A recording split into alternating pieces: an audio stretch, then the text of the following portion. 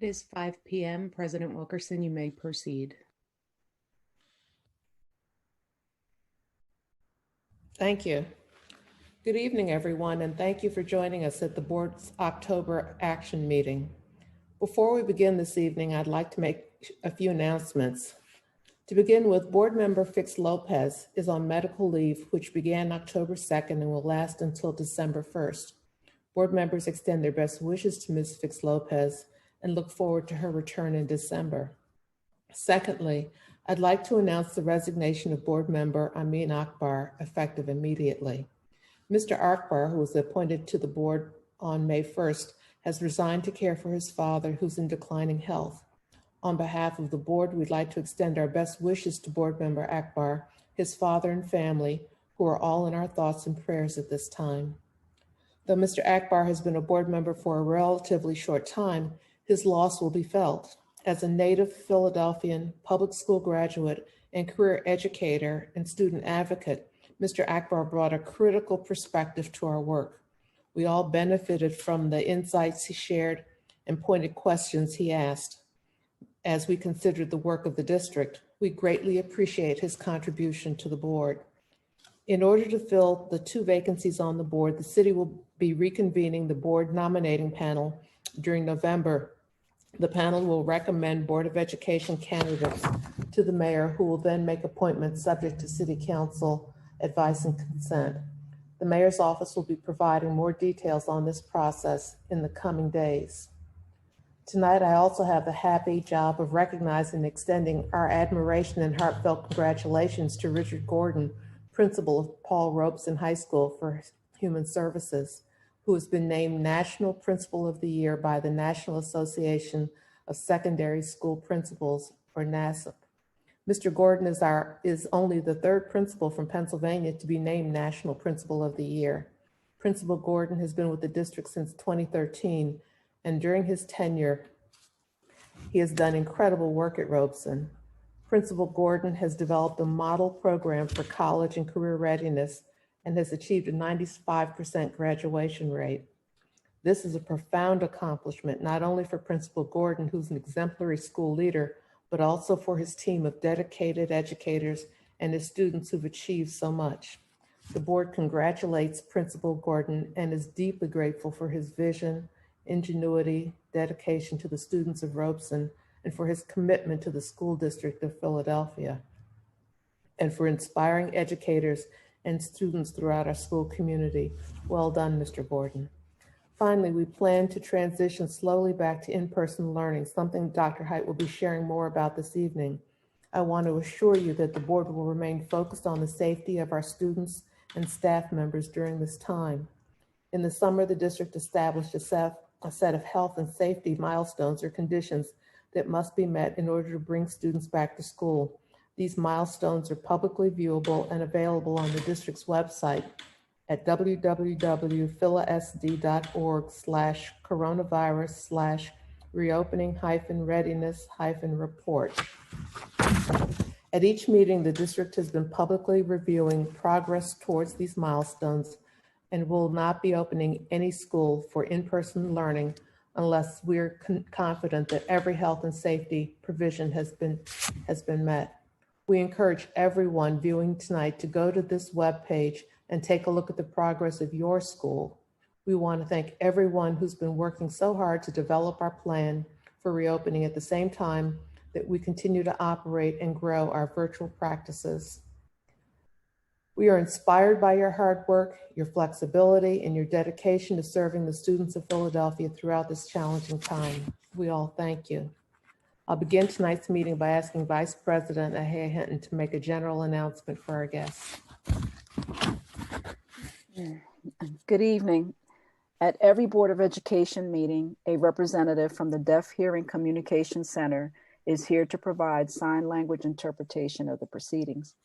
The proceedings of this meeting are being streamed live on the internet at www.philasd.org/live and can be seen on PSTV's Comcast Channel 52 and Verizon Fios Channel 20. The proceedings are also being recorded by the School District of Philadelphia.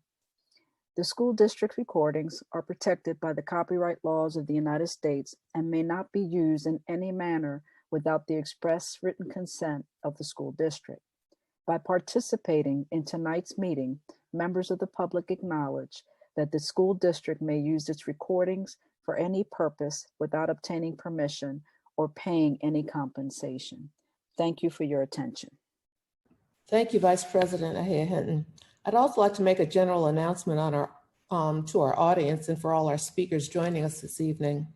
In order to allow our staff to better coordinate the technology we're using to conduct tonight's meeting, speakers on action items will be removed from the Zoom platform once they have shared their testimony, so we can bring the speakers on general topics on. Speakers on general topics will receive an email approximately 30 minutes before it's time for your group to begin speaking. Please keep an eye on your email and be ready to log into the Zoom platform as soon as you receive this email. Please note that there's a 2-minute time lag from between what you are viewing on our live stream and Zoom. Please keep track of the speakers list and make sure you are by your computer or phone when it comes time for you to speak. I want to thank all of our registered speakers in advance for your patience and partnership as we coordinate and manage tonight's meeting. And with that, Ms. Rao, please make an announcement about the board's executive session and then call the roll. Thank you, Madam President. The Board of Education held executive session on October 8th to discuss privileged and confidential matters. Again, on October 15th for discussions and information regarding labor relations and privileged and confidential matters. On October 20th for discussion regarding labor relations and privileged and confidential matters. And today to discuss labor relations issues, information in connection with the case Malka K versus School District of Philadelphia, United States District Court for the Eastern District of Pennsylvania, civil action number 2:20-CV-01297. It's an action alleging violation of civil rights, including the IDEA. Also to discuss quasi-judicial personnel and charter matters, investigations and other privileged and confidential matters. And now for the roll call, Ms. Danzy. Present. Vice President Ahia Hinton. Present. Ms. Fix Lopez is absent. Mr. Huang. Present. Dr. McColgan. Present. Dr. McIver. Present. President Wilkerson. Present. Superintendent Height. Present. Ms. Diaz. Present. And Ms. Olalai, and I hope I pronounced it right. Lalaya, present. Thank you. Thank you, Ms. Rao. Board members, before we proceed, may I have a motion to approve the minutes of September 17th action meeting? So moved. Is there a second? Second. Thank you. Board members, all those in favor, please say aye. Aye. Aye. Aye. Those opposed? Thank you. The minutes are adopted. I'm now going to invite Dr. Height to make his opening remarks. Thank you, Madam President, and good evening, board members. And I will start with a presentation this evening. And so while that's loading, thank you. So before I start, I'd like to extend my well wishes as well to Mr. Akbar, whose unique perspective will be greatly missed. I would also like to send our well wishes to Board Member Fix Lopez. Hopefully she has a speedy recovery.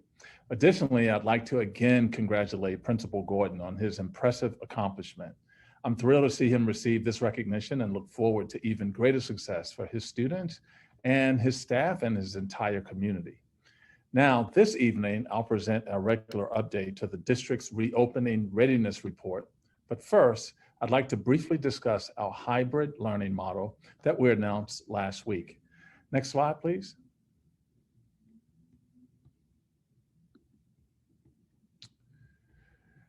First, I'd like to remind everyone why we want to return students to in-person learning in some form. Children, especially our youngest learners, and those with complex needs who require special supports, learn best in a classroom with a great teacher. In addition, while interacting with peers and their teachers at school, children learn the social, emotional, and behavior skills that are vital to their healthy development and well-being. And a lack of in-person learning options disproportionately harms our low-income and minority students, whose families, unfortunately, are far less likely to have the resources to hire additional childcare or instructional help. Next slide. So the plan, as already publicly announced, it's to slowly phase students into hybrid learning, starting with students in grades pre-K through second grade on November 30th. Other student groups will continue to slowly phase in as long as it's safe to do so. We're phasing into hybrid learning slowly so that we can carefully monitor school health and safety practices and ensure we are implementing all protocols safely and with fidelity. We will ensure that COVID-19 conditions support continued in-person learning before adding any additional students. The table on the slide includes a rough timeline of when other student groups will be phased in, starting with students with complex needs in January, and ninth grade students and CTE students in late January or early February. As a reminder, we determined who to phase in. As a reminder, we determine who to phase in when based on who in-person learning benefits most. While all teachers are welcome to teach from their classrooms, not all teachers will be required to return to school at the same time. Instructional and support staff will be phased in advance of the planned phase-in for students to ensure a smooth and orderly transition.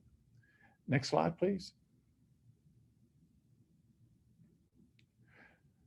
There is a selection process, and as a reminder, families will be able to choose. We heard that loud and clear when we first introduced our hybrid plan back in the summer. So whether families want their child to transition to hybrid learning or continue with 100% digital learning remotely. During the first phase, the families of pre-K through second grade students will be able to access resources to help them build their awareness and understanding of options from October 14th through the 26th by visiting our website at philasd.org/AES. Then families will make their selection between October 26th and October 30th.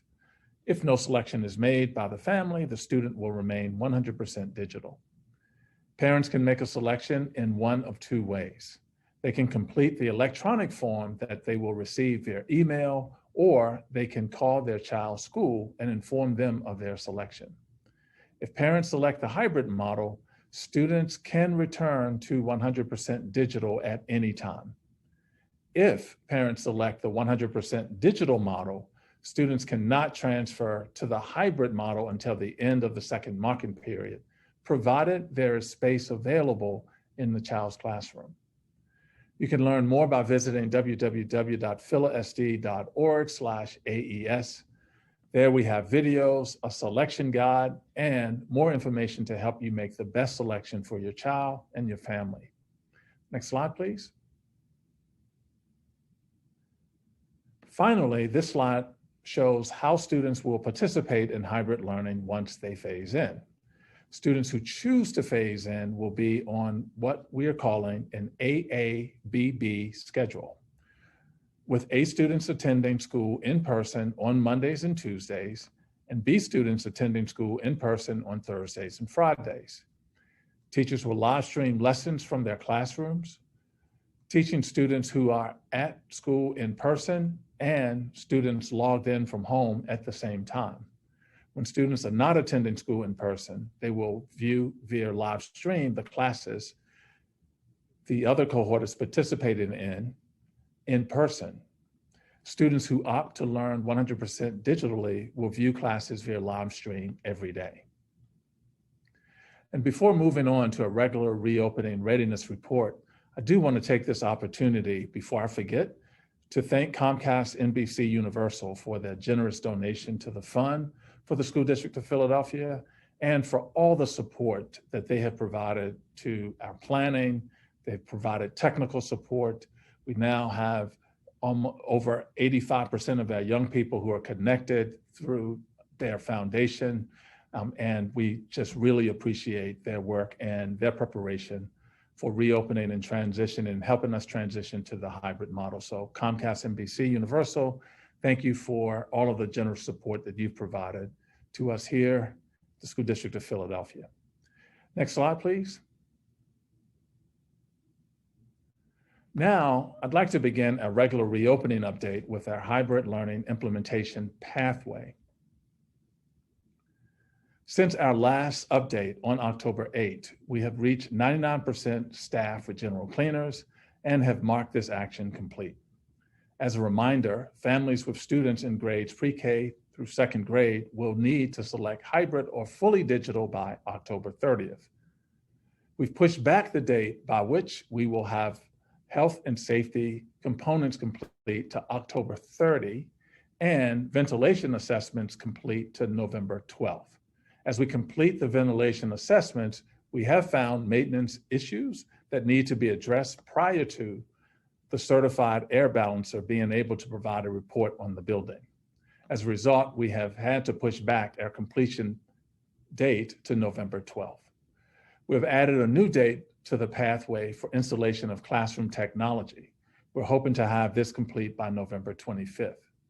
As a reminder, we are remaining flexible and attentive to barriers that may preclude us from transitioning to hybrid learning, including the completion of ventilation assessments, the installation of classroom technology, having appropriate staffing coverage, and changing transmission rates and public health guidance. If it is not safe to bring students back into school buildings, we will not do so. Next slide, please. So as you know, we have shared with you several times the Readiness report, and it's based on 6 key reopening milestones. You can see those milestones here. And as we transition to the next slide, we'll go through each of these. Next slide, please. So the first milestone is digital enablement. Nearly 110,000 students, or 89% of students, have now received a device from the district. This represents more than 3,500 additional students since our last update. 968 district households have successfully connected to the internet through PHL Connected. In addition to these, district families who have secured Internet Essentials or a T-Mobile hotspot. Comcast is also rolling over more than 7,600 families, both district and charter, that had signed up for a 60-day free promotion of Internet Essentials into the program. This will bring all student families who signed up for Internet Essentials since the beginning of the pandemic under the PHL Connected program. We recognize that many Philadelphia students still lack internet access, and for that reason, the status for this indicator is yellow. We will continue reaching out to targeted families to support them in acquiring access, and are also working with the city to improve awareness and enhance communications. Next slide, please.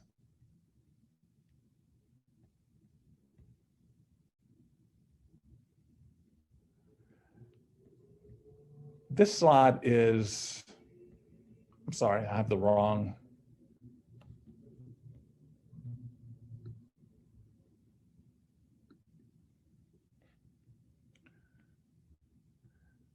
This slide is also digital enablement. So I want to make sure we have the right slides here in the right order.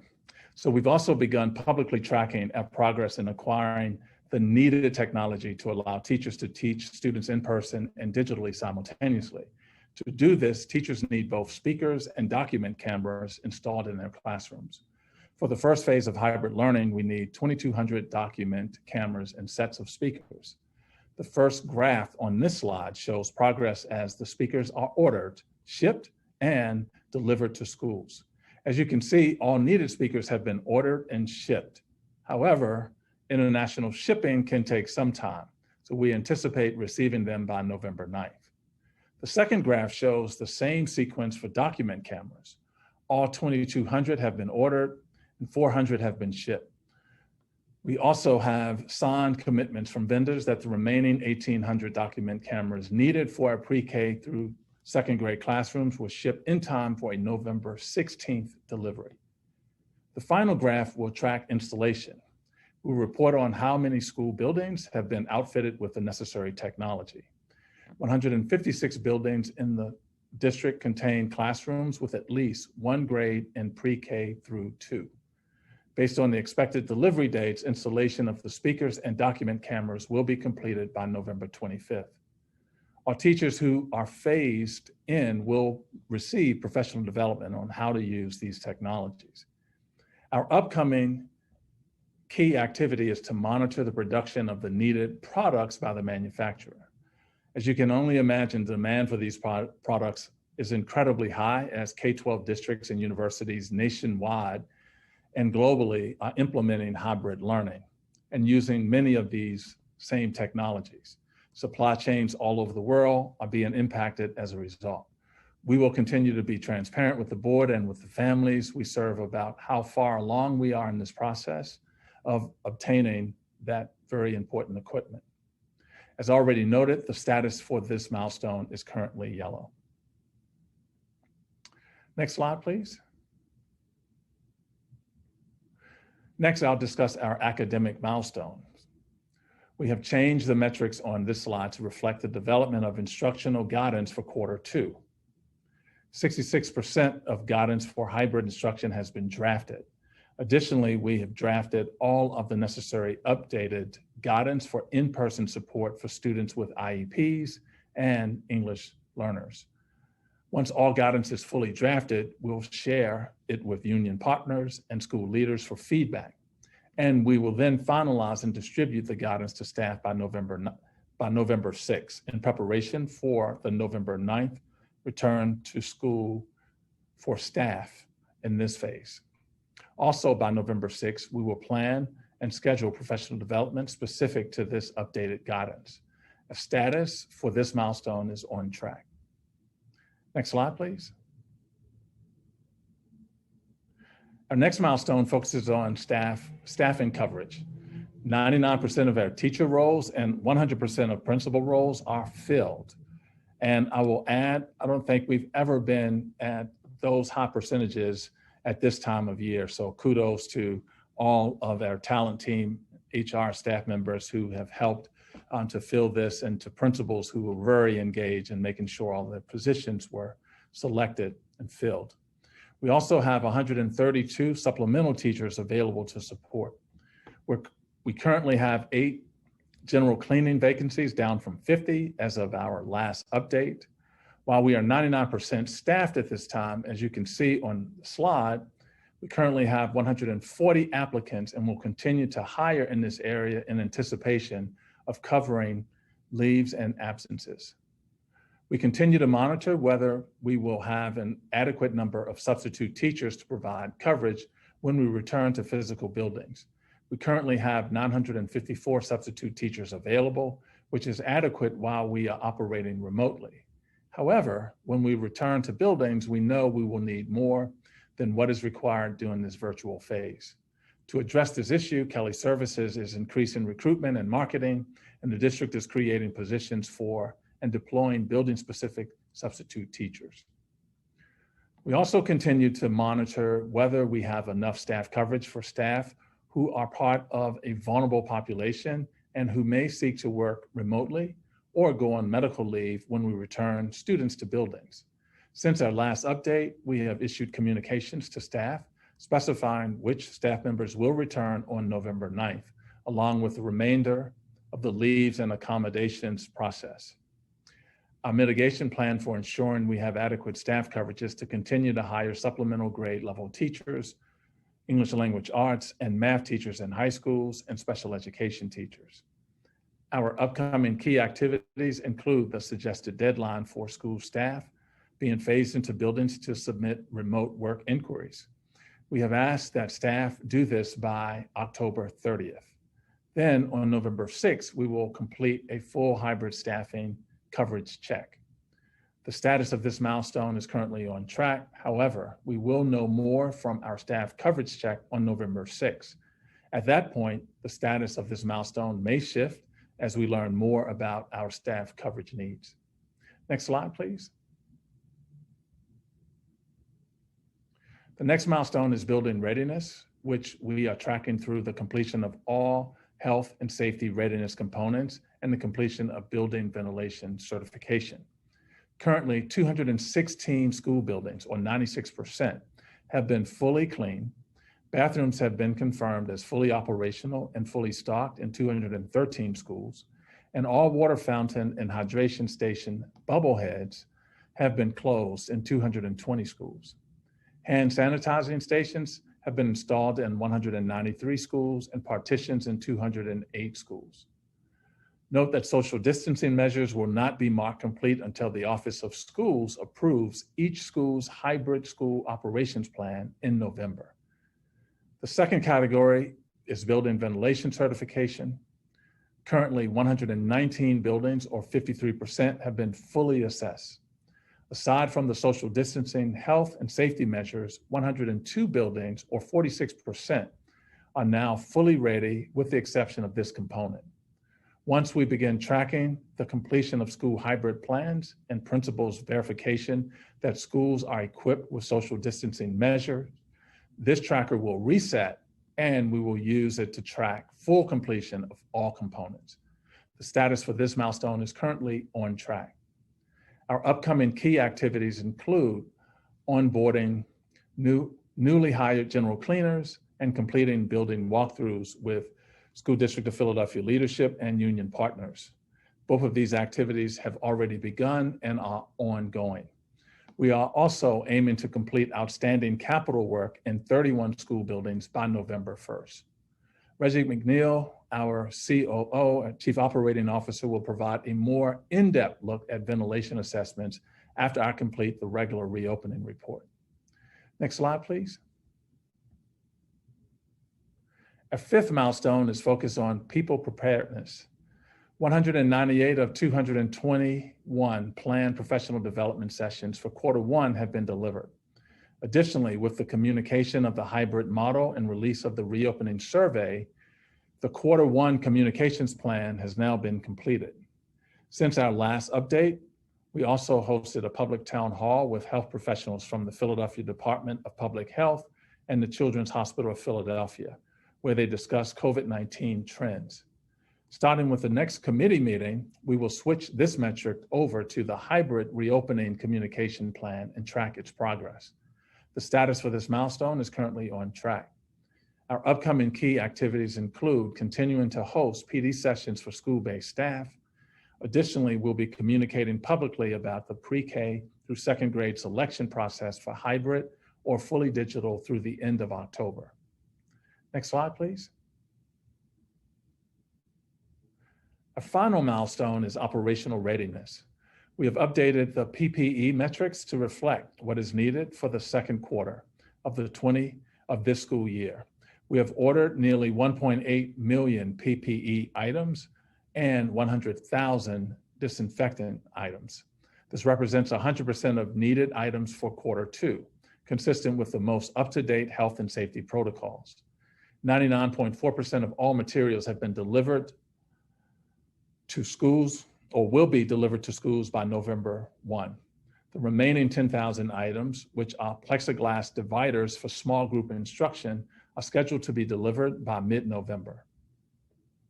In addition, we placed orders for a large number of face masks and sanitizing wipes that will be held in supplier warehouses until we have a need for those in schools.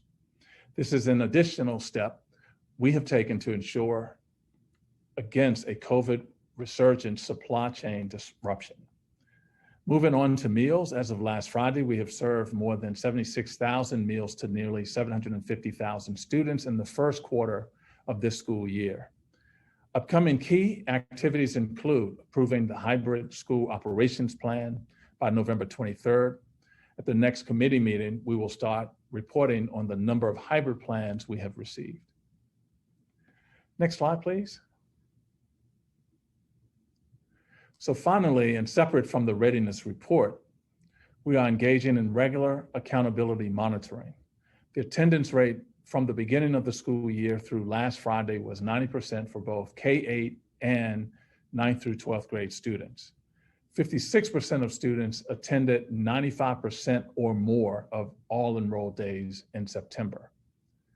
Shifting to assessments in grades K-12, 76% of students have participated in the required English language arts screener and 70% in math thus far. The testing window runs through tomorrow, October 23rd. We also launched bi-weekly surveys on September 17th to collect information from students and teachers on how the learning process is going so far.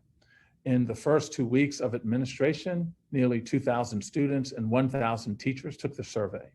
Results are forthcoming on a 2-week rolling basis. In December, we will begin to report out on student performance and other analysis related to losses and gains over the summer and the potential impact of the closure of schools due to COVID-19 on academic performance. This concludes my updates, but I'm going to hand it over to Reggie, Madam President, and before we take questions so that he can provide a closer look at the status of our ventilation assessments.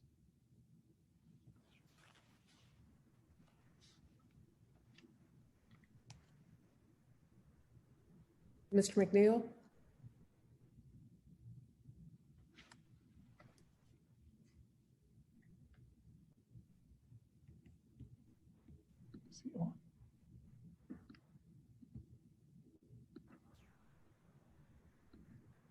Mr. McNeil, if you're talking, we can't hear you.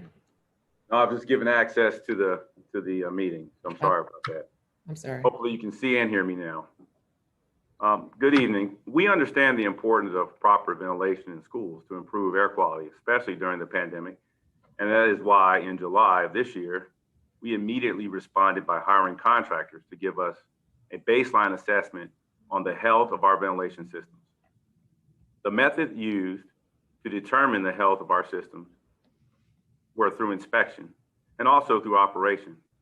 But as importantly, we needed to know the amount of fresh air that our systems could produce so that we could apply the ASHRAE standard for an occupant in a room. The video that is about to be shown is short, but it will introduce you to a certified air balancer and demonstrate the equipment used to measure airflow. If you would, play the video.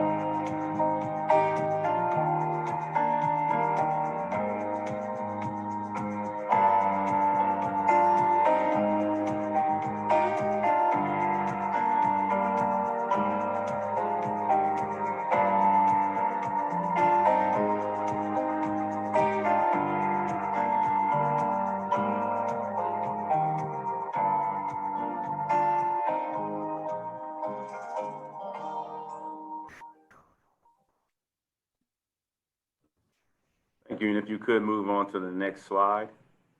So at the joint committee meeting, we received several comments about ventilation and wanted to give a deeper dive into where we are in determining occupancy. This chart displays the process that our staff and contractors go through to determine occupancy in a space. Since July, we have tracked progress for 224 facilities and recently shifted to focus our efforts to ensure pre-K through grades 2 that their spaces are available for the November 30th start. For that group of students, we have 15 schools that are being assessed by our maintenance and environmental staff. We have 7 schools that require ductwork clearing, 27 schools that are assigned to a certified air balancer. And as of Tuesday of this week, we have received 81 reports that have been distributed to school leaders and are in the process of being posted online. The non-operational column is reserved for students or schools that have systems that cannot be revived without a significant investment in time and money. So in the interim, we have ordered window fan units to be installed at each school to bring in the fresh air. I thank you for your attention, and as we continue to make our buildings safe for in-person learning. And at this time, if there are any questions. I'm going to take board questions from board members. I'll be calling names. If you have questions for either Dr. Height or Mr. McNeil, feel free. I'm going to start by asking Ms. Danzy, Vice President Ahia Hinton, do you have any questions for either Dr. Height or Mr. McNeil? I do. Ms. Danzy, do you? Yeah, Dr. Height, a quick question. In terms of just what was the basis for, rather than K through 3, just K through 2? I think about the great investment you've made in trying to build readiness and reading on level for that population. And in third graders would have gotten at least 2 years of that. And it's kind of like they're at this point where you could drop off the cliff, as we saw with some fourth grade data, or you could continue to grow. So what was the, was it relative to space or what? Now hold that question, because I have another one. In terms of the technology that will now allow the in-class and the virtual to kind of be like in a class simultaneously. If we were able to secure the equipment and for teachers who wanted to, could that become for them then creating their class, even though it's virtual? It's like they're teaching their class. So those are my questions. The answer to your second question is yes. So it could be. Naturally, we have to do a lot of training around that. Even if they cannot be in person. I think that's what you meant. Right. Yes. So the answer is yes, but there will still need to be some adult in that space supervising children if they're children that are in person. So yes, to answer your question, but it will require another adult, either a teacher or some other support staff that can support children while those children are in person. Okay. Well, wait a minute. No, what I was asking was, I know that we hope the K through 2 teachers will be in the classroom and doing the teaching while also drawing in their virtual students. I was talking about kids, all third grade classes, all virtual. And the teachers are equipped with the same kind of technology that the K through 2 are going to be using now once we go into the virtual with them. Would it be able to be that, hey, teacher's in the classroom by herself, but she's teaching her full virtual class in a more involved way? So now I got the question. Thank you. Yeah, and I think I said on one of the slides that teachers may come back if they're not in one of the groups that are being phased in. They're welcome to come back and teach from their classrooms. But we are prioritizing those setups for the pre-K through second grade. So we may not have them for third grade right away. We hopefully will eventually have them, but we will not have those for third grade by November 30th. But once we have them, if individuals want to use that technology from their classrooms, they could absolutely do that, yes. Thank you. And then to your first question, it was really a matter of priorities and trying to establish who we could responsibly and successfully bring back on a staggered schedule. And we started with pre-K through second grade, quite frankly, because those are critically important, third grade as well, but these are critically important grades for children who are learning to read and beginning to learn to read. And these young people, in many cases, if they haven't had pre-K and then they haven't enrolled in kindergarten, then they haven't even had that experience in school. So there's some 32,000 children in those bands. And we just wanted to make sure we could start with that group because it's those groups that we have heard the most from families who are experiencing hardships, either trying to get the children daycare, or they have to go to work. So it's those groups that we've heard from the most. Thank you. I will be the channel for Dr. McCogan in terms of, I would hope that as soon as we can bring in that next set, particularly the 3, because it's not only for their educational health, but the emotional and perhaps physical health for those young people. So Dr. Height, I have a few questions, but the first one is more of a clarification question. You indicated that October 30, if it's like the date that parents will be, I guess, identifying whether they're going to go hybrid or fully virtual. Has that process already begun, or is there a date when parents can begin to notify the district? They can begin on Monday. Monday, okay. Yes. So All right. it starts Monday and goes through Friday. Okay, so that's the 26th. All right, thank Yeah. you. Then you also talked about the cameras, the different types of cameras that you all were waiting for that would allow teachers to not only teach their children in class, but to give those that are home, I guess, a classroom-like experience, participating in class, etc. If for some reason those cameras don't arrive on time, could that prevent us from opening? It could change the readiness report. Okay. It could, yes. And that's why I included that. So based on what we've been told by the vendors, it's on track, but that could very easily change if the barges that have those are held up at port or something. So yes, they could potentially remain virtual until Yes. that happened. Okay. And then my last question I guess is either you or Reggie. It has to do with the ventilation checks. I noticed that on the presentation, it said that 105 of those ventilation checks were not completed. Is that accurate? I saw it on the readiness, or was it the readiness somewhere when you were explaining on the readiness chart? It said that 105 were not completed. And is that accurate? Or is that where we are right now? I'm trying to find I'm looking as well. Yeah. And while you're looking at that one, the question that I had for you, Reggie, was the rooms that are not ready in terms of the ventilation checks. And were you saying that fans would be utilized to bring air into those rooms? Yeah, so a few months ago, actually, we came up with this idea to try and bring in fans that can be installed in windows to try and bring in fresh air into the classroom.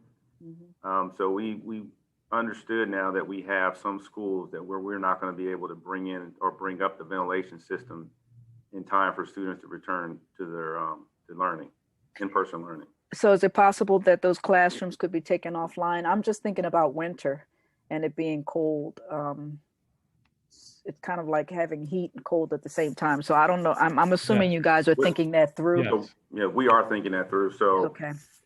What it's really going to be dependent upon what the comfortability of the room is, the air temperature within the room, because you do have some schools that the radiant heat is excessive, and teachers do open their windows in the winter to try and balance out that to make it more comfortable. Okay. So we are looking at that. All right, thank you. And in terms of the 105, if you don't have that answer now, you can get back to me later. Board member, I thought it was on the report. I thought I saw something on one of the reports. I might be misquoting. Was that on the slide or was that in the comment? I thought it was on a slide, but Can we get you your answer? Yeah. We'll get that for you. Yeah, just follow up later. Okay. Next we'll hear from Mr. Wong and Dr. McQualkin. Mr. Wong, you've had your hand up. Dr. Hyde, appreciate the real-time dashboard so that folks can check on a per school basis what's ready, what's in progress. Given all the conversation around ventilation, can we make more detail available beyond just complete or in progress? Folks want to know, all the nuances of what's going on. So can that be made more publicly available, the detail? Yes, as a matter of fact, our Chief Operations Officer has created a nice little chart that talks about everything from like the detail, the number of rooms, that it was a certified air balancer, the date it was complete, and whether we have the full report in hand. And so, Reggie, feel free to add anything that I missed on that. And just to add, maybe I did make a point to say that we do have, for the elementary schools right now, 81 reports that have been completed, and those reports have been distributed to the school staff as of today. So it's also being made. I'm sorry. So a parent can contact their school and the reporting will be made available to them? Correct. Thank you. Second question. These are unprecedented times. We've never gone through it before, but we're going through it with others. And Dr. Hyde, if you could just state or restate public health experts that you've tapped along the way, as well as other big city school districts that you're in touch with. Just want to kind of frame the planning and thinking around those conversations that you've been having along the way so that we're aware of how you're staying in touch with others that are going through similar things. Yeah, no, I appreciate that.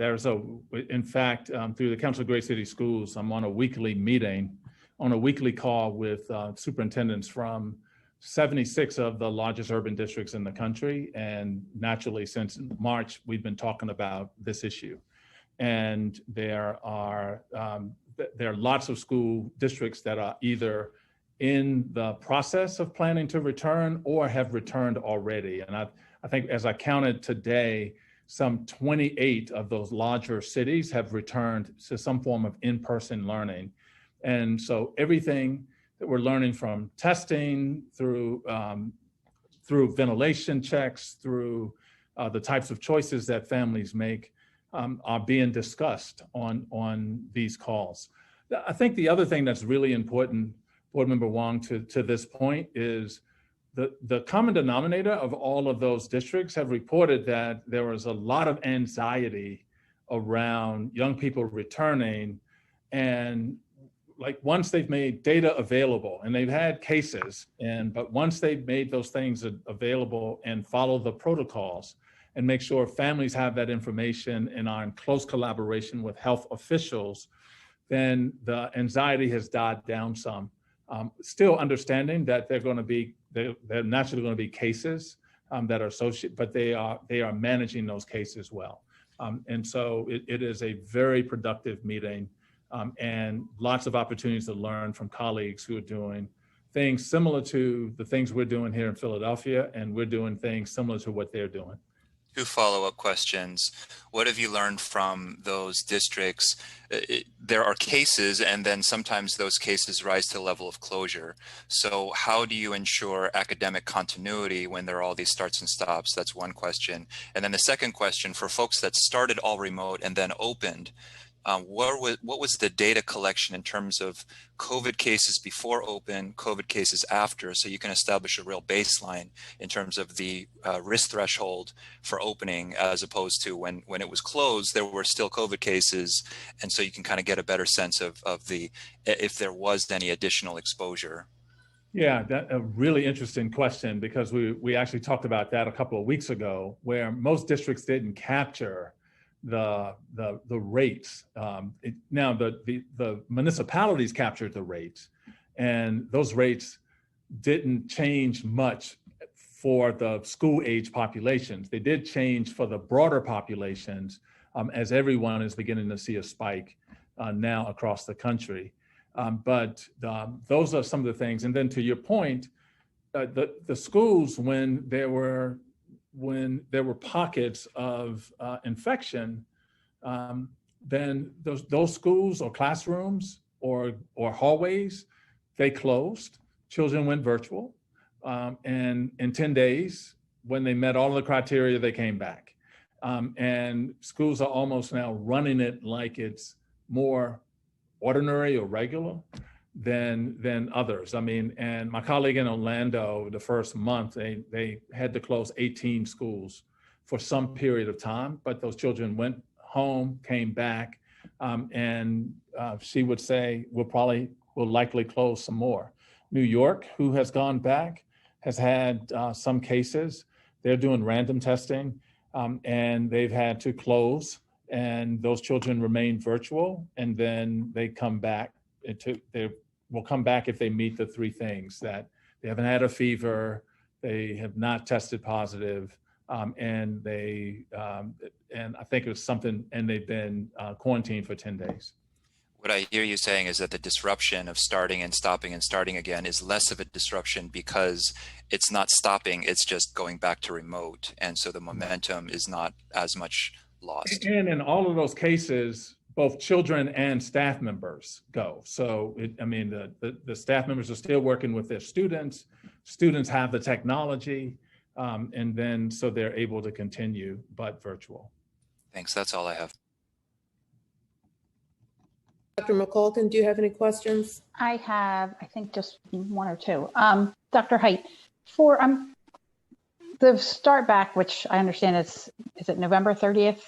November 30th, correct. For ninth graders, why is that not until January? And why aren't they starting November 30th as well if they're in different buildings anyway? So why are we waiting so long for the high school to start to go back? Yeah, so we're trying to focus our efforts on like grade bands so that we can provide everything that those grade bands will need in order to be successful in the hybrid plan. In the hybrid plan, which is some in person, some remote. The reason we then will phase ninth graders in along with 3rd through 12th grade complex needs in January, that those are the next groups of students that we would need to develop some sort of in-person plan for. And so the staff have been busy focusing on pre-K through 2nd, and then we can turn our attention to the next group, which would be ninth graders, CTE students, complex needs. But it was just trying to manage capacity to ensure that we had the instructional practices, the professional development, the instructional technologies, all of those things in place for the students.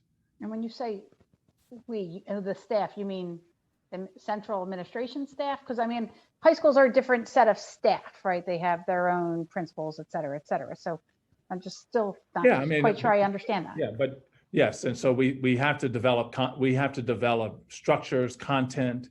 If children are learning some in person, some at home, we've done that and focused that at the pre-K, K, 1st and 2nd grade. Naturally, we'd have to do a lot more for high school students who are on multiple schedules, which would then be a lot more children who would likely come back, taking up a lot more space, and then just making sure we could turn our attention to doing this slowly so that we could safely return those 32,000 young people. I don't think all 32,000 will come back in pre-K through 2nd grade. And then in regard to, and again, I still don't understand, I'm still a little confused by that, but I hear your answer. In regard to the PPE, if we're now not bringing people back November 16th or 17th, whatever the original date was, and now we're bringing them back, do we still need that same amount of PPE? Are we reanalyzing how much we need? Yeah, so we still ordered for Q2 what we would need for the children that would be back in November and in January. So that's Q2. And then we would adjust Q3 if in fact we were not bringing as many young people back on Q3. So back to the other point. So what we're trying to do is set up a structure where if children are in school or at home, they are able to log into their classroom. So they're not just at home. So they're not at home and just working on their own, but they can also log in and do the work. That requires us to equip all of the ninth grade classrooms, and we are doing everything we can to just equip the pre-K through 2nd grade classrooms. And so we're trying to do that first, and then we'll turn our attention to the upper grades and the complex needs. Dr. McIver, do you have any questions? I do. I want to follow up on what Maria brought up, and Dr. Haidt, I have to say, I think that it absolutely makes sense to go slowly, particularly because of all the technological challenges that I'm sure we're going to have, and so you know, just keeping a small number of classrooms and students focused is smart, in my opinion. Even though there are so many students who want to be back and should be back in classes. It just makes me think about how difficult a time that we had the one time as a board, we tried to do our meeting, in class and live stream it. And opening it up for 32,000 students or some, fraction of that is doing what we did by orders of magnitude. And I wonder how much time you have to, test and practice. And, that doesn't require an answer, but that's just something that comes to my mind. What I do have a question about, though, has to do with the surveys that have gone out, and we got 3% back from students and 12% back from teachers. And I know I have been saying this since March, that when we come out on the other side of this, we should be a different school district. I think this is an opportunity, and there's silver linings in this challenge, in that we can rethink a lot of what we do. And how can we increase those numbers or incentivize schools to have students do these surveys? Because I don't think we could have any real decisions made based on a 3% return rate of a survey or 12% for teachers. So that is my one question. Then I have another for ventilation. Yeah, I mean, so we're sending surveys out regularly. So, and I said, we're sending them out every 2 weeks, and we're hoping that individuals will fill those out. What's interesting is that the student survey results are almost identical to what I heard from students at the last student advisory meeting. I mean, almost to the statements so it is, naturally, we want to capture more young people to get them to fill out that information. But we want to also ensure them that it makes a difference, it matters. And we heard from individuals early on that we needed to do something with screen time. So we will, but I think we will get more as individuals get used to the survey, Dr. McIver, and get used to us asking them to fill it out, right? So I do think we just started that, but it's happening every 2 weeks. But I think as individuals get into a rhythm on this, we will receive more, and it will be a lot more information for us to use. You just reminded me of something too, by the way, when you were talking about the go slow part. And it's something I completely forgot as I was talking to Board Member McCogan, is that we also would have had to navigate all of the transportation issues with respect to the ninth graders, trans passes, distributing them, and then working out all of the stuff that we're going to eventually have to work out with SEPTA. So it was also going to be taking on all of that, and so we needed to focus our efforts on the pre-K through third grade, who generally walk or are transported on our buses to schools. Thank you. My question about the ventilation has to do with the 17 schools that are non-operational. My understanding, that's schools, not classrooms. That's the entire building. Right. And that window units would go into those. What that brought to mind was 2 summers ago when we opened early in August, and we had the heat wave and had to shut down schools. And one of the conversations was that the capacity, the electrical capacity to take on additional, I know these are air conditioning units, which are different than fans, but how are we able to meet that increased electric demand in schools that we understood could not handle it for the heat wave?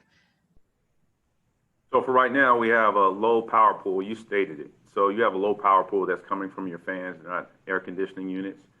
And also, we're going to send out a reminder to all of our schools to make sure that certain things aren't plugged into their classrooms, such as coffee makers, refrigerators, microwaves, and things like that, to make sure that we do have adequate power in our schools. And just a reminder, too, that we're bringing back pre-K through second right now. So we have a little bit more time to work on the power demand that we'll be seeing in the later months as we start to bring more students back into the schools.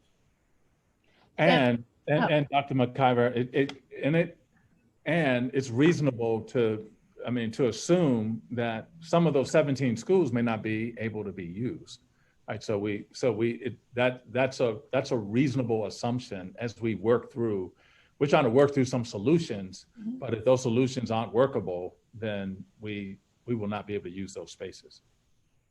That's, thank you. And I just wanted to mention this was something that I read, and the radiators that produce so much heat in the winter that teachers have to open up their windows was by design as a result of the flu pandemic of 1918, and that they were designed so that you are forced to open windows to keep the airflow going. So it was designed for a pandemic, and so that it might be working for this pandemic.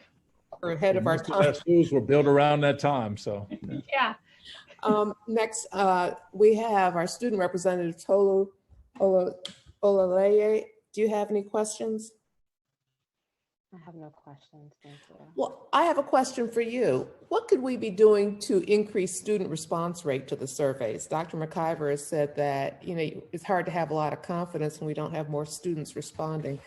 I know that the students have done, or student reps have done surveys that they'll be reporting on, but what are some strategies that we might think about using?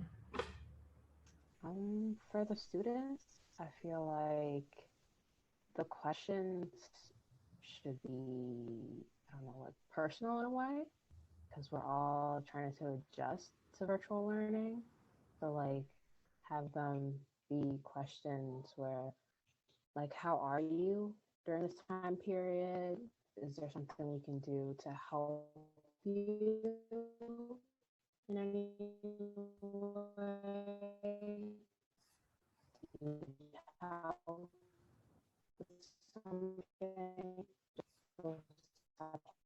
You're breaking up, or is it me? It's breaking up. We're having a hard time hearing. Can you hear me? Now we can. We're hearing. So you said personalize the questions to students. Mm-hmm. Yeah, just a little bit more.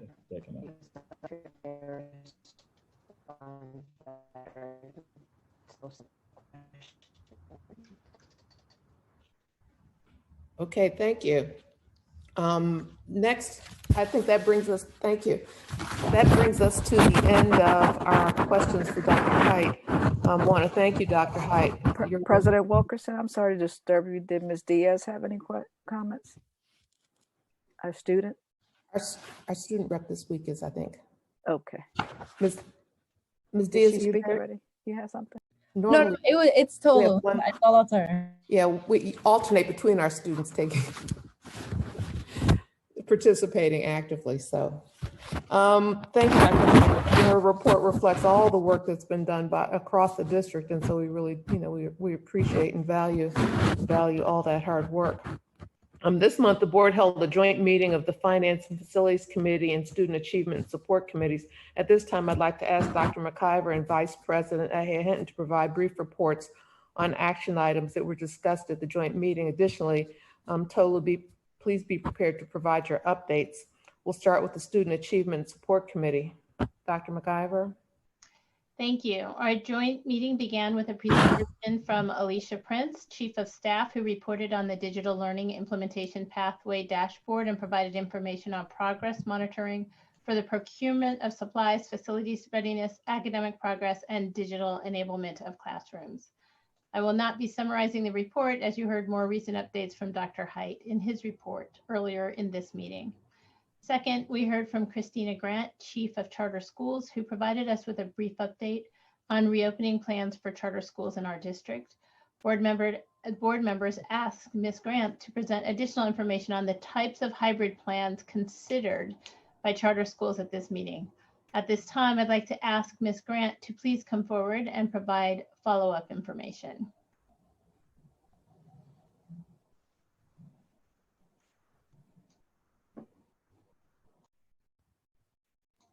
And I believe she's logging in, which is the delay. Sorry about that. There's a little delay when you get promoted. Good afternoon, board members and the public. Christina Grant, Chief of the Charter Schools Office. I wanted to give a brief update on some of the items discussed at the Student Achievement meeting. Next slide, please. We wanted to focus quickly on the reopening update, give an update to the public on the new charter applications, and then quickly review an action item before you all this evening. Next slide, please. So as was generally discussed, we always wanted to make sure we are acknowledging the schools that are remaining virtual and those that are hybrid. We currently have shifted and we have 83 schools operating virtually with 3 remaining in a hybrid state. And to the question raised, some schools are bringing in just students in an advisory capacity. Some schools are exploring bringing in students on A-B schedules or AABB schedules. And then some are just prioritizing bringing in their students who have special needs or other needs that could be addressed in person.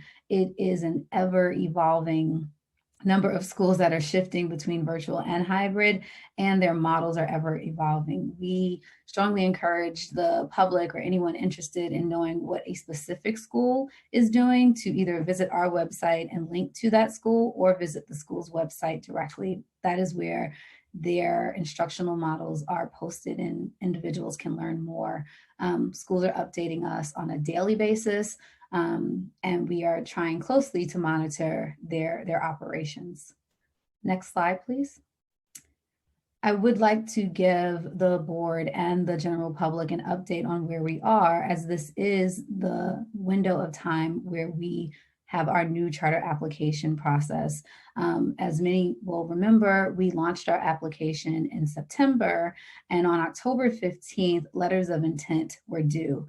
Letters of intent are not binding. They do not mean that these applications will be submitted, nor are they a requirement, but we do ask for individuals interested in opening or operating a school in Philadelphia to give us some intentions around their school, their location, their grade span, and the enrollment that they would be seeking to apply for. This allows for our office to plan accordingly for the review process, and it allows us to have a glimpse into what we should expect in November. As you can see before you, applications are due on November 15th, and we will be publishing a grid of the applications we receive on our website. We will be updating the Student Achievement Committee and public at the next Student Achievement meeting. And then we will also review what we have received at the November action meeting. Next slide, please.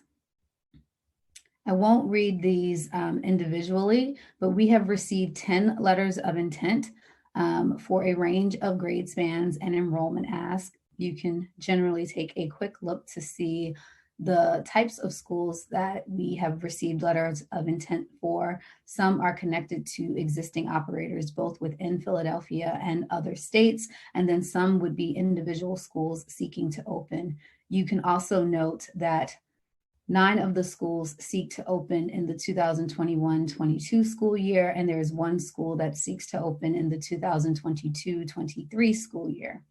Again, we will post the actual applications we receive on November 15th, and we will update this board and this community during the November action meeting, where we will walk you all more formally through our review process and timeline for the review and decisions on these potential applications. Next slide, please. Before you this evening is an action item for, next slide, please, Keystone Academy Charter School. Keystone Academy Charter School is located in Tacony. It originally opened in 2007. It is not affiliated with the CMO and currently serves grades K through 8 with an authorized enrollment of 700 students. This school was a part of the 2016-17 renewal cohort and has come to terms with signing our current form of charter. And we have that signed charter in our possession, and we would like to move forward with recommending that school for a 5-year renewal with conditions. The conditions that we have set for this school are largely aligned with the updated transportation policy. As this board may recall, or members of the public may recall, we have updated our transportation policy to make sure that all families know of their transportation options. And as this policy was updated, since we have updated our last form of charter, we have put that in their charter agreement so that they are in alignment with our current policies and procedures regarding transportation. I know I said a lot very fast. That is my last slide. Please let me know if you have any additional questions. Thank you. Board members, are there any questions or comments for Ms. Grant before I move forward with the remainder of my report? And I do not see any raised hands. Okay. Thank you all. Thank you. Next, Dr. Malika Savoy Brooks provided board members with information on the recommendation for a learning management platform, which is action item 22, contract with Instructure Inc., Canvas Learning Management Platform, on tonight's agenda. Board members asked questions to clarify how this platform supports the district's overall strategy and whether there are any cost savings. Board members also asked whether the School Advisory Council at Masterman School was involved in the selection of action item 29, contract with Stepping Stones, Scholars Equity Coordinator. Finally, we heard from several registered speakers who discussed action item 22 and action item 29, concerns about required benchmark assessments for English learners, concerns about special admissions policy, and return to in-person learning. Thank you. That concludes my report. Are there any questions, any additional questions for Dr. McIver? I don't see any hands. Next, we'll receive a report related to finance and facilities, and that's going to be provided by Vice President Aheyen. We received 2 reports from staff related to finance and facilities during the joint committee meeting. First, we heard from Ori Munson, Chief Financial Officer, who provided us with a brief financial update. Mr. Munson shared information on the impact of increases to cyber charter enrollment and updates on tax revenues collected since September. Second, we received a report on change orders from Reggie McNeil, Chief Operating Officer.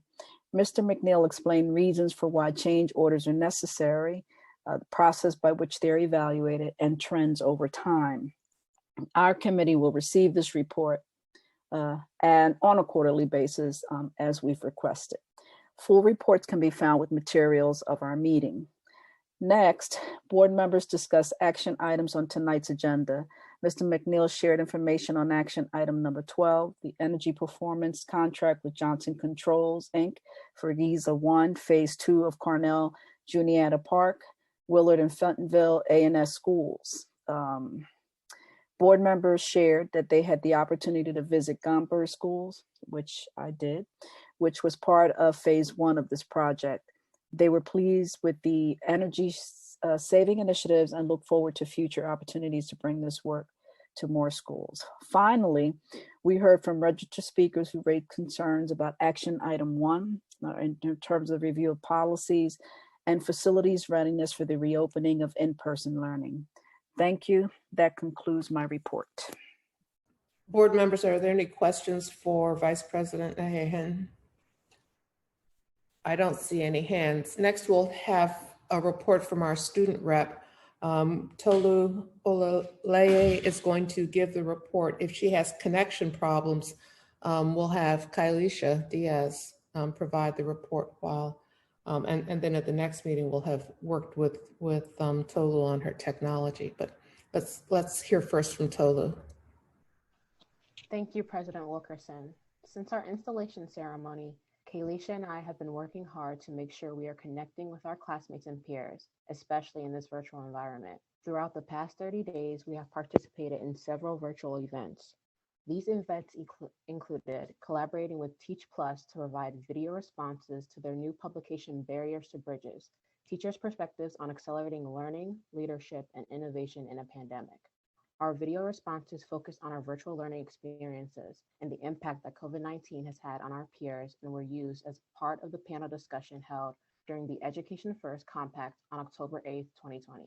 And we participated in Dr. Haidt's Word radio show to introduce ourselves and discuss the importance of student mental health, as well as gun violence, in the RISE Youth Summit, which will be held on October 30th.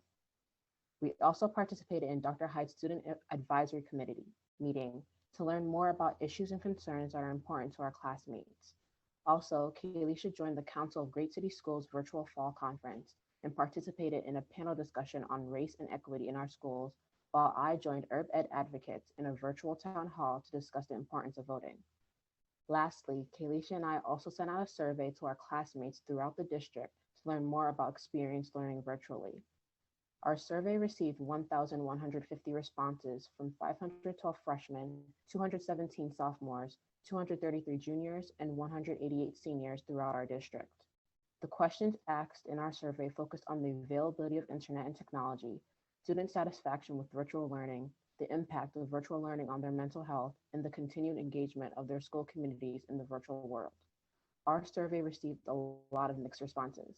For example, some students feel that they aren't as productive as they would be if they were learning in a classroom setting, and others feel that virtual learning really does meet all of their learning needs. Also, some students feel that they're not really learning and are just submitting schoolwork for the benefit of getting a good grade, while others say virtual learning has enabled them to get higher grades and learn better. Our classmates provided various responses to our survey, and we felt it was important to highlight the following comments. One student said, "I feel like not enough is being done to make this experience easier for us. Stopping in the middle of teaching to address the few people without a camera on is just taking up instructional time for everyone else actually trying to learn. We look at a screen for 7 hours and then maybe 2 or 3 more hours for homework." Another student said, "As a student with mental illness, virtual learning has impacted my mental health a lot negatively because we receive more work than we normally would in school. It would be nice for there to be a limit set on the amount of homework the teacher can give because they completely disregard the fact that we have other classes, plus SATs, plus college applications. Online learning is very difficult for many students, including myself, because it's hard to actually learn anything and retain information considering the overload of work that we receive. Considering everything going on in the world right now, teachers should calm down a little bit in regards to the workload because it's truly making everybody feel even more anxious and on edge all the time." Lastly, one senior said, "Regardless of where we are learning from, we are still fortunate to be receiving an education. Many of us are adapting to it. Deep down, we all miss school in person. It was great learning wise, and just seeing our friends there. The only concern most of us have right now is for our immunocompromised family and friends if we go back to school." Overall, 55.8% of students said that they would like to go back to school in person, but only when it has been determined safe. 49% of students agreed or strongly agreed that virtual learning has impacted their mental health. 86.6% of students strongly agreed that they have reliable access to technology and internet resources. Kalisha and I would like to thank everyone who responded to our survey, and we look forward to doing more throughout the year. Also, before ending my report, I would like to encourage students in grades 5 through 12 to participate in the second annual student-led RISE Youth Summit, which will be held on October 30th, 2020, and focus on the topic of gun violence in our city. Finally, we encourage our classmates and peers to continue to reach out to us by email on our social media pages at PHL Student Reps. Thank you, President Wilkerson. That concludes our report. Thank you, Tolu. Are there any questions for Tolu or Dr. Haidt? Would you like to comment on how the students' report aligns with what it is that we're seeing at the district? Yeah, so I'll start there, and I'll start first by commending Tolu and Kalisha. You heard from Tolu all of the things that they've been busy doing in the last several weeks, and so I commend both of those young ladies for doing that work. And thank you for also attending the student advisory. And a lot of the things, as I indicated to earlier questions, align to what we've heard from students in person and almost verbatim. And Tolu and Kalisha were both at that meeting, and so heard some of the same types of themes expressed.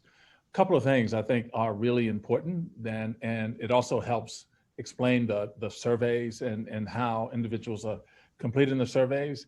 The surveys that students are getting from the district are on the district's portal.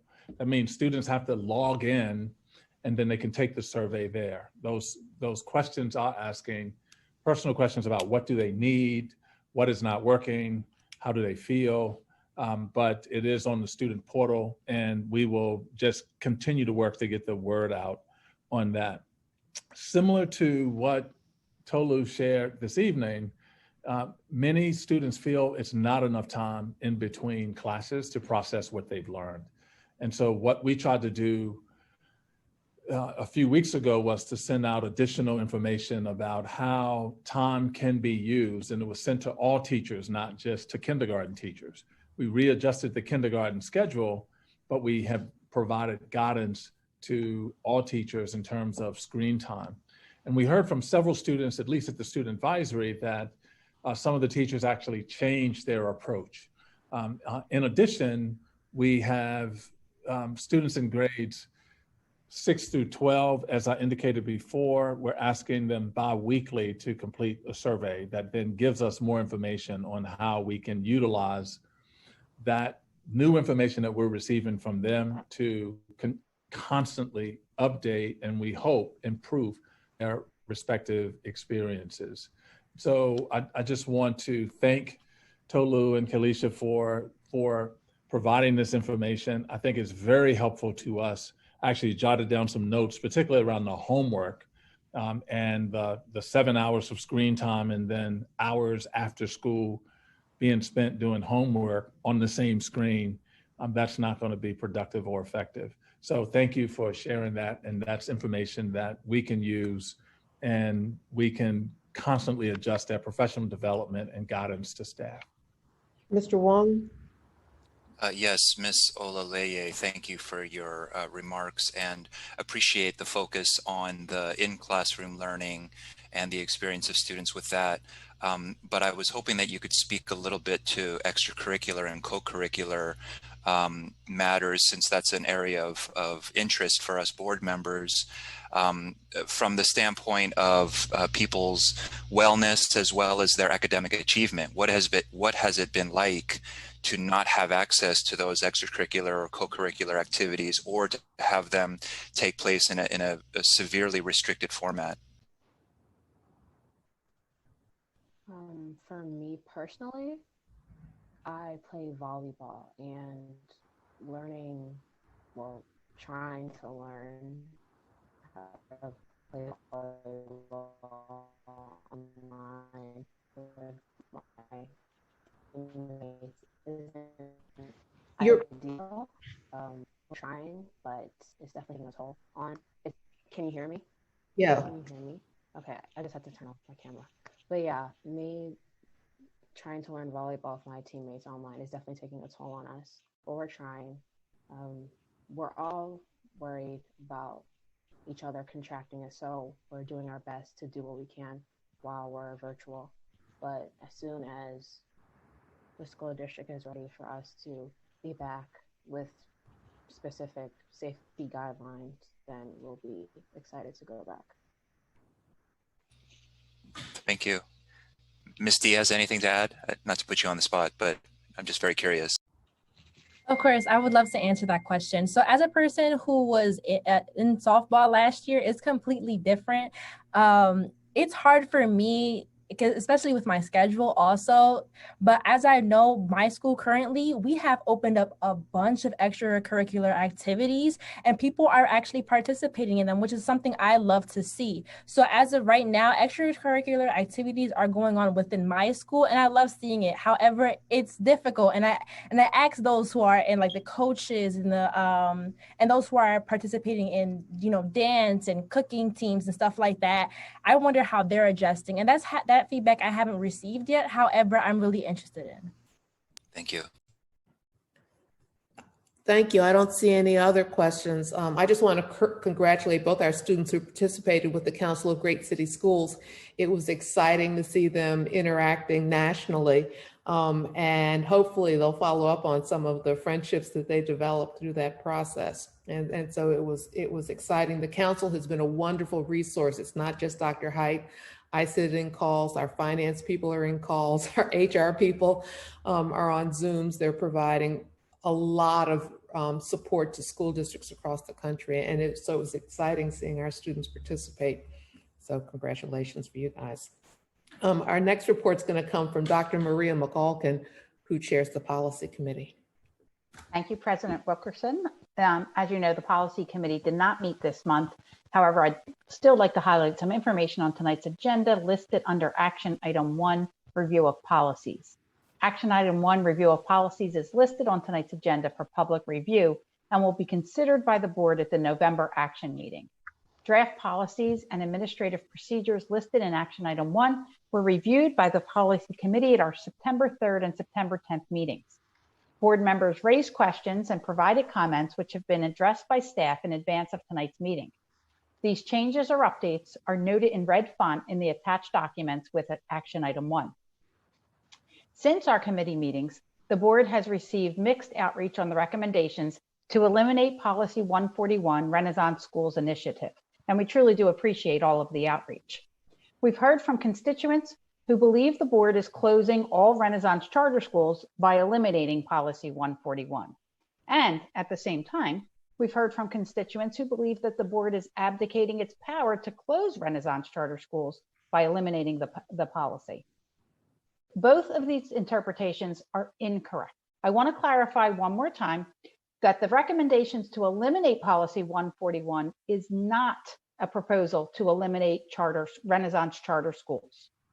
It is also not a commentary on the performance of any individual existing Renaissance charter school. The board is not abdicating its responsibility to review and evaluate Renaissance charter schools by eliminating this policy. Our existing Renaissance charter schools will continue to be monitored and authorized under applicable laws and by the terms of their individual charter agreements. Staff have added language noted in red font to draft policy 401 charter school authorizing functions to reiterate this point. The recommendation to eliminate Policy 141 is being made under the board's direction to ensure all policies in the board policy manual are aligned with current laws and practices. The goal is to update policies in the 400 series in order to articulate the board's guiding principles on charter authorizing, delegate authority to the charter school's office to manage the oversight and implementation of these policies, and to create administrative procedures that outline these processes. The goal again is to update the policies as part of our routine maintenance of the board's policy manual. And our goal is to review each policy in the manual at least once every 5 years. The policy committee is on track to complete the first review of all policies in the board manual by the end of this calendar year. Thank you, President Wilkerson, and that concludes my report. Thank you. Are there any questions for Dr. McAlkin? I don't see any hands. This brings us to our final report from Julia Danzy, who will be introducing our speaker from the Parent and Community Advisory Council. Thank you, Madam President. Each month, we have asked a member of the Parent and Community Advisory Council to provide us with a report that includes feedback from students, parents, and members of the community. This month, we will hear from Amina Malik. Amina is a parent from Northeast Philadelphia and an educator. This is Amina's second year as an advisory council member, and we thank you for providing us with your insight and experiences. Amina, please provide us with your report. Good evening, President Wilkerson, members of the Board of Education, and community stakeholders. My name is Amina Malik. I'm a parent and a member of the Parent and Community Advisory Council. This evening, I come before you on behalf of the Parent and Community Advisory Council to provide you with the feedback on the experiences of families throughout the district since the start of 2020 to 2020 school year. As a council, we have attended more than 5 virtual community meetings and a briefing on the School District of Philadelphia's Healing Together initiative. We also met with members of the Board of Education on October 15th to share information on internet connectivity and technology accessibility within our communities. Advisory Council members also shared feedback. Some of the feedback that I've heard from parents in my community is as follows on technology and what difficulties families have had on the virtual learning experiences. So many parents said children aren't learning, school buildings need to be open. Some parents said, I'm happy with my child being at home, safety must come first. My child is doing extremely poor with virtual learning. When will students with complex needs return to school? When will the students go back if they have an IEP? Is autistic support going to be counted as a complex need? What will happen to spring sports? Other school districts are in person and are doing well. Why is our district not opening schools? 7th grade students are struggling and not learning, and parents are concerned that it may affect high school admission. What are we going to do about the lack of learning? Will PSSAs happen this year? While this is just a snapshot of the feedback that I've received from the community, I believe it is important to make sure that our voices are heard as parents. I would like to thank you for the opportunity to provide you with my report and look forward to continuing to work with you as a member of the Parent and Community Advisory Council. And I did also wanted to add on that unfortunately, there's some parents that I could not reach during this virtual situation. So I feel like the parents that need to speak up the most are hardest to reach right now. I'm usually getting to the parents in the community that are middle class, that are involved and speak English. So it's harder for me to get to parents that are not English speakers and that may have more difficulties having connectivity or being at these virtual meetings. Thank you. Are there any questions for Ms. Amina?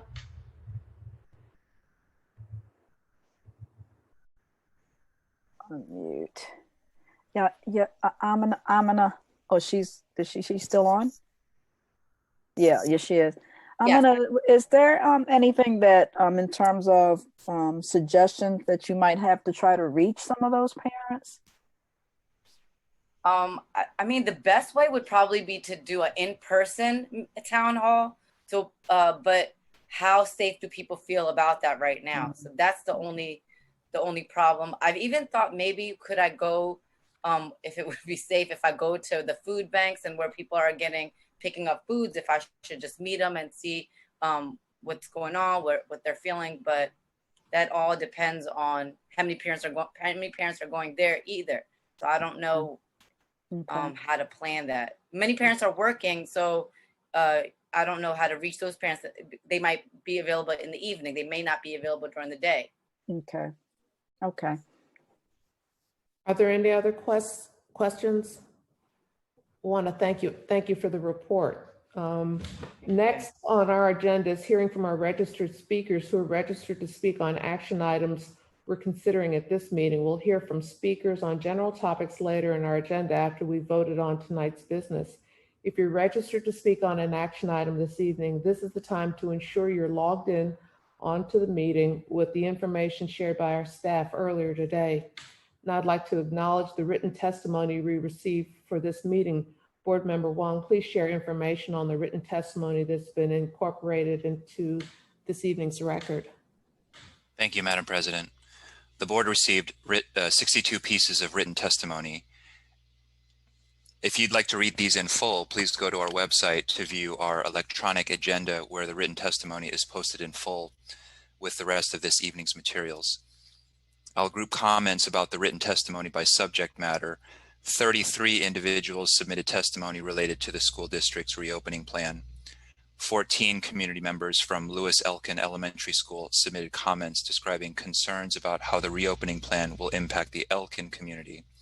These included concerns about the 9 classrooms in the school without windows, concerns about how social distancing will impact aspects of elementary school life, like the buddy system for sending students out of the classroom, and concerns over teacher mental health as teachers grapple with safety concerns over returning to school buildings. Andrea Moselle, a member of Power, expressed concerns about how the plan for safely reopening does not outline the underlying facility conditions at schools and would like the community to receive an update on school buildings.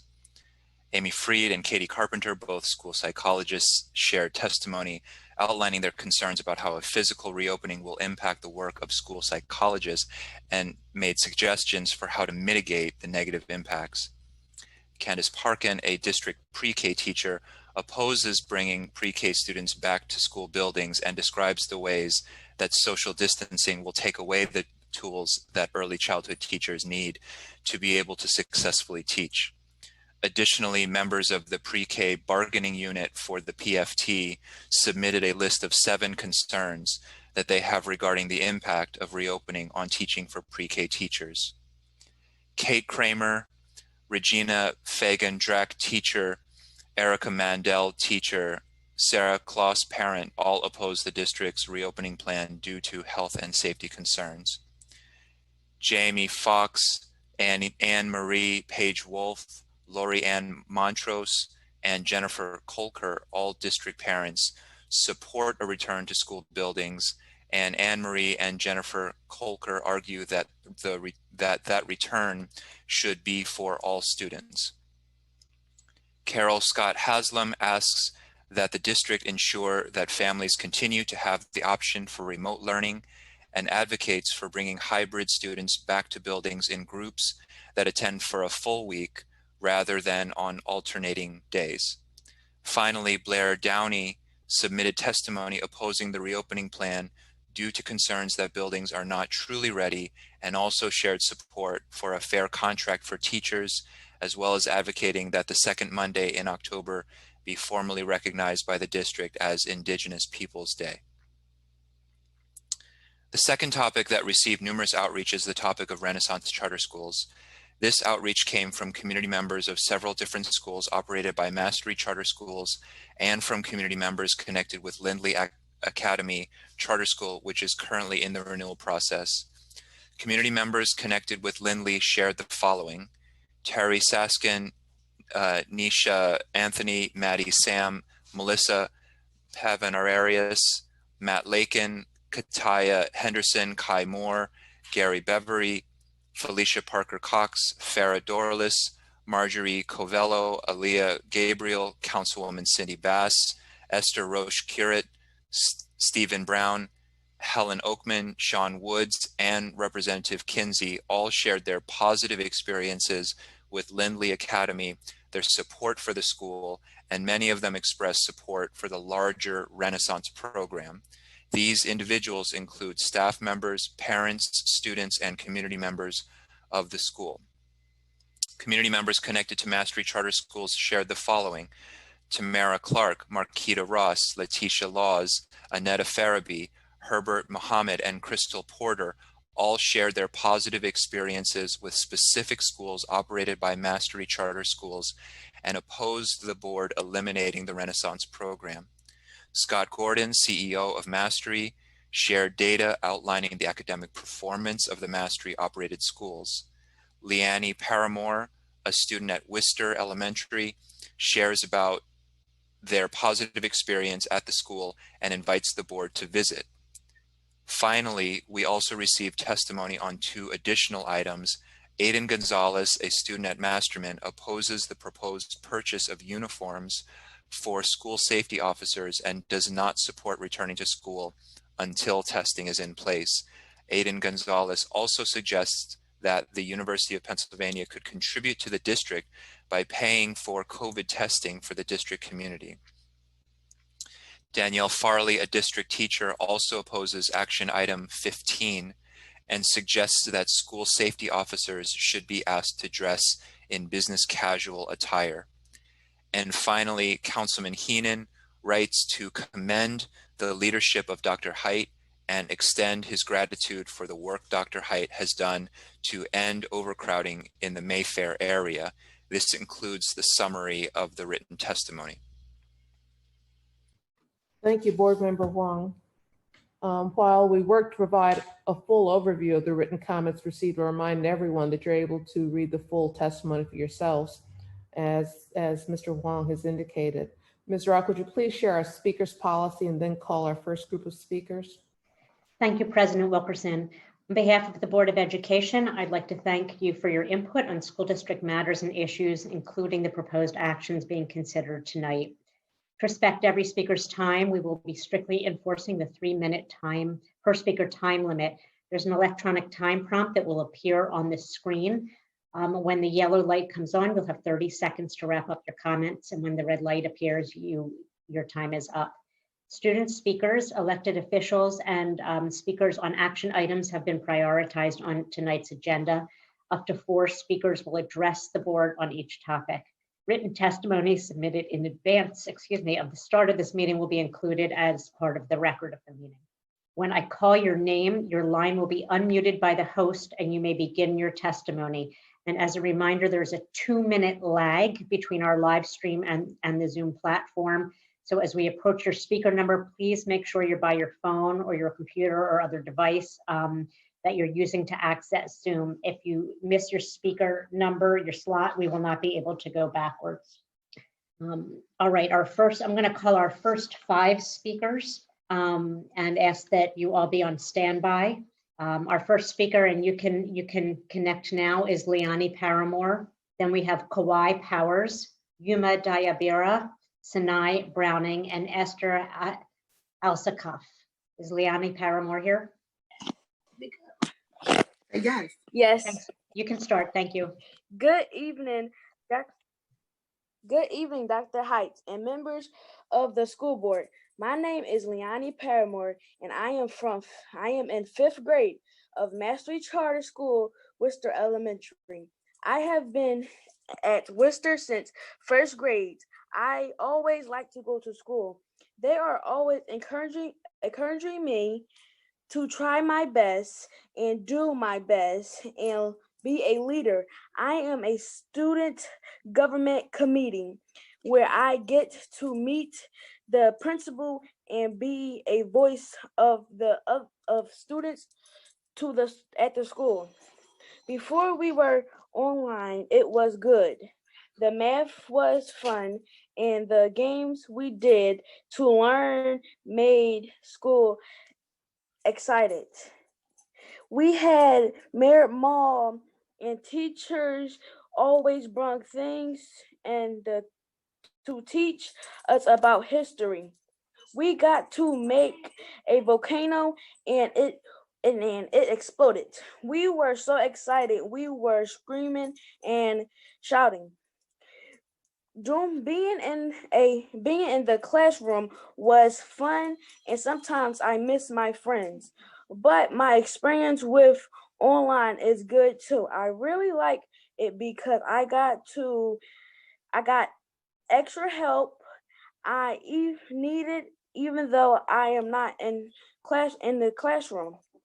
We have this thing called Harambe. Harambe come together and meetings. It's a joyful time. We vibe to the music with each dance or sing. And when the teacher comes and Dean Thomas blows his horns, and we do a good morning song. The good morning song. GOODMORNING. Good morning. Good morning. We start our day on a high note and we end on a high note. Last week, I was awarded a certificate for being a Worcester student. That means on time every day with my mute button and participating. I think every child should have a school like Mastery. I would be sad if they took that away. My mom says she loves Mastery too, and that's why they're doing things for kids with the kids. It's great. It's a great experience. I hope you will come to visit so you can see for yourself. Thank you. Before you can see for yourself a great school Worcester is. Thank you. Thank you, Liani. Kawai Powers. Kawai. Hi, I'm here. Can you hear me? Yes, you can. You can start. Thank you. Hello, my name is Kalia Powers. I am an 11th grader at Science Leadership Academy at Bieber and a member of the Philadelphia Student Union and the Philadelphia Youth Commission as a part of Councilwoman Brooks' office. I want to share what happened to me and my friend in front of 440 North Broad Street on June 1st. We were walking home after a protest. The city established a curfew and people were supposed to be on their way home. And we were on our way home at the time. Trains didn't go to City Hall, so we needed to walk to Girard Station. When we were walking, two guys, one on a bicycle and another on a motorcycle, tried to get through a police barricade. We then saw a police officer stick his baton in the front wheel of the bicycle, and the rider flipped off of it. Then we saw the police beat him. Another cop approached us while waving a metal baton in our faces, threatening us, telling us to cross the street.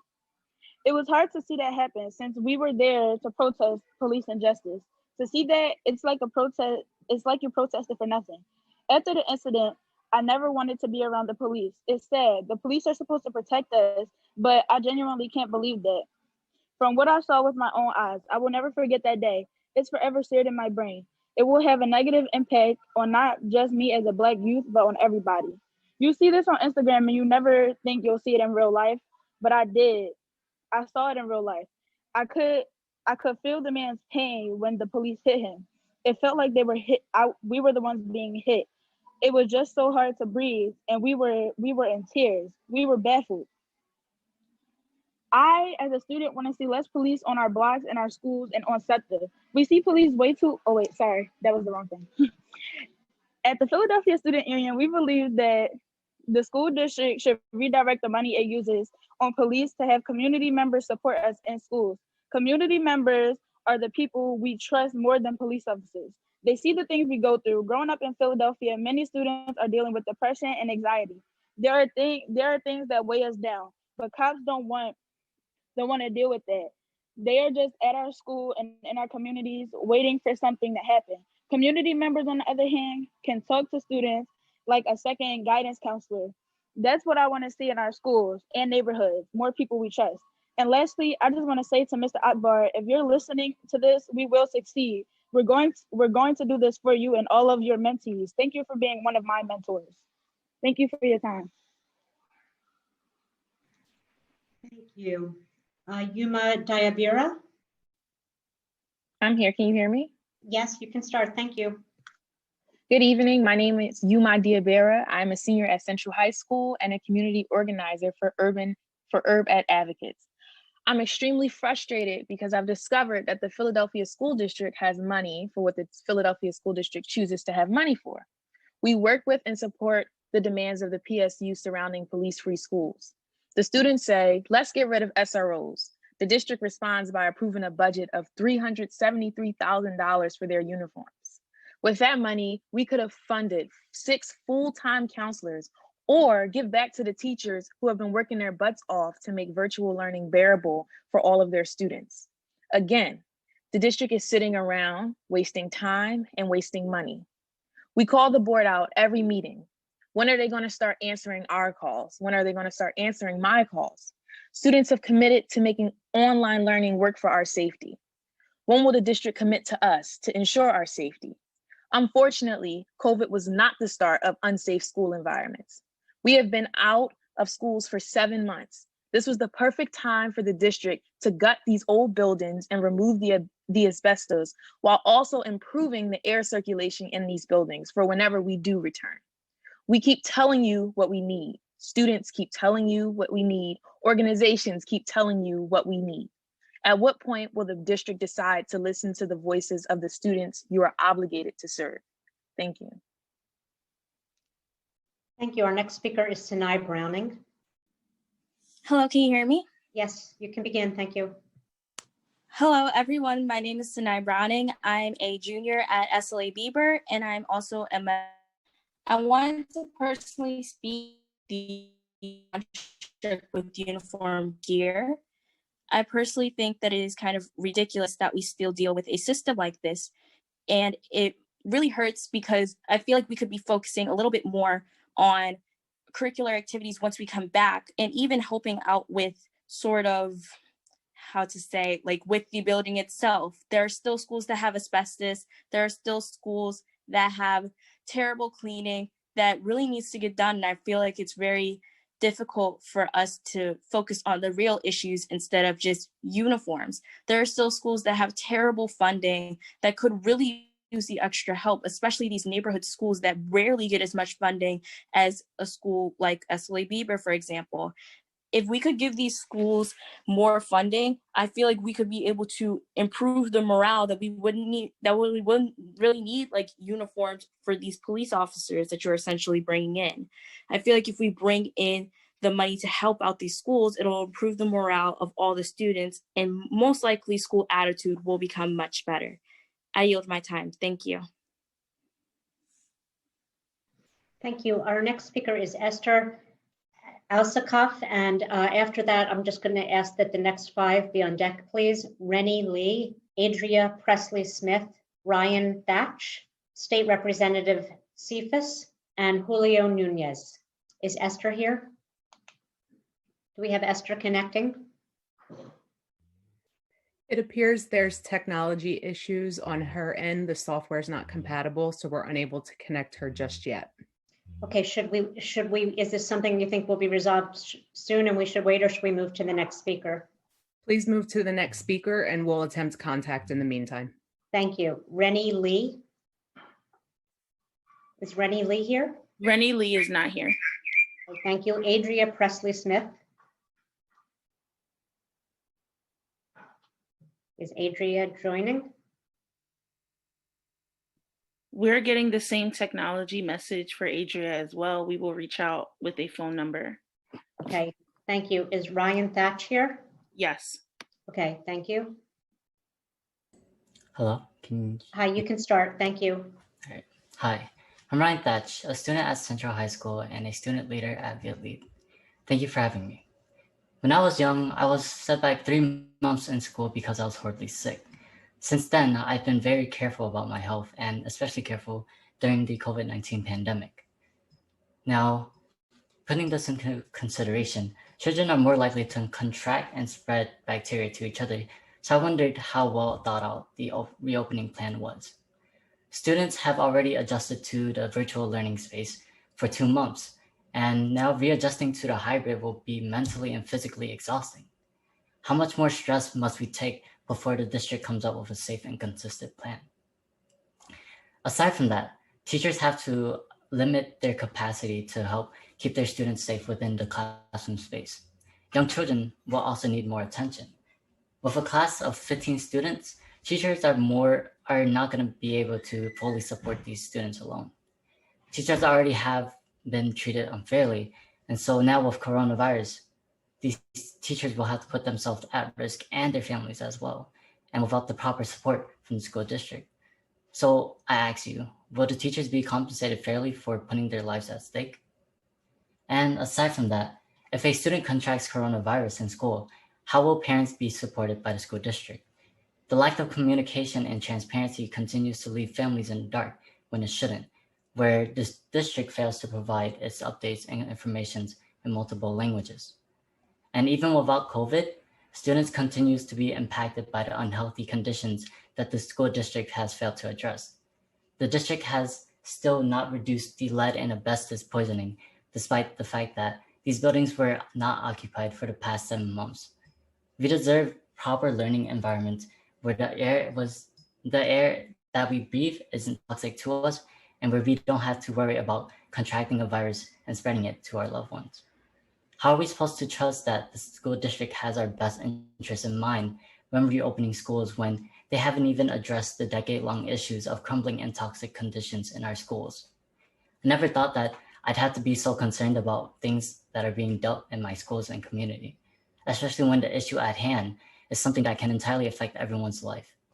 Instead of having teachers split their attention between virtual and in-person students, there needs to be more focus on assisting students and teachers by making online learning a smoother experience, providing more training for teachers who aren't very well versed in technology, and supporting students with internet access, and communicating a safe and consistent plan with teachers and students to finish the school year strong are the ways that we can do this.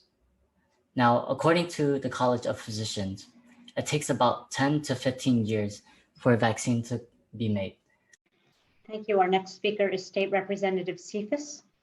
It appears that State Representative Cephas has logged off. Okay, thank you. Then our next speaker is Julio Nunez, and the five after that, please be prepared. Jessica Brown, Letitia Laws, Scott Gordon, Marquita Ross, and Kristen Lubert. Julio Nunez, you're here. Okay, you can start. Thank you. Buenas tardes, board members, Dr. Haidt. My name is Julio Nunez, and I am here on behalf of Phillips Sheridan Elementary in North Philadelphia, where I serve as assistant principal. I'm here to speak in favor of motion 21, contract with Playworks. Over the past 4 years, I've had the pleasure of seeing the impact that Playworks can have on a school community. It has been nothing short of game-changing. In my previous school experience, I saw children who normally would not have been recognized thrive and become positive leaders for their peers. I saw the narrow focus that schools typically have widen to include play and exercise, and the importance of soft skills in developing these young minds. With the help of caring coaches, a thoughtful structure, and prioritized playtime, Playworks helped create a culture that to this day adds to the experience of each child and continues to promote leadership opportunities for children who need it the most. My experience at Sheridan has not been much different. We also see plays as instructional time, essential to child development. Last year, during its first year at Sheridan, Playworks program changed attitudes from the children to the families, to the teachers, all the way to the leadership team. For many of our students, recess, class game time, basketball games, junior coaching are the only time, I say the only time, where they can be kids, where they don't have to contend with the trauma some carry or the challenging situations they live daily. It is skilled children's prolonged screen time has become a serious concern. It has pushed my principal and I to figure out how to ensure students have opportunities to develop healthy habits at home and a safe space and air quality at school upon their return. Having Playworks becomes a necessity to counter the long-term impact of this pandemic. A recent CDC report released just last month concluded that, quote, almost all of the US kids and teens who have died from COVID-19 were Hispanic or Black. The report was echoed by Dr. O'Shea Blackstock in an article where he states, quote, the deaths have nothing to do with the color of a child's skin. They are tied to systemic racism that puts their health at risk by subjecting them to different living conditions than their white peers. Having Playworks again this year would allow our school to continue with its sharp focus on children's physical activity and healthy habits and on countering the systemic disparities. I urge to vote in favor of partnering with Playworks once more and to continue supporting initiatives to dismantle structures and mindsets that keep students from opportunities to develop healthy habits and of realizing their full potential. Gracias y buenas noches. Thank you. Our next speaker is Jessica Brown, and I also I want to add to the instructions I was giving before speakers began. I left part out, and I apologize. I want to note that the board policy asks that registered speakers refrain from any remarks of a personal nature regarding any individual staff, person, or people. Complaints against employees can be filed with the Office of Employee and Labor Relations, and more information is available on that website, or you may email employeerelations@philasd.org. In accordance with this policy, President Wilkerson will interrupt individuals in their if their comments are made naming other individuals, and our staff person will mute the line. So I apologize for not having announced that previously. Jessica Brown, you can begin. Thank you. Thank you. Good evening, President Wilkerson and board members. Today I'm speaking in support of the Equity Coordinator position at Masterman. As the principal of the school since 2014, I recognize that our Black and Brown students have had negative and deeply hurtful experiences at the school that must be prevented from ever happening again to any children who attend our school now or in the future. To ensure this, we have been acting with urgency on many fronts.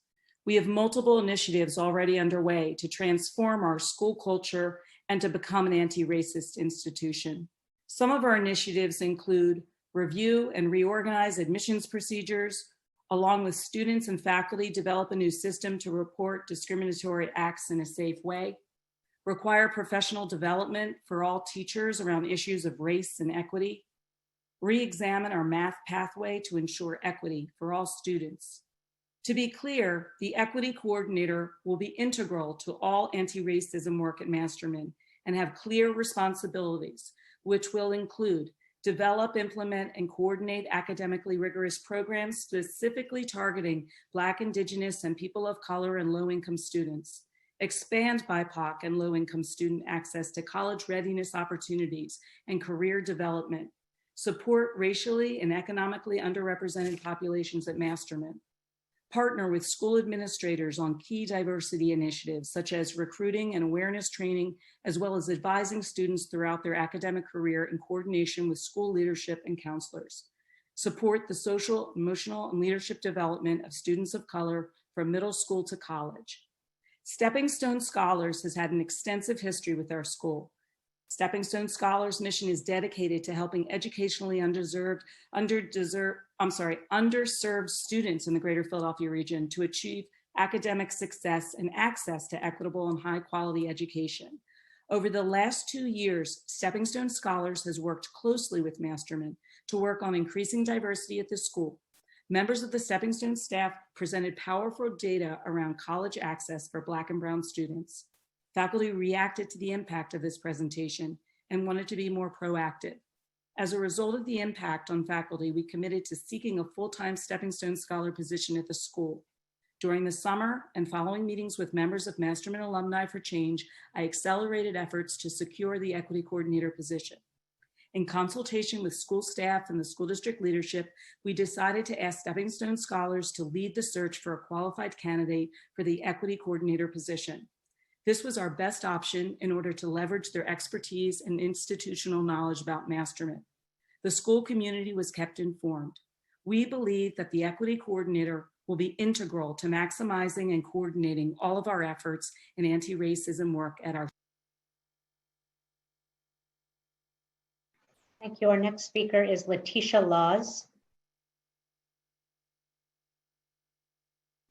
You can start. Thank you. Good evening. I'm Letitia Laws, the proud principal of Mastery Charter School, Grover Cleveland Elementary. Cleveland is a thriving community. We're a catchment neighborhood school serving grades K through 8. We offer academic excellence in a fun, joyful environment. Our team of teachers love our students and partner with families to support students in achieving their academic goals. I am proud to say that Cleveland has been recognized by the School District of Philadelphia for 4 consecutive years of academic growth. At Cleveland, we believe in the greatness within each of our students. With love and high expectations, we support them in finding their own paths to success. It is my goal to provide a world-class experience to the students and families in our school community. In June, and then again just last month, I was alarmed when the Renaissance Turnaround Program was called a failure. It is not. When I see our students' achievement, I feel confident that the turnaround of Cleveland has been a giant success. Our enrollment has increased over 12% since the school's turnaround in 2012. Over 75 additional families have returned to their neighborhood school, which has been restored as an anchor in the Tioga community. 8 years ago, Cleveland was in the bottom 15% of PSSA performers in the city. Now we're performing above the median. Best of all, my students are proving to the district, to the city, and to the whole world that they are deserving, they are creative, and they have tremendous potential when they are provided with an outstanding education. The real upside of the Renaissance Turnaround Program will be the long-term outcomes of students like mine.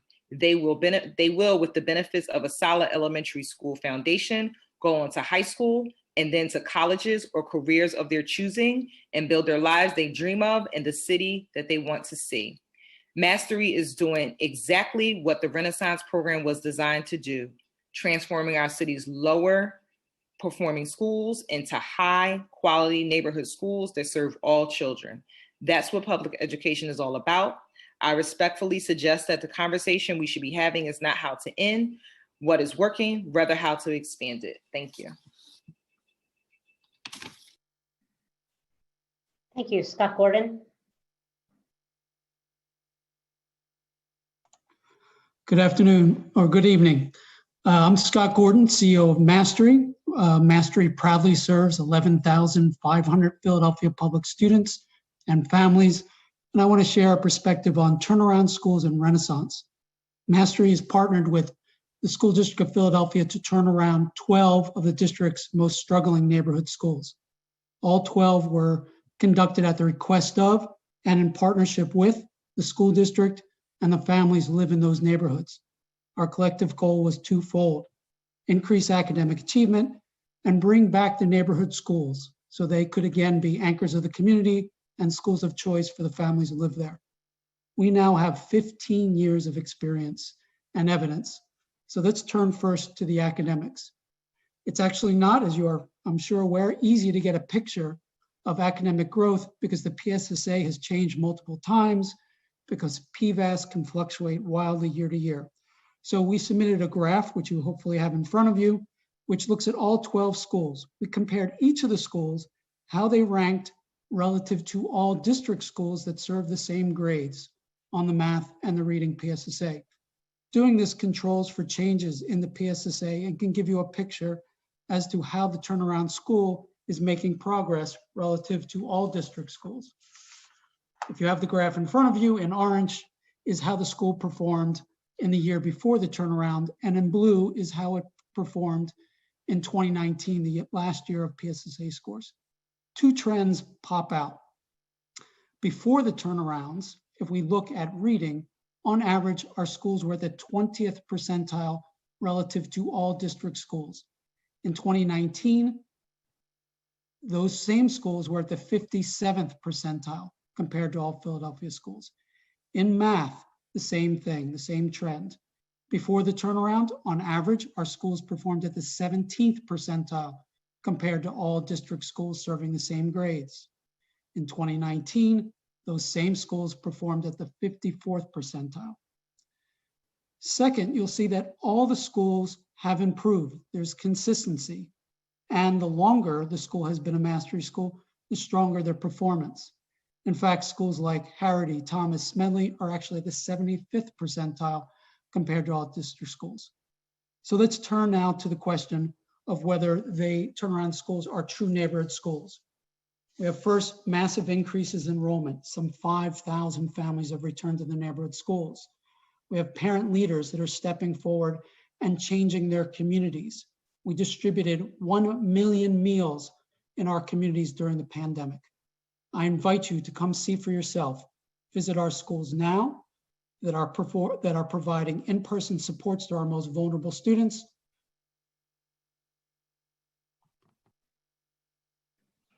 Thank you. Our next speaker is Marquita Ross.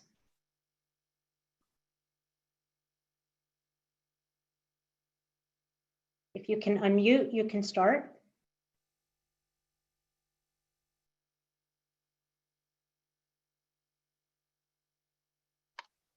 Hello, can everyone hear me? Yes, thank you. You can start. Okay, good evening, everyone. My name is Marquita Ross, and I am a member of Mastery Charter Schools Board and a proud parent of a 9th grader that attends Mastery Simon Gratz campus. I myself attended Gratz as a teenager, so I delight every day in the amazing transformation of Gratz under Mastery's leadership. I have 7 children. All are grown now, except for my youngest son, Jarrell. But I have always been engaged with my children's school and in my community. I've also worked for the district as a parent ombudsman some years ago. In my role as a parent liaison, I met many parents who were very concerned about their children's education and wanted the best for them. But the problem and the question was, how do we make that happen? Parents in the district schools that were underperforming just didn't and still don't know where to turn. So as a mom and a district employee at that time, I really began to understand the dynamics of this inequitable system. There was no concern for the Black and the brown students. There was no concern for students living in poverty. The school district is a tale of two systems, the haves and the have-nots. If a district school was failing, even for decades, as my local school, which was Gratz at the time, it just kept going, I'm sorry, Fairhill, it just kept going, kept chugging along with no accountability for the children. Then the Renaissance program happened. Finally, the lowest performance schools would transform. Families like mine could return to our neighborhood schools. So I put my son in Cleveland Elementary. Once it became Mastery, and now he's at Gratz. I couldn't be more happier.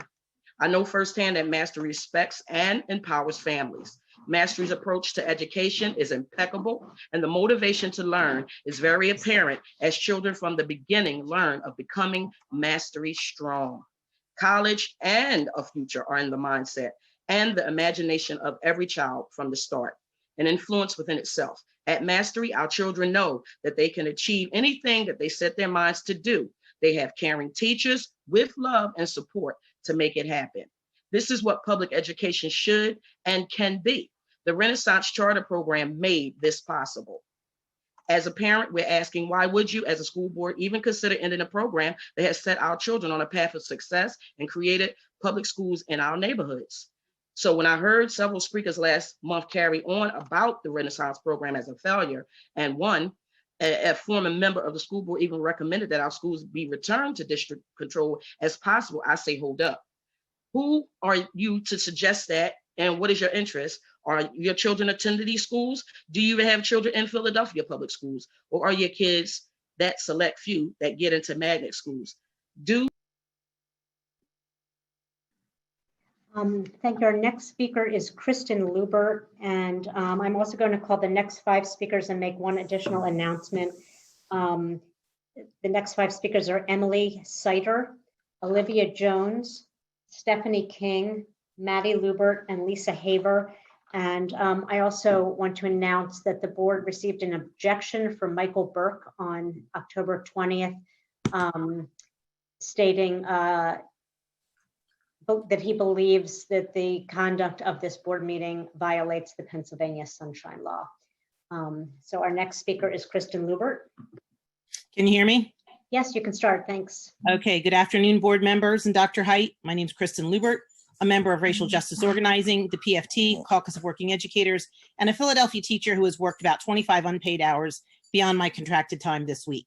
I'm here this afternoon to urge you to vote no on action item 22, spending $1,700,000 on Canvas Learning Management Platform. There are several reasons I think this is a foolish and unwarranted expenditure at this time. First of all, though I'm sure the people who put this item on the agenda believe it's necessary, no one thought to engage with the main users of these platforms, that is teachers and students and families, to ask them what they needed and wanted in a learning management system. Like so many things in this district, this is just another system imposed from above, with nary a thought of if and how it will be used or how effective or ineffective it may be. Secondly, the district states that the learning management platform will be strategically introduced in middle and high schools this school year and elementary schools in the 21-22 school year. And at the end of implementation, all grades across all schools will have access to the platform. There are at least 2 problems with this plan. Teachers, students, and families are currently beyond capacity in their ability to learn and process new systems. Our metaphorical bandwidth is stretched beyond all reasonable expectations. Our students are just getting comfortable with platforms we've been using since September, and to ask them to switch now would amount to educational malpractice. The second problem is that giving people access to a platform does not mean they're going to use it. There is no sense in spending almost $2 million on a system that many will be unable or unwilling to use. Thirdly, and perhaps most importantly, according to your own repeated declarations, the district is in a financial crisis and cannot afford to spend money it does not have. As long as you're even broaching the subject of school closures and depriving your most important workers of their earned steps and lanes, you have no business spending money on duplicate and unneeded systems like Canvas. This board has already asked to be allowed to renege on its current financial obligations, like payments to the Health and Welfare Fund, so you should not be committing this district to spend any more money on superfluous items like Canvas. In conclusion, I'd like to share the first article from a public petition written by rank and file PFT members, including Caucus of Working Educators, which spells out exactly what conditions would make it safe to return to our schools. A plan for adequate square footage and staffing to support safe distancing, as recommended by both PFT and the National Council on School Facilities, is 44 square feet per person. Additional staff must be hired in order to enable social distancing for students with different learning needs, younger students, and to alleviate overcrowding. These are the crucial items we should be spending our limited funds on. Thank you. Thank you. Our next speaker is Emily Seiter. Hi, can you hear me? Yes, you can begin. Thank you. Thank you. Good evening. My name is Emily Sider. I'm the school nurse at McClure Elementary. I'm also a member of the Caucus of Working Educators at the Philadelphia Federation of Teachers. I'm testifying tonight on action item 20 regarding a contract with Airline Hydraulics for the purchase of personal protective equipment. While I'm happy that additional PPE is being purchased, I have several concerns. As a nurse with a master's degree in public health, I am no stranger to the use of PPE and its limitations, and I'm also experienced in using it in less than desirable circumstances. In fact, back in April, I spent many nights as a volunteer at the Leah Corris Surgery Facility, which was a field hospital for COVID-19 patients that was set up in a basketball stadium. PPE is one of our most important tools against COVID, but it is not 100% effective. Just as important, if not more, is changing the structural and environmental factors related to COVID spread. Without addressing these factors in our schools, such as ventilation or safe occupancy limits, COVID will still spread.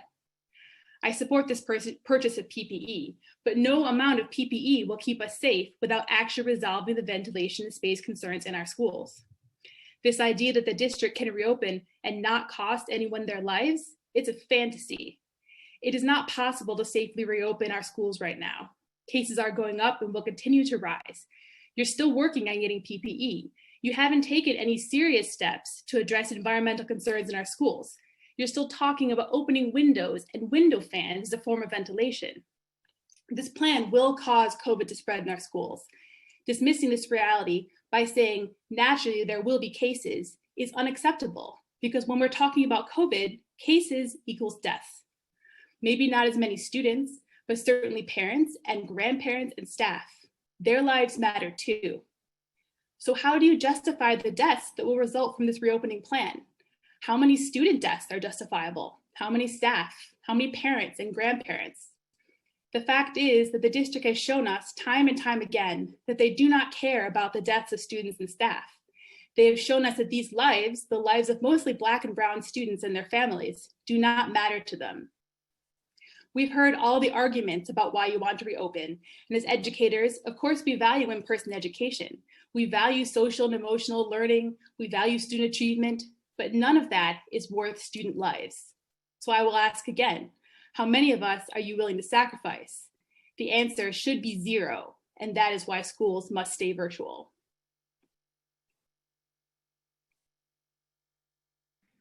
Our next speaker is Olivia Jones. Hello, can you hear me? Yes, go ahead, thank you. Good evening and thank you. I'm a member of Masterman Alumni for Change and Teamsters Local 502 CASA. I want to acknowledge and celebrate the most recent tentative agreement with the PFT for a 1-year extension during these tumultuous times. Tonight, I'm speaking on action item 4, the MOU with Accenture, the company who helped author the initial reopening plan this summer.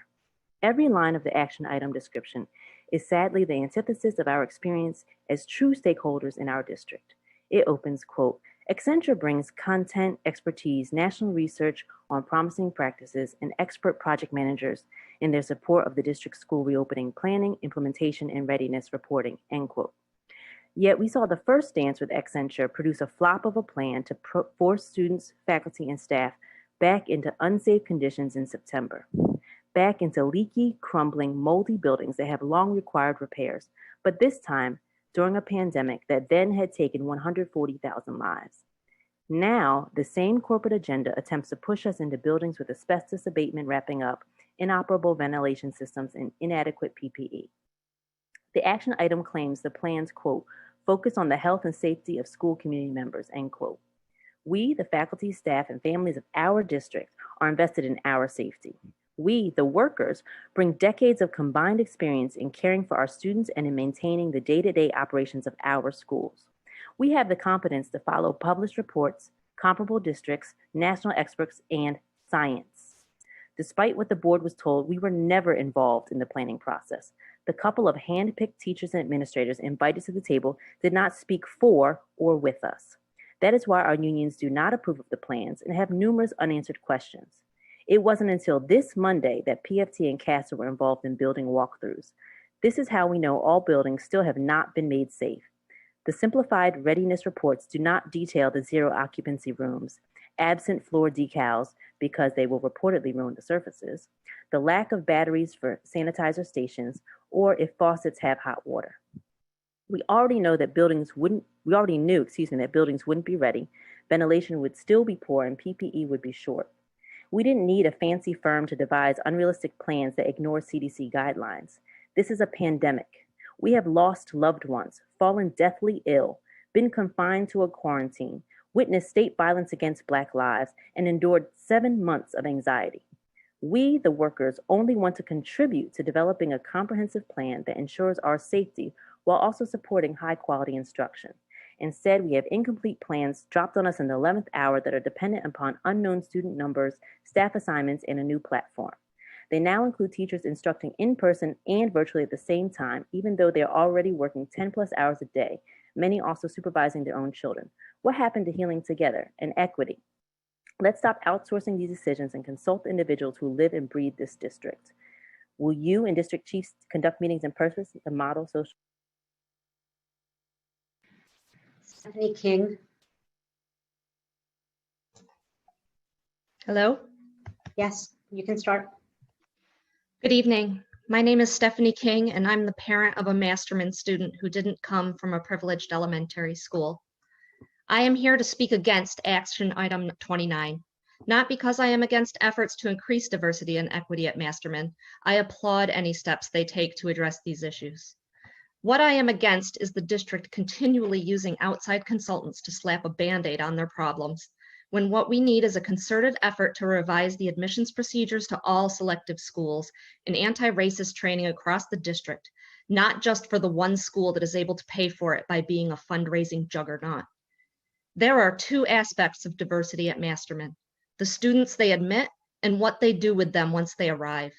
What I have seen since starting there is that the administration wants to make only weak outreach efforts to improve diversity in admissions, instead of a systemic overhaul of their procedures that will actually change anything. Like the district itself, the school seems surprised by its own demographic data and acts reluctant and defensive in response. Why do selective schools exist? Is it just to skim off the students who are already successful and put them in one place so you can crow about them? If so, you should be ashamed of yourself. Or is it to develop the academic potential of Philly's best and brightest public school students? Not parents who gamed the system by using private schools until Masterman or Central was good enough for them, or bought a home in one of the 4 catchments that dominate Masterman admissions. Public school students from across the city that reflect the diversity and promise of the city. We constantly harp on these schools taking the best students, but what does best mean? Best on a test, had the best advantages? We need to rethink our perspective. But instead, Masterman and 440 point the finger at each other and say that nobody is ultimately responsible. How is a consultant supposed to change that? There are parents and alumni of Masterman standing ready to do this work, but they are rebuffed. There are teachers all across the district ready to do anti-racist trainings, and they're more experienced than not some outsiders. The district needs to accept that it cannot create one-off positions on its diversity issues, that it needs to create meaningful policies to address these inequities. Lastly, I don't know why this item is on the board agenda when the diversity coordinator has already started. What is the point of bringing proposals before the board after they've already happened? I'm here, even though I know you don't care what I say, because this person is already hired and working, to let you know that you should listen to parents, students, and teachers before just doing what you want. It's embarrassing.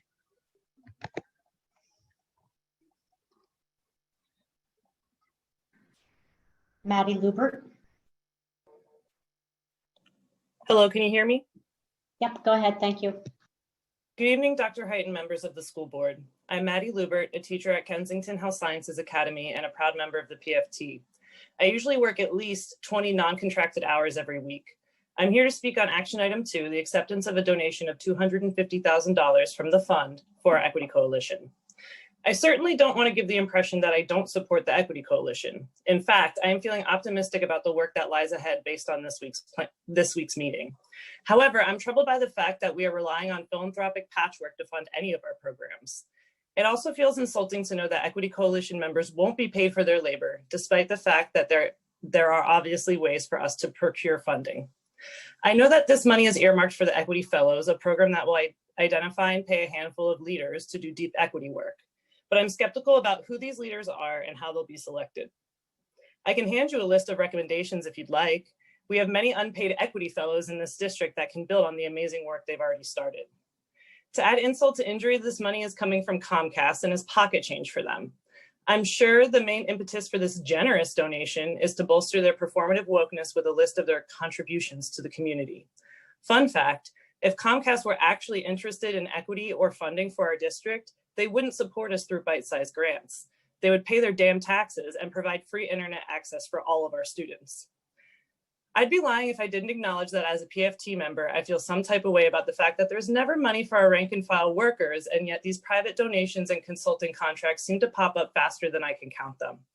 It took more than 2 months of tough negotiations to win a modest raise for PFT members that we're basically paying for ourselves.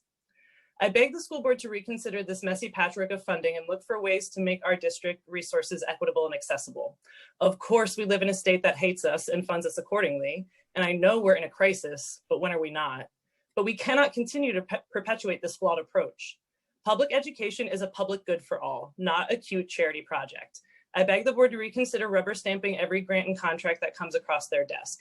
If we must accept this money for the Equity Coalition, I beg that its use be transparent and fair, and that the process for selecting our future equity fellows be open to the public.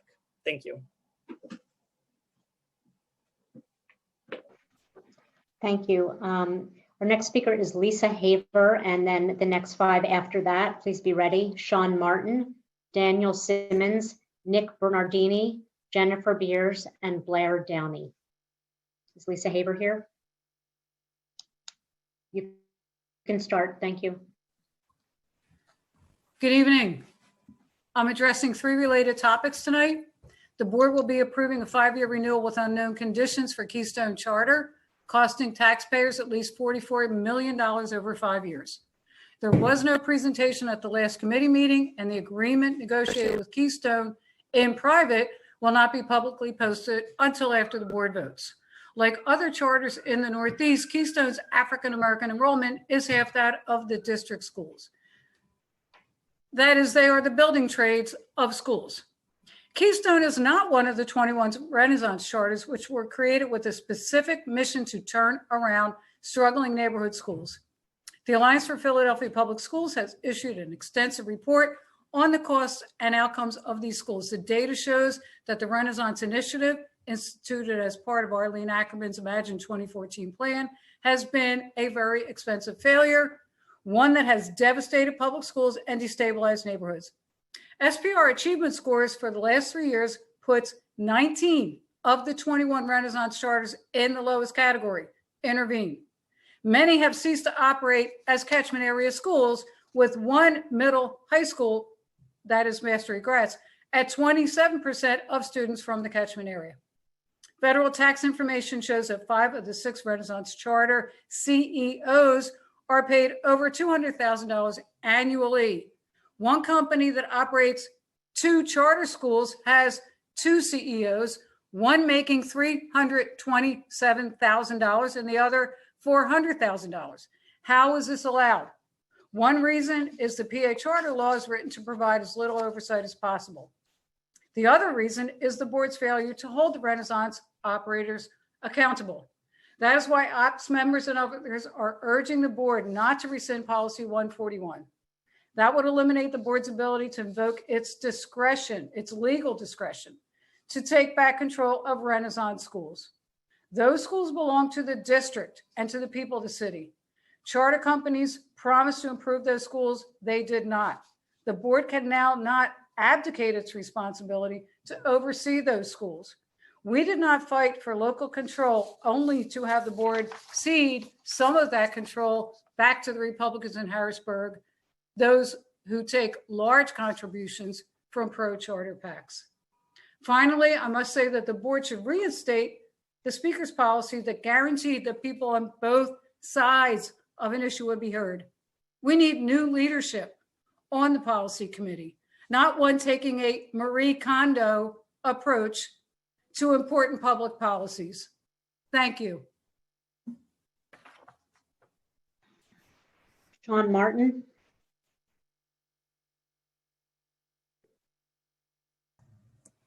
All right, good evening. Can you hear me? Yes. Wonderful, thank you so much. Good evening, school board, Dr. Height. I appreciate you allowing me to talk on action item 22 again. This is specifically about purchasing an LMS for the school district, which I completely support. But what I do have an issue with is that we're looking at Canvas to be the LMS that we implement throughout the school. There have been a number of speakers tonight who have talked about how we're mentally stressed, we're physically stressed, we're emotionally stressed, we're technologically stressed. The reason why I have an issue with Canvas is that Canvas has a very, very, very poor user experience. And I'm saying that from a unique perspective of having been on a testing, evaluation, acquisition, implementation, and training for LMS technology. I was part of the Westchester Area School District acquisition of Schoology in 2015. And we went through the entire thing. We looked at Schoology, Canvas, Moodle. We looked at a number of them. The only two that actually met our needs with respect to what it could offer were Schoology and Canvas. Right now we use Google Classroom. And if I could use an analogy, we could equate this to automobiles. You need an automobile to get from one distance, from someplace to someplace else, especially if it's a long distance. We're using Google Classroom right now, and that's equivalent to a 1996 two-door Honda Accord that doesn't have power windows or anything else. You kind of have to roll everything down. So it's bare bones. It'll get you from where you want to be to where you want to go, but without any of the amenities. Canvas and Schoology are akin to 2020 Subaru, who knows what. You know, we're talking about really high quality machines that have all the bells and whistles. The problem is where Schoology is designed as an LMS that is very easy to get into. It would be like an automatic vehicle where the ignition is where you expect it to be, where the steering wheel is where you expect it to be, where the emergency brake is where you expect it to be. Canvas, on the other hand, is like a manual transmission car that wasn't designed from a user's perspective. If you reach for the emergency brake, it won't be there. You'll have to actually reach around the passenger side seat. And you say, oh my gosh, I didn't even think, where are these things? The ignition's not going to be where people expect. It's actually hidden in the glove box. And so what I'm coming from as perspective is I want to see the school district and the teachers thrive as we implement an LMS. And I wonder if that'll actually be the case if their user experience for a new LMS is so bad that teachers won't be able to get in, turn the key, and drive. So that's why I'm actually urging you to reconsider Canvas and maybe look at the only other alternative which would be viable for this district, which would be Schoology. Thank you so much for your time. Daniel Simmons. Can you hear me? Yes, go ahead. Thank you. I speak in favor of action item 8. Good evening, members of the school board, Dr. Height, and all Philadelphians who know that as go our public schools, so goes the city. My name is Daniel Simmons. I'm a district high school history teacher, a building rep, a PFT member, and a member of the Caucus of Working Educators. I believe in quality education for all students, public education, and in working to create a city that does justice for all residents, especially our most needy and vulnerable. The proposed November return to in-person schooling is not a given. It is not inevitable. It is, on the contrary, a dangerous misstep. Luckily, there is still time to turn this plan around and keep students, families, and educators safe. As infection rates in Pennsylvania set ghastly new records, we must come together to find clarity, courage, and common sense. Common sense means saving lives. Common sense means making a choice that your grandchildren will be proud of. Common sense means knowing that what is right is not always what is easy. Common sense means believing science and acting on the notion that the lives of strangers are equally as valuable as yours. Common sense is knowing that we would all like to be back to in-person schooling, but also knowing that we don't really have that choice. I'd like to conclude by sharing the second item from a public petition written by PFT members, including members of the Caucus of Working Educators. The petition spells out precisely the conditions needed for a safe return to schools, namely, that building improvements must ensure adequate ventilation. Poor ventilation is one of the most significant factors in the spread of COVID-19. The school district must ensure that all schools have a ventilation system capable of completing the recommended air exchange and filtration. Under pre-pandemic conditions, According to the Parsons Facilities Report, 80% of school buildings had ventilation systems that were not up to code, with replacement costs estimated at over $600 million. There is still time to turn this foolhardy plan around and keep students, families, and educators safe. I urge you to do the right thing. Thank you. Nick Bernardini. Can you hear me? Yes. Yeah. Good evening. My name is Nick Bernardini, and I teach and work approximately 25 hours outside of my contractual 35 hours and 20 minutes a week. I'm an educator and a parent and a proud member of the Racial Justice Organizing Committee, the Caucus of Working Educators, and the Hub for Liberatory Academics. I'm here to speak tonight on the proposed spending and utilization of the Kansas platform and urge you to vote no on action item 22. This is a platform that combines the functions of all the other platforms we presently use into one, and on its face, it may seem like a smart plan, but what it really shows is a giant disconnect from the reality of the day-to-day experiences of staff and students who would be tasked with learning the new program, and all while trying to navigate teaching and learning. There are staff who still cannot proficiently utilize Infinite Campus or Google Apps for Education, and we've been working with these platforms for multiple years. This isn't meant to indict those staff, only to point out that the learning curve for tech platforms such as these swing all over the map for both students and staff. To expect us all to pick up new platforms in the middle of this mess is both unreasonable and shows just how completely out of touch leadership is with the folks on the ground and the daily struggles we have to deal with. I mean, SIS and Gradebook, the Google Classroom, they still don't communicate with each other, even though other districts that surround us have set it up that these programs not only communicate, but do so in a manner that makes the users' lives infinitely easier. Not us, though.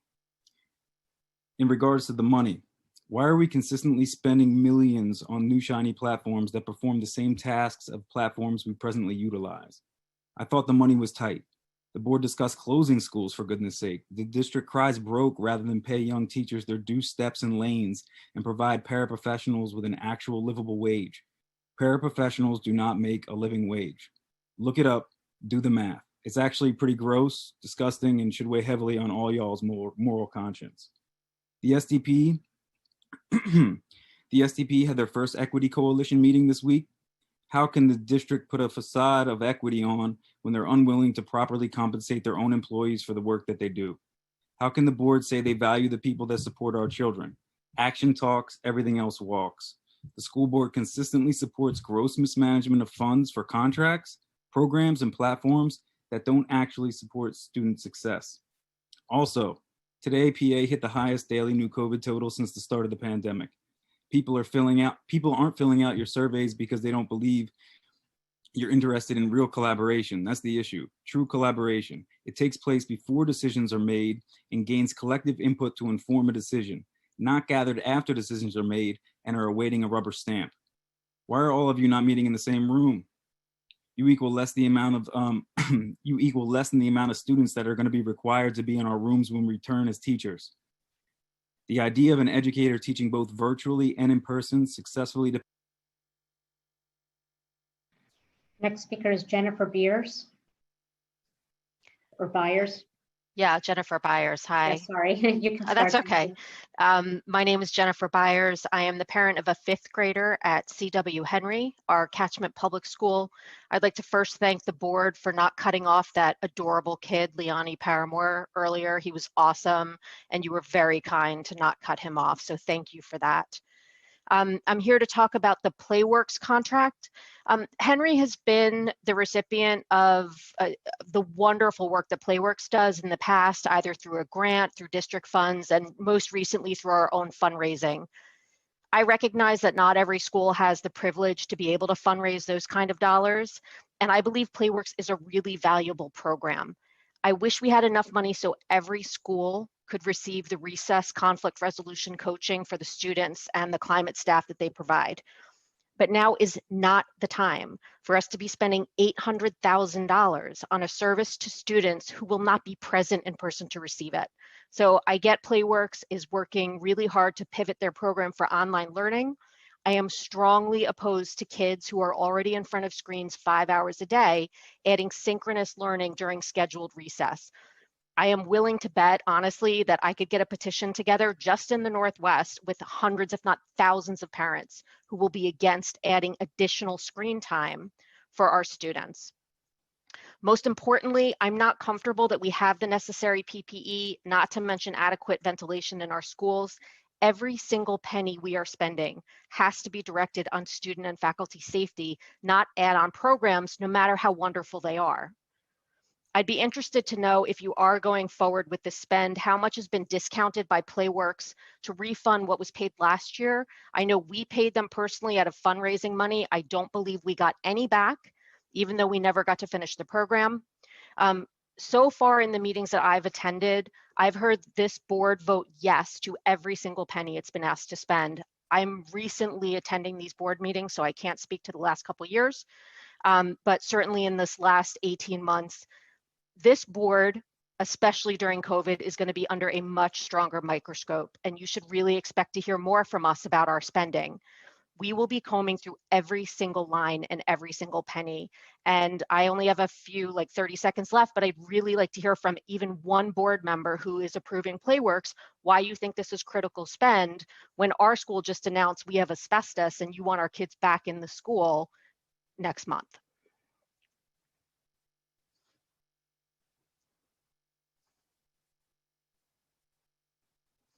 Anyone? Then I yield my time. Thank you. Our next speaker is Blair Downey. And then after that, we have Eileen Posis, Maxwell Pistilli, Michael Burke, Esther Alsakoff, and Adira Presley Smith. Hi, good evening, board members and Dr. Height. Can you hear me? Yes. Yes, we can. My name is Blair Downey, and I'm a proud organizer with the Racial Justice Organizing Committee and a district educator who has worked no less than 20 hours beyond my contracted time this week, and it's only Thursday. I am here to urge you all to vote no on action item 22, spending $1,700,000 on Canvas Learning Management Platform for this school year. There are many reasons that I think that voting yes for this would be a gross and irresponsible mismanagement of school district funds at this point in time. First, at no point were district educators, families, or students surveyed about or asked about their comfortability or interest in a new learning platform. Even tonight, a district member posted about this action item on a PFT Facebook group to sheer outrage from teachers that their feedback and their students' feedback was not considered prior to a vote for this purchase. There has been no engagement with the people who will be expected to use this platform. There has been, while I do not believe that Canvas itself is an ineffective system, this is a system that does what all of our other systems do.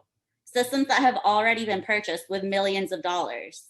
This vote, happening when so many of our staff members have no idea that it is even being considered, makes it evident that the board is disconnected from the needs and wants of our district stakeholders.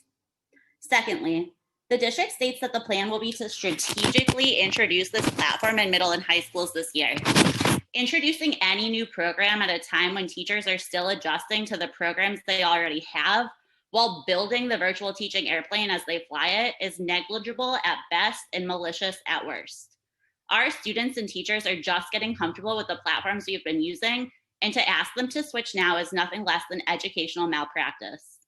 You know what people do when they feel as though they are beyond their capacity to learn something? They ignore it and they shut down. We cannot afford to have our teachers or students shut down. Finally, according to a board member's statement at the last board meeting, the district is in such a financial crisis that they are considering school closures while also fighting against union deserved steps and lanes. This board has no business approving an expenditure of nearly $2 million on a repetitive and unnecessary program such as Canvas this school year. This board has, for too long, facilitated a gross mismanagement of the district's funds on contracts, programs, interventions, and platforms that do not benefit students, families, or staff.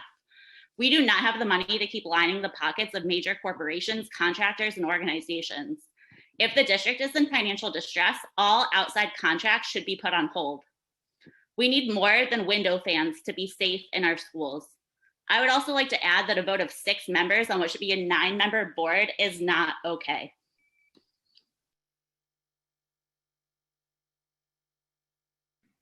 Thank you. Our next speaker is Eileen Poses.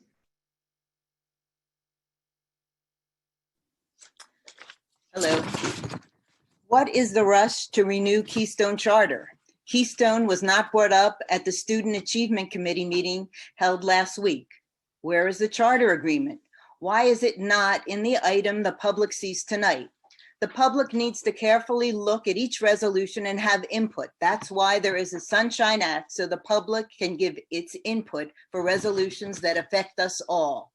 This rush reminds me of the fast opening to a Cole Porter song. Another renewal without the info. This time it's Keystone that's on the show. A chance for a charter to grow and grow. Another renewal with no info. I also urge you to not delete Policy 141 and close the door to any future oversight. Policy 141 allows the board to invoke its own discretion to take the schools back. The agreement for Renaissance schools was deliberately written differently so that the district would have more oversight over these particular charters. We now have local control of our schools, so why have the board now give some of that control, oversight of the Renaissance charters, back to Harrisburg? Now, the Renaissance charters promised to turn the schools around, and all the data shows that they have not. 19 of the 21 schools have SPR achievement scores in the intervene category for the last 3 years. App status shows that the number of students from the catchment areas has steadily declined as the charter operators recruit more and more from outside the area. Renaissance charters have failed our students. And on the matter of choice, Tomeo Scipio Smith wrote on October 20th in the Inquirer in a letter about the issue of choice for Black parents. Quote, the Manhattan Institute failed to highlight that their own survey found the Black parents' top pick among the school choice options to assure that their child had the best education are public schools that are well funded and provided with the resources they need to truly educate children. End quote. She also writes, giving any parent a failing choice for the sake of giving them a choice really is no choice. So I say, take back Renaissance schools. Please follow McGinley's lead. Do not eliminate 141. Seeds to the state, a virtual home run. For its many years have failed Ren results. They proved they did not succeed. Now let's boost district schools with the tools they need. Thank you.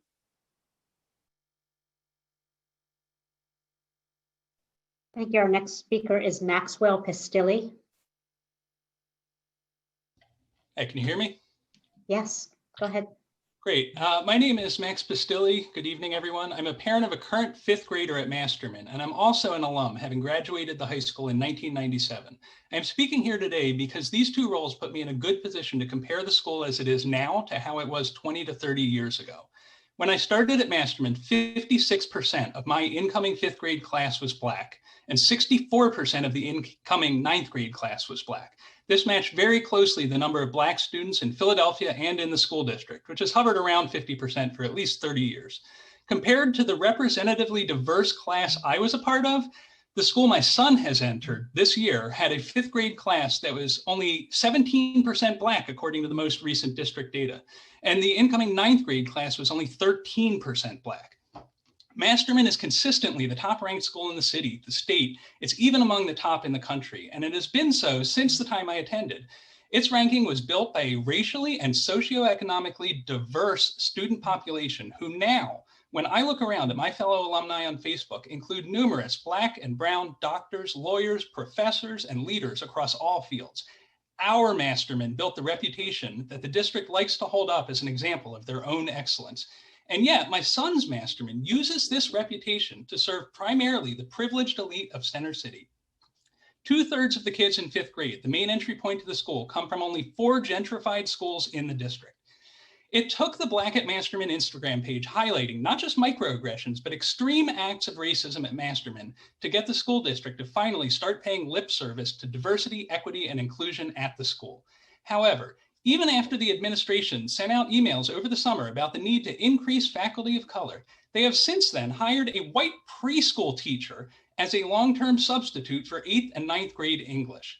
We have heard that Black teachers are not only not actively being recruited, but that they are being driven away in frustration. Diversity issues exist at all levels, and they are being precipitated by a lack of transparency from the administration. The increasing racism at the school is a consequence of the declining representation of Black students that has been occurring for years, which itself is a result of either the indifference or the ineffectiveness of those in charge. The Black students at today's Masterman are being harmed, and the school is failing to give all students the advantage of working in a diverse environment. The equity coordinator position being discussed today is a Band-Aid on a severe problem, and we need more than just words and consultants. We need real accountability. I would also like to point out quickly that earlier in this meeting it was implied that the Stepping Stone Equity Coordinator position had been endorsed by the Masterman Alumni for Change. This is completely untrue. And in fact, nothing from the Masterman Alumni for Change Charter has been adopted by the school. Thank you very much.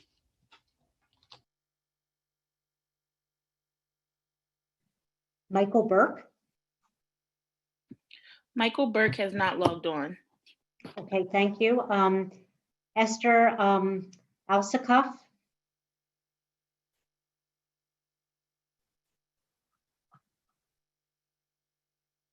Can you hear me? We can, go ahead.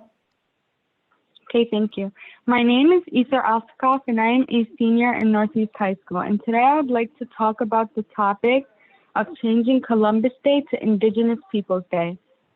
Ever since elementary school, we were always taught about Columbus and how he discovered America, but we were never really taught about the full story and about the Native Americans and their identity. Columbus Day has long been threatening to Native Americans. It brings back the brutal past of the 500 years of colonial violence at the hands of the European explorers. My question is, why are we honoring someone that is not only a colonizer, but also a murderer and a thief? On September of 2017, a statue of Columbus in New York City was defaced with red paint stained on his hands, symbolizing his role in the genocide of Native Americans. Another one in Baltimore had words written all over it, such as racism, tear it down, in an increasing campaign to end the Italian explorers' celebration in favor of honoring indigenous peoples and their strength in the face of the abuse by the European explorers such as Christopher Columbus. Several other places around the U.S. have also made the switch. What I'm saying is that we should change Columbus Day by remembering it as an Indigenous Peoples Day. Not only will it encourage the nation to learn about the holidays in the past, but it will also honor the strength that the world has in the indigenous communities and also give a sense of belonging. Every time we are talking about Native people, it is always talking about it as a thing in the past, when in reality, there are still Native people today. Changing Columbus Day to Indigenous People Day will help the Indigenous people break the fact that they have to keep defending their people, cultures, traditions, beliefs, and more. Thank you. Thank you. And our next speaker is Adira Presley Smith. And Adira is the last speaker before during this portion of the meeting. I'm sorry, it's Adria. I'm reading it wrong. I apologize. You can start I think as soon as you connect. Thank you. Hello? Yes, you can start. Thank you. Okay, thank you. Hi, my name is Adria Presley Smith. I'm coming from Edison. I'm talking from Edison High School. I was talk about how the buildings, like my perspective, the buildings need to be fixed. Like by fixed, I mean like paint is molding, like in asbestos and stuff. We need somebody to come fix like the air conditioners and the heat, because in the winter it is no air. I mean, in the winter there's no heat, and there's no air in the springtime. And the bathrooms, excuse me, and the bathrooms are very dirty. Is barely any soap. disability toilet paper tissue, disability supplies for the janitor to supply the bathroom and like soap and stuff in the bathrooms. And the stairwells and hallways are very disgusting. It is roaches and rats. All I gotta say is that I really don't want to be in a school full of dirt and dust, or in school full of anything that's like that of the sort, because if you want to send your kid to a school that's full of anything like that. And that's it. Thank you. Thank you. That is the end of the speakers on action items for tonight. Thank you, Ms. Rout. Before we begin, I'd like to note action item 1, review of proposed board policies is listed on tonight's agenda for public review. There will be no vote on this action item at tonight's meeting. These policies are to be considered for a vote at our November meeting. However, I understand Dr. McAulton would like to make comments on action item 1 before we move forward with taking votes on the remaining items. Sorry, bear with me. I was having a little bit of technical difficulties and lost my remarks. Okay, so thank you, President Wilkerson. The policies listed for review as part of action item 1 were reviewed and discussed during the policy committee meetings on September 3rd and 10th. I'd like to note for the record that board member Ms. Fix-Lopez has asked the board to delay the elimination of policy 141 Renaissance Schools Initiative from action item 1 until she returns from medical leave in December. As I stated during the policy committee meeting, I want to be clear that the recommendation to eliminate policy 141 Renaissance Schools Initiative is not a proposal to eliminate the schools that are listed in the policy, nor this is a recommendation or commentary on the performance of any of the individual existing Renaissance charter schools. Our existing Renaissance charter schools will continue to be monitored and authorized under applicable laws and the terms of their charter agreements. The recommendation to eliminate policy 141 is being made under the board's direction to ensure that all policies in the board policy manuals are aligned with current laws and practices. The goal again is to eliminate the policies in order to articulate the board's guiding principles on charter authorizing, delegate authority to the charter schools office, and to manage oversight and implementation of these policies, and to create administrative procedures that outline the processes. And Madam President, that concludes my remarks. Members that wish to, are there any other board members that wish to provide comments on action item 1? Madam President, while I understand we will not be voting on the review of board policies discussed in action item 1 this evening, I would like to make a motion that we amend action item 1 to strike out and remove any reference to policy 141 from action item 1, so that policy 141 can be reviewed and voted on when board member Fix-Lopez is able to attend and participate in our future meetings. Dr. McIver has moved to amend action item 1 to strike out and remove any reference to policy 141 from action items so that the board can review and vote on policy 141 at a later meeting. Is there a second? Second.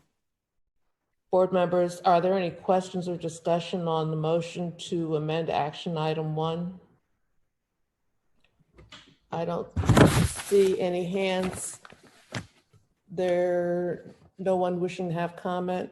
We'll now vote on motion to amend action item 1 by striking out and removing any reference to policy 141 on action item 1. Ms. Rout, please call the roll. Thank you, Madam President. On the motion to amend action item 1, Ms. Danzy. Yes. Vice President Ahia Hinton. Yes. Thank you, Mr. Huang. Yes. Dr. McColgan. Yes. Dr. McIver. Yes. President Wilkerson. No. The motion to amend passes by a vote of 5 in favor and 1 opposed. Thank you. I want to be clear about how I'll be grouping tonight's votes. First, I'll pull out the personnel items, action items 5 and 6 I note that action item 7, the administration's recommended termination of professional employees, has been withdrawn. I'll also be pulling out action item 31, which is the charter item. Action item 16, the contract with vendors for textbooks, and action item 22, a contract for a learning management system at the request of board members. The items that are going to be voted on as a group are the following: action items 2 through 4, 8 through 15, 17 through 21, 23 through 30. Before we vote, does anyone have any other items they want either pulled from the consent agenda or added to it? Dr. McIver? Madam President, I think item 16, the textbook does not need to be pulled. I think I initially asked for that, and It'll be included on the consent agenda then. So the items that are going to be voted on as a group are the following: action items 2 through 4, 8 through 17. Is that right? 8 through 16. 17 through 21 and 23 through 30. Thank you, Dr. McIver. So just so I'm correct, is it actually 8 through 21, then 16 is being included in the consent agenda? Is that correct? We group together, right. Okay, thank you. With that, we'll begin with the personnel action items. Board members, can I have a motion and a second to consider action items 5 and 6? So moved. Is there a second? Second. Is there any discussion, questions? Madam President, I'm sorry. I was just your action item 22 has been pulled out, correct? Correct. Okay. Thank you. That'll be considered separately. So now it's been moved that the board approve action items 5 and 6. I'm sorry, I didn't hear the second. Second. Any discussion? Seeing no hands. Ms. Rock, please call for the vote. Ms. Danzy? Yes. Vice President Ahia Hinton? Yes. Mr. Huang? Yes to both. Dr. McCogan? Yes. Dr. McIver? Yes. President Wilkerson? Yes. Thank you. And then 16 is being considered with the consent agenda. We'll next consider action item 22, the contract with Instructure Inc. Canvas Learning Management Platform. May I have a motion and a second to consider action item 22? So moved. There's a second? Second. It's been moved and properly seconded. Are there any questions or discussion from board members? I do have some. Dr. McGonigal, you were. You can go first, Dr. McIver. Yes, I had concerns when this came up in the Student Achievement Committee meeting for many reasons, and that's just, in my role as having been a teacher, having something else added on top of what teachers are having to deal with, and also concern for decisions we're making around spending money when our future is really precarious. So I just wanted to make those comments, and that I think we should really consider the teachers' input, and I'm not sure that was considered fully in this decision. That's my comment on that one. Dr. McCulkin? And that's actually one of my questions. It's something that I've been concerned about from when we first started on the board years ago, is making sure that we have teacher input on any big initiative, particularly in regard to curriculum, platforms that the teachers need to use. So I would like to hear a little bit more about what the input and, the school level input was on this platform, and whether or not we need some further consideration of that. I'd also like to get a little bit more information from Dr. Height or someone at the district in regard to, the urgency for this issue, particularly since we're virtual right now, and if there are any cost savings that we expect, or if this will help with figuring out which are the electronic media that we use, if any are redundant. But the one thing, it seems to make sense to me, but the one thing that concerns me are the comments that we heard about the user usability and the interface with the users. Dr. Height, we just respond to that, and then we have additional concerns or questions from more board members. But sure, thank you. And I'm going to make sure I'm unmuted here. Yes. So to the questions from Dr. McCogan and Dr. McIver, the urgency around this is trying to create a centralized platform for individuals that manages all of the things that we're asking the teachers to use. They are absolutely right. So they're overwhelmed with the tools we were using back in the spring when we first came out of school. Then there were tools that we introduced this fall that also required something different. And I know Malika Dr. Savoy Brooks, our Chief of Academics, can speak more about the involvement and the input, but I was under the impression this was actually in response to individuals saying they needed something other than Google to manage a lot of the tools that we were introducing. And so and I think one of the speakers actually talked about that. With respect to savings, there are several things that we have that we are cutting in order to support this.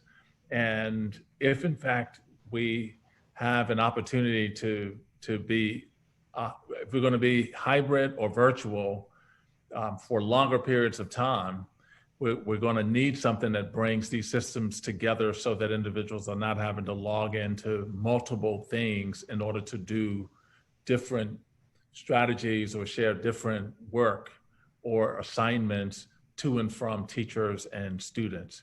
But there's substantial cuts were made to contract spending, particularly out of academics. I'll give you a couple of examples. C&I is a contract that has been cut. Instead of outsourcing the curriculum writing and literacy coaching, we're bringing that in-house. We're building the internal capacity and the in-house expertise, taking advantage of the in-house expertise to do those things. Those three things together more than support the cost that the cost of the LMS.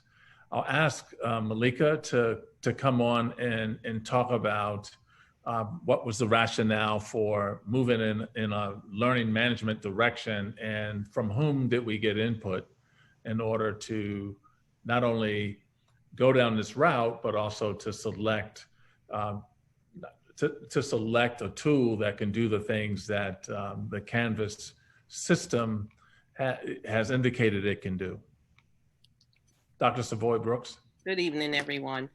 So we've been evaluating our academic program as it relates to the digital learning and now hybrid learning since April, because we started in May. We have received numerous feedback via emails, conversations, group meetings, and surveys regarding what's needed from teachers and students and leaders for an effective instructional program. One of the highlights that came out of the early data as we were determining our July 15th plan was that the communication was that we needed something else other than Google. And while we were waiting for Zoom, the emphasis was on student engagement, the emphasis was on peer collaboration, and the emphasis was on providing feedback to students in a consistent manner.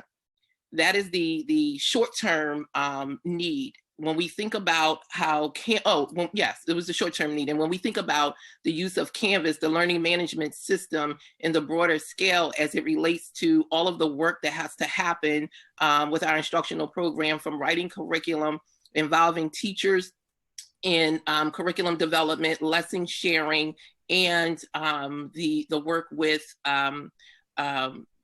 our current systems as they relate to SchoolNet, where our curriculum is held. We have Google, we have SIS, and on all of the other learning management systems that were discussed earlier. The learning management system allow us to house, store, communicate, and interact with teachers, students, and central office staff in one place. As early as our current school opening communication, the need was for a learning management system.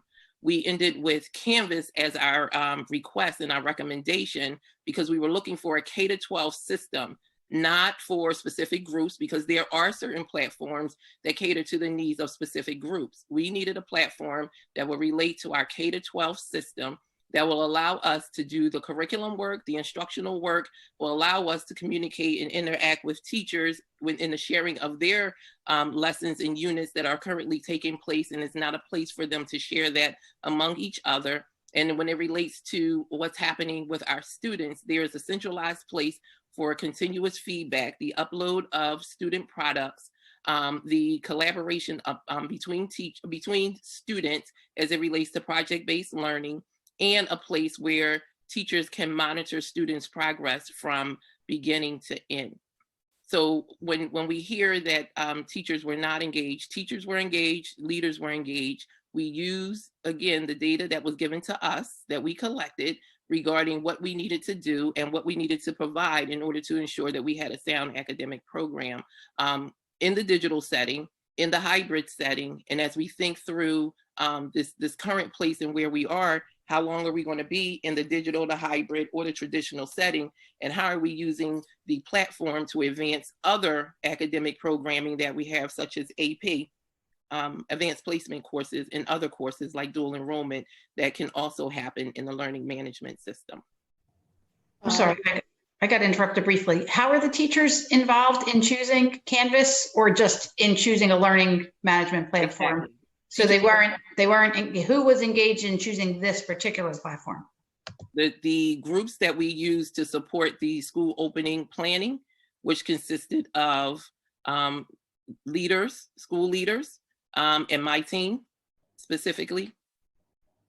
And then we used the survey data, again, like we said before, emails that I received, emails that Dr. Height received regarding our current instructional program and what the need is to support teachers in the digital setting. Mr. Wong, you have a comment or question? I actually wanted to go back to Dr. McIver's comment and ask Dr. McIver if you could clarify if I wasn't sure if you were opposing the platform or just the timing and the process around it. Oh, no. I mean, I think the learning management system is really critical in terms of having to manage, everything that Dr. Brooks was talking about. My concern really, and this is, just experience in, having been a teacher and working in schools, is the process in which this was determined and the timing in which this is being implemented.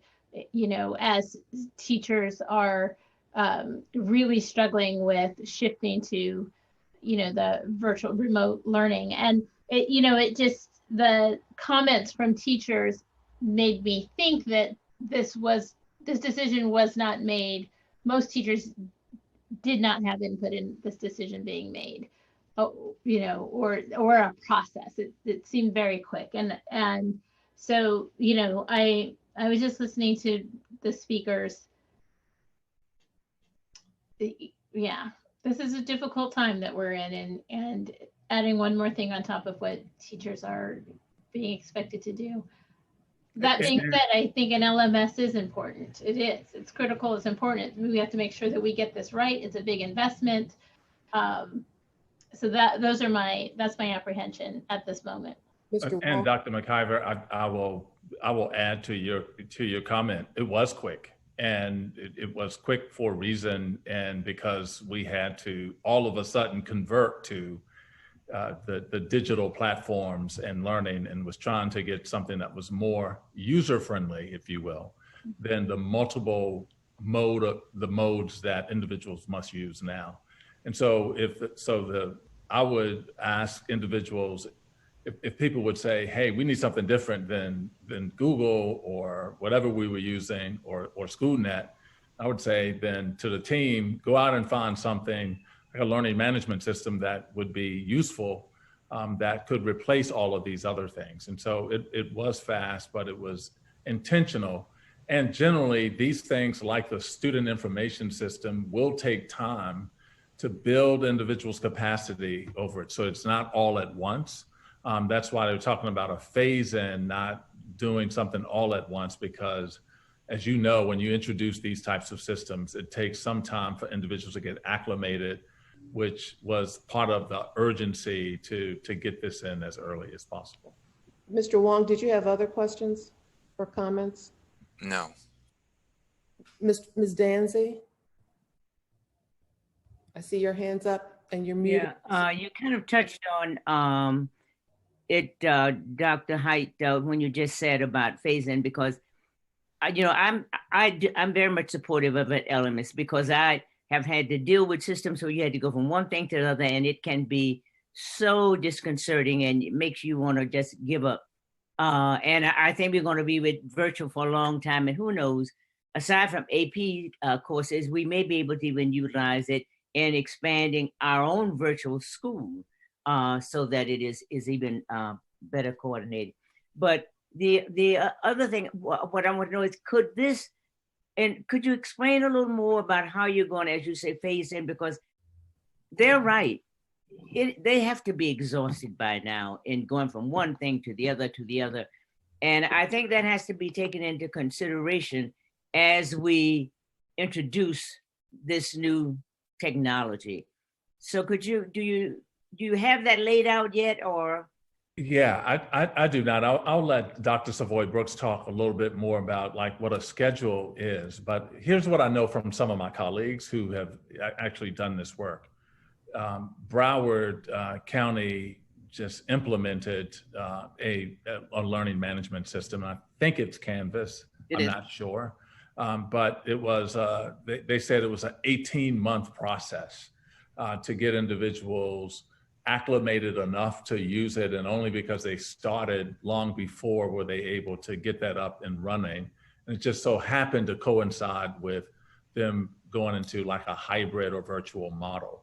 And others are also looking at learning management systems for the same reasons we're looking at them, because otherwise you're piecemealing all of these things together. Dr. Savoy Brooks, can you talk a little bit about that? Yeah, and it's correct. They're using Canvas also. We've been in communication. There is a phase-in model that is going to take us really, as we write curriculum too. This may be a 3-year model before we have a complete implementation. We are planning to start preliminary now with the middle and high school grades. And the idea is that we're training teachers. We do have a robust professional development and technical support system aligned so that teachers are receiving support as they need it. But we are starting slowly, but also thinking through who would benefit most with the learning management system at this stage. And we chose those grades primarily around student engagement. Those are the areas, the middle and the high school grades are the areas where I'm most concerned about student engagement. So we're focusing there, training the teachers, probably focusing on one content at a time, not several contents at a time, developing school level, we call them school level leads, so that there's someone in the school, there's someone else at central office, and there's someone in the Canvas organization that can support our teachers through this process. In addition to that, we're talking about teachers, but at the same time, students need to get acclimated. So there is a plan to ensure that students get acclimated to the system also. Thank you. Dr. McCulkin, I see your hands up again. Yep. Thank you. So if this is going to be phased in and it takes 18 months to kind of get up and running with it anyway, why are we moving so quickly, and why aren't we like spending some time getting some more teacher input and testing this and seeing if it's the system, seeing if it's the right system? And I appreciate the fact that, you know, we're the sense of urgency because we are, I get all that. I'm totally on board for a learning management system. I just want to make sure we're buying the right one. And that's exactly right. The 18 months is that I think Dr. Height was referring to, and I know I'm referring to, is when do we think as a district that it will be totally implemented? But the reason why we're going slow and using cohorts of teachers and students by grades is for that exact reason. what's working well, how do we need to support the stakeholders in this process, what are we learning, what additional information or support is needed so that it's implemented effectively, and not just the technical support from the academic office, from curriculum and instruction, and special education and Office of Multilingual Programs. What are those supports that are going to be in the system so the teacher is using the system to support all of the students that they serve? So when I think about the rollout, when I say a complete rollout, we do want to go slow and we want it to take time. And we're starting now with that small group. In addition to that, prior to even teachers and students getting on, the Office of Information Technology have to do their part to connect our systems, and then we're training teachers. So but then I think why, the rollout is like full implementation. I get that, but then why the rush to choose and have this on our agenda tonight if we don't have the teacher input and we're getting some feedback that this might not be the most user-friendly product, et cetera? That's my question. So if we're going to be going slow with all of that, why the rush in the decision without more teacher input? I'll take comments from Ms. Ahaya Hinton, and then I have some comments. Go ahead, Dr. Height. Go ahead, Dr. Height. No. I was going to respond to Dr. McCogan's I'm sorry. point. I don't know, Madam President. No. Yes, please. Go ahead. Okay, so one of the things. So you're right, Dr. McCogan, that you want to go slow, but you want to go slow after it is in place, right? So it's 18 months from the time it's in place in order to do this. We're equipping people with technology. We're using all kinds of applications now. We've added Zoom. We have Google. We have SchoolNet, and we have stuff, quite frankly, everywhere. And it is overwhelming for individuals. And so the thought was, because we're in a hybrid model now, and there are lots of things that we can learn as we are bringing individuals on and beginning to train them. And so thought that we wanted to get this up and running, and so that we could begin the process of training individuals as we have been training, as we have been going along this whole time. So that's why it's important to get this in. Additionally, the group was trying to find a learning management system. And it wasn't like this one versus that one, but it was like, here's the scope of what we needed to do. If it meets that scope, then that was the one that was selected. We have the ability to look at a school that uses this here in the district. SLA uses a learning management system. I believe they use Canvas. They may use something else, but we can also learn a lot from how they use the system and what it took to train individuals on that new system. Ms. Ahaya Hinton. Just a quick comment that, I'm in support of the LMS system. I really am. My only concern is that I just I'm not going to be willing to vote on something else again to come my way again if this doesn't work. So I'm trusting that this is going to work. But I also understand that my hope is out of this system that it will, pull together so that educators aren't necessarily having to manage a huge number of multiple systems and this continuous adding of other systems to try to fix whatever it is that we're trying to fix. It's just my comment. I also will be supporting it. I think that it is not the board's role to second guess a procurement like this. I think the district has a substantial history implementing IT strategies. We're in the middle of a huge ERP system that is being well managed. We've had the student information system that's been implemented successfully. I trust the district's ability to scope out a project, identify a solution, and implement it successfully. And I believe that what we have now is unworkable. We're making everybody inefficient. We're generating stress for people because of the inefficient systems or components that we have operating now. And so with that, I don't see any other hands. It's been moved and properly seconded. And so Ms. Rout, you want to call for the vote? Yes, thank you. On action item 22, Ms. Danzy? Yes, and I'm satisfied that it's going to take in consideration the acknowledgement of teachers being overwhelmed and putting a pacing on that. And as the president said, it's not our role to determine what you pick. Although the young man who spoke, I think, at our committee meeting said something. We're at the point of taking the vote. The discussion is over now. Yes. Vice President Ahia Hinton? Yes. Mr. Huang? Yes. Dr. McColgan? Yes. Dr. McIver? No. President Wilkerson? Yes. Thank you. Action item 22 passes by a vote of 5 in favor and 1 opposed. Thank you. Next, we'll consider action item 31, the application for charter renewal of Keystone Academy Charter School. May I have a motion and a second to consider action item 31, and I'll note the appropriate verbiage. May I have a motion to approve? President Wilkerson, before the motion is made, I do just want to note an objection that was sent to us by email this evening, citing Sunshine Act Section 710C.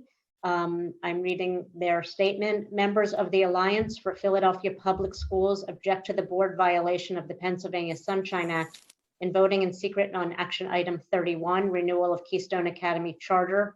The terms of action, which represents an approximately $44 million allotment of taxpayer funds, have been negotiated in secret. The item has no content and has no terms of the renewal agreement. The board cannot post the terms after the vote. We ask that you comply now with the Sunshine Act by reading into the record the terms of action item 31. That was the objection noted for the record. And President Wilkerson, you can proceed with calling the motion. Thank you. May I have a motion and a second to consider action item 31, and then we can have discussion. Okay. I move to approve the renewal charter for Keystone Academy Charter School effective July 1, 2017. Is there? It's been moved and properly seconded. Board members, are there any questions or clarifications needed on this item? Seeing none, Ms. Rout, will you please call the roll? Thank you, President Wilkerson. Board members, a motion has been made and seconded to approve the renewal charter for Keystone Academy Charter School effective July 1, 2017. When I call your name, either vote yes if you're voting to approve the renewal charter effective July 1, 2017, or vote no. Ms. Danzy? Yes. Vice President Ahia Hinton? Yes. Mr. Huang? Yes. Dr. McColgan? Yes. Dr. McIver? Yes. President Wilkerson? Yes. Thank you. The action item passes by a vote of 6 in favor, 0 against. Thank you. We'll now consider the remaining action items. Board members, can I have a motion and a second to consider action items 2 through 4, 8 through 21, and 23 through 30? So moved. Is there a second? Second. Second. Any questions on any of these items? I don't see any hands. Ms. Rout, please take the vote. Thank you. Ms. Danzy? Yes. Vice President Ahia Hinton? Yes. Mr. Huang?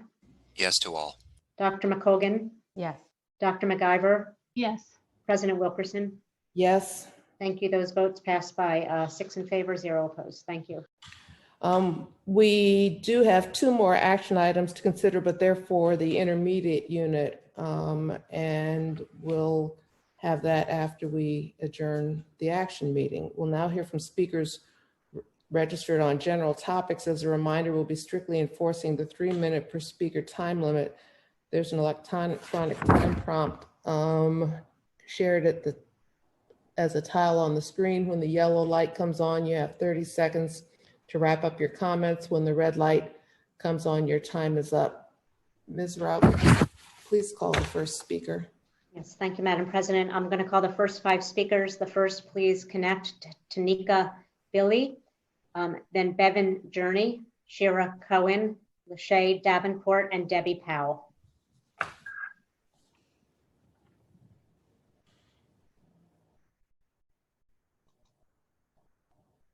Can you hear me? Yes, you can start. Thank you. Okay, good night. Thank you for having me, Dr. Height, and the members of the school board. My name is Tanika Billy, and I am a proud parent of 8-year-old twin girls who attend the 3rd grade at Worcester Elementary Mastery Charter. My daughters were in pre-K when I worked with the Mayor Education Office building support for the sugar tax program to make a way for those who cannot afford childcare. I share the importance, I saw the importance, rather, of community building so everyone gets a fair chance no matter their struggle. When it was time to find a school for my girls, I attended many open houses at great public and private schools. However, due to my health and limited mobility at the time, I couldn't afford a fraction of the $12,000 to $25,000 per child needed for my children to attend those schools. And that's with or without scholarships or outside funding. So my last option was the free public school in the area. Unfortunately, that didn't go as well as I thought due to neglect and lack of real interest in their learning that I witnessed.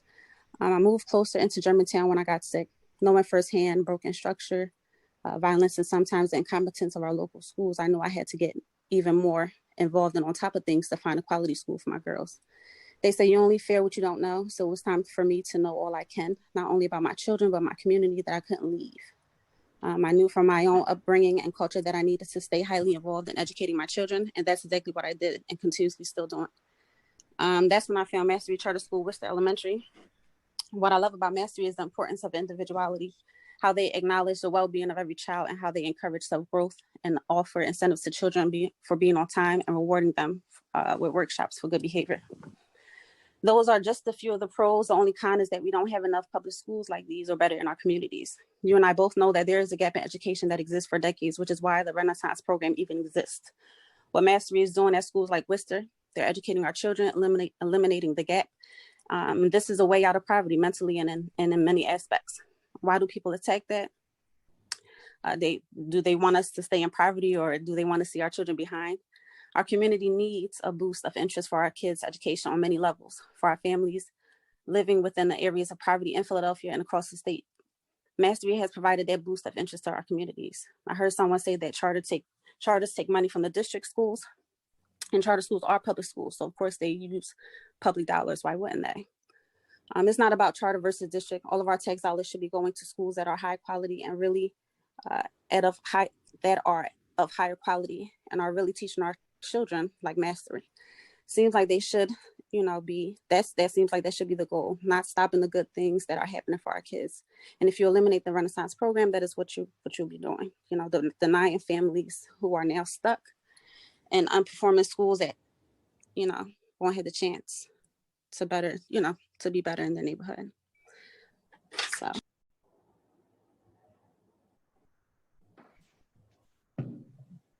Thank you. Our next speaker is Bevan Journey. Good evening. My name is Bevan Journey. I'm an occupational therapist. This is my 7th year in the district, and I've worked in nearly 50 schools in that time. I'm a proud rank and file member of the PFT, as well as a member of the Caucus of Working Educators. I'm here tonight as a health professional to talk about the role of OTs, related service providers, and even more broadly, all staff members who travel between classrooms and schools in light of the impending reopening plans. I have come to speak to you several times in the last 3 years about the severe understaffing of the occupational therapy department. In a letter I wrote to administration and the board earlier this week, I detailed how other large urban school districts in the region have OT departments with double or better ratios of therapists to students, and how School District of Philadelphia administration is using loopholes to maintain the small number of OTs here. This is relevant now more than ever. We work almost entirely with the students with complex needs Dr. Height is pushing to bring back first, many of whom are among the most vulnerable to illness, even when we're not in a global pandemic. Because of our limited staff, each OT here covers many sites. We often travel to multiple buildings a day, from classroom to classroom. Our service requires hands-on interactions with students, many of whom have mask exceptions. And then the next day we do it again in different schools. And then again and again and again. Multiple OTs at this point are providing therapy in 10 or more sites, with many therapists serving 80 or more students. Some of your physical therapists have more than 20 schools. Just imagine how many special education teachers, paraprofessionals, and students with complex needs we will have contact with in that time it takes for someone to become symptomatic, get a COVID test, and then wait for the results to know if a quarantine is needed. You might as well just change my job title to super spreader right now. Dr. Haidt keeps talking about other districts reopening safely, but in the case of OTs, other districts don't have employees in positions who provide basic, common, hands-on services running to a dozen different schools. The understaffing of RSPs, specialist teachers, BCAs, nurses, psychologists, and more has now become a matter of life and death. I came to you 3 school years ago to ask for your support in getting anything even close to adequate staffing for occupational therapists, and that still hasn't happened. There are actually fewer treating OTs today than there were 3 years ago. As of now, we're slated to return in 11 days. I'm not aware of a plan to hire 30 more therapists in that time, but I would encourage you to give that real thought. I miss my students, but it's not time for me to do this job. I can't do it safely. There is still time to turn this plan around and keep students, families, and educators safe.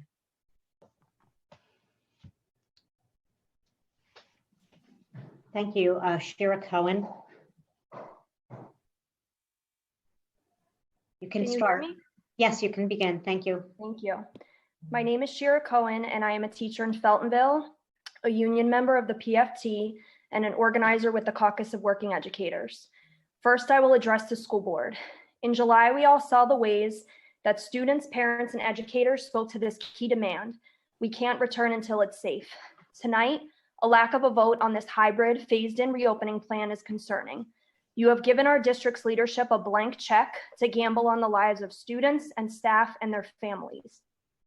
In addition, many people have expressed concern that they signed up to speak, but were denied a place on the list or did not receive follow-up. This life or death moment, as one of my colleagues was planning to express, has become about having to choose between our jobs and our lives and requires testimony. Let the people speak and listen to them. Second, I am going to address all of the people who I know who are listening this evening. We deserve more. We deserve a plan that doesn't rely on hope, that the virus doesn't spread. We need to keep buildings closed and figure out how to make remote learning work for our school communities. We deserve a school district that is protecting all of our staff members in every position. We are not disposable. Our communities in pre-K through 2nd grade slated to return in just over 10 days at the height of another surge, not disposable. We know that the district is not fully being transparent. We know that this is an attack on Black and Brown students and their families and the educators who staff our schools. We know that cases continue to rise and that more and more people are getting sick. It doesn't have to be this way. Perhaps most importantly, we know what is happening elsewhere. Boston closed indefinitely. New York, schools and entire zip codes are starting to close. Across the country, a movement is rising that we cannot return until it's safe. We can save people's lives here too. Over the summer, PFT members in dozens of schools wrote letters as majorities of staff signed on. The same thing is happening now with a petition driven by rank and file PFT members. Keep Philadelphia students and educators safe. One component is building improvements to remediate asbestos, lead, and mold. There is no better time than now to remediate the long-term neglect to our buildings. We brought one petition for the same thing 18 months ago. We are bringing another. It has never been more clear that we can't return until it's done. Dr. Haidt, it is not time to reopen. We will continue to organize and fight to make sure that we and our students' family members live and do not die. Thank you. Lachey Davenport. Lachey Davenport is not online. Okay, thank you. Our next speaker is Debbie Powell, and then the group after that is Christina Gutierrez, Herbert Mohammed, Nina Wilbach, Kara Yanoko, and Crystal Porter. Debbie Powell is not online. Okay, thank you. Christina Gutierrez. Yes, I'm here. You can begin. Thank you. Hi, my name is Cristina Gutierrez. I am a kindergarten teacher at Lewis Elkin Elementary, and I'm a proud member of the Caucus of Working Educators. As Elkin educators, we already face numerous challenges related to building conditions, neighborhood safety, and trauma among our students, and in many other things. To ask of us to take an additional emotional burden of combating a pandemic while also expecting high quality teaching demonstrates a level of disconnect and disrespect that makes it hard for us to accept. What does a successful hybrid school day look like? What are the teaching and learning expectations for students live streaming into the classroom? Students in the hybrid model will have less interaction with a caring adult when they are live streaming versus the consistent 5 days they are receiving now. The virtual classroom offers opportunities for breakout groups and discussions that social distances will not allow to happen in person. Elkin has an incredibly strong community in which the students rely on and enjoy interacting with each other. What impact will social distancing within the classroom have on their students in social and emotional development? Everything they love about school, it will be different. No visible smiles, no hugs, no handshakes, no elbow buddy conversations. Students at home will get no interaction. Instead, they'll watch their peers grapple with the newfound restrictions. How do I comfort a grieving child from 6 feet away? In addition, a large population of our students receive community-based health supports. What considerations are being made, if any, around access to the crucial behavioral health services our students receive from outside providers? These supports are more important than ever right now, and seemingly not even a part of the hybrid conversation. Parents deserve to know details before they sign their children up, and the deadline is fast approaching. Teachers and staff also deserve to know details before they enter the building so they can make plans at home with their loved ones about proper safety precautions. The current hybrid model states that you can guarantee students will continue to learn in person with the same teacher that they started virtually. Have the implications of students having different teachers when returning back to school due to pre-existing health conditions been seriously considered? Our students at Elkin depend on the relationships we have worked so hard to cultivate over the past 8 weeks of school to make the most of their education. This will all be negated if they return to school with a brand new teacher. It's worth noting that the new teacher will also be new to a grade team, curriculum and content, and the need to start from scratch to build a vital trust necessary for a classroom to become a family. That doesn't seem like it's set. Thank you. Herbert Mohammed. Okay, my name is Herbert Mohammed, and I'm a parent of 2 Mastery Pickett Campus alumni. One, her name is Sajia Mohammed. She's a senior at Penn State last year, and she's her major is bio behavior health, and she has a minor in psychology. Her interest is medicine. Her interest of medicine came from the guidance, development of her mind, career, and life choices from the teachers and staff at Mastery. There are others elected officials and others who are networking with her to help her further her career choice. And I have another daughter, alumni. Her name is Taiba Muhammad, and she's a 2020 graduate.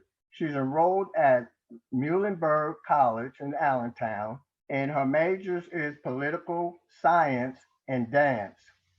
Her interest was developed from activities and involvement as sophomore, junior, and a senior class president and the PR person of the school's class development of the website phillyblackbook.com.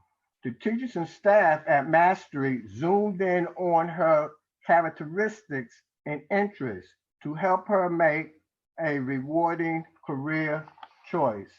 And while we talk about choices, well, choice schools, that's what I'm from, for choice schools. When you go to buy food, you choose the market. When you go to buy a home, you choose not only the home, but also the neighborhood and the amenities. also with a car or anything that may result in a benefit, not only for you, but also the community where you work and where you live. In today's climate, we're in need of good medical professionals and a good, caring political arena. Now, I have other children, if I may, that are in the educational. I tried to educate them. I educate them all, 8 children, and one, the oldest, well, she's 47, so I've been doing this for a long time, and she's a public school teacher in LA. Matter of fact, one of her students was Deshaun Jackson. But anyway, we had choices that we wanted to make, and the choices was to be able to give them a good education. We have a choice coming up on the 3rd. Everyone has choices. Everyone I'm looking at on here has choices. This was my choice. If something works, let's go with it and come in and help each other. It's not bipartisan. Thank you. Nina Wilbach.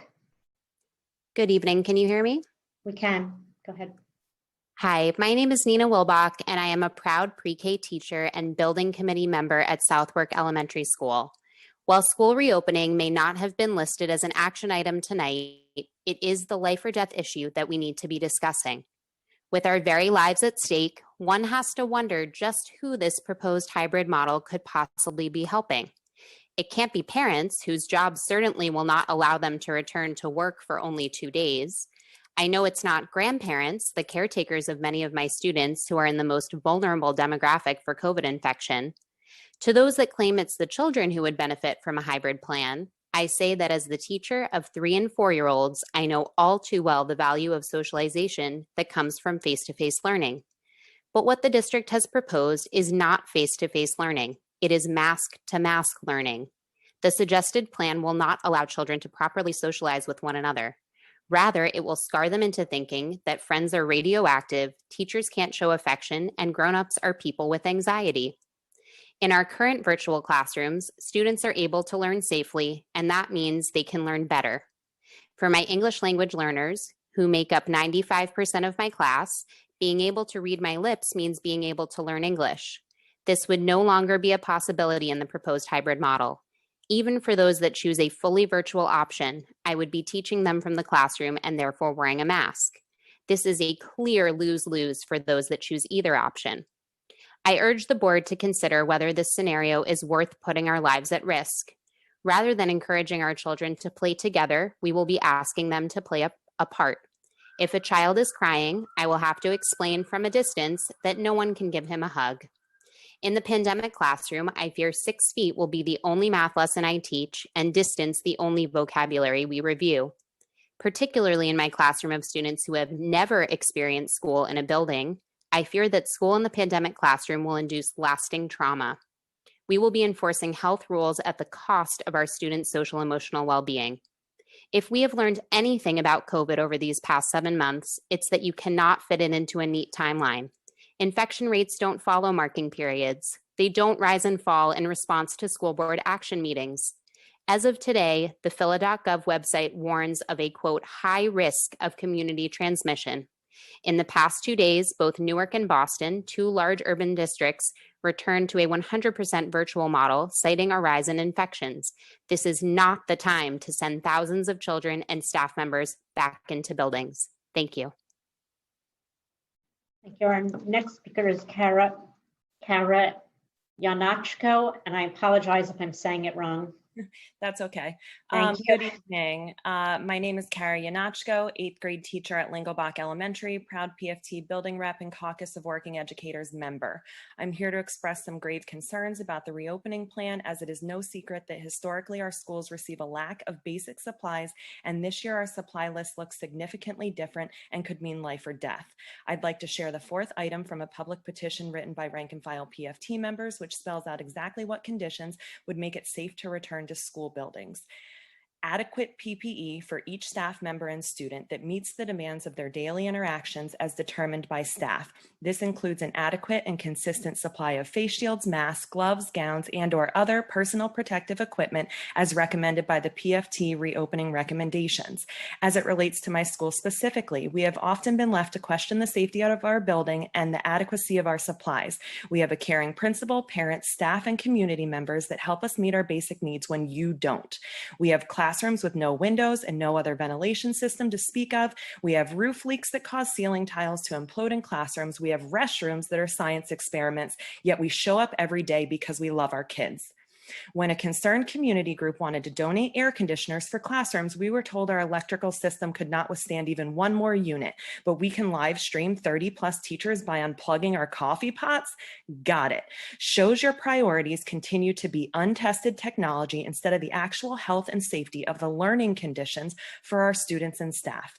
With inadequate building conditions, COVID numbers rising, and COVID disproportionately impacting our Black and Brown communities, there is little evidence to show that this is the right decision for our kids or our staff, and I'm hard-pressed to believe my building will be ready to reopen anytime soon. How do we move forward with an honest plan when we don't have honest facts? From the numbers I saw in my school's report, it's dishonest to allow our families to think going back into the building without significant changes is remotely possible. In fact, in education, we're constantly taught to model best practices for our students. I'm extremely disheartened at the fact that our youngest students and those who care for them are slated to be going back into buildings in a few weeks when families have yet to get an honest picture about what it will actually look like and sound like for their students. At the very least, you as a board should be modeling this hybrid practice from a classroom today before caregivers have to make a difficult and somewhat uninformed decision about how this truly impacts their students' learning. I urge you to show us this new technology in action if you think it makes sense for our youngest, most vulnerable learners to return 2 days in person and 3 days of potential confusion. There is still time to turn this plan around and keep students, families, and educators safe. Thank you. Thank you. Our next speaker is Crystal Porter, and the next group after that is Annette Farabee, Tamara Clark, Diane Payne, Sherry Michaud, and Caitlin McCann. Crystal Porter is not online. Okay, thank you. Annette Farabee. Yes, hello, can you hear me? Hi. Yes, we can. You can start. Thank you. Okay, good evening, members and community members. My name is Annette Farabee. I have an 8th grade student who is currently attending Mastery Charter, Pastorius Richardson. During the pandemic, the teachers, the principal, and counselors have done an outstanding job reaching out to ensure that our children are engaged in all of their learning activity. We took a survey, 92% of families did report having a good or excellent experience in the online learning, remote learning, excuse me. And while it might be difficult for some families, Mastery Charter has made this transition very easy and smooth for our families, which is why I wanted to speak to you guys tonight, because that means a lot to us. So we thank Mastery Charter Schools, not only myself, but hundreds of family members as well. Because of this, 5,000 families are trying to get their kids back into Mastery Charter School, which at one time was a neighborhood school where parents want their children to attend, but because of Mastery and the quality of education, and just the resources that Mastery provides, most families do want to get their children back into Mastery. Therefore, we are asking that you ensure that every student, family, community, no matter where you live, have the same access to a great school and a great education. And we know that this is possible because Mastery has ensured us that this is possible. Thank you. Thank you. Tamara Clark. Tamara Clark is not online. Thank you. Diane Payne. Can you hear me? Yes, go ahead. Dr. Haight's safety protocols for the phased-in reopening hinges in no small part on certified air balancer reports. Even though this is a significant component to reopening safely, nowhere can members of the public locate the companies doing these reports nor their certification for this work.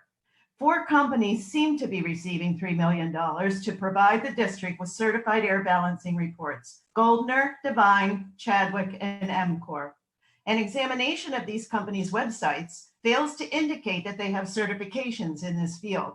Specifically, are these companies NEBB certified for national testing, adjusting, and balancing work?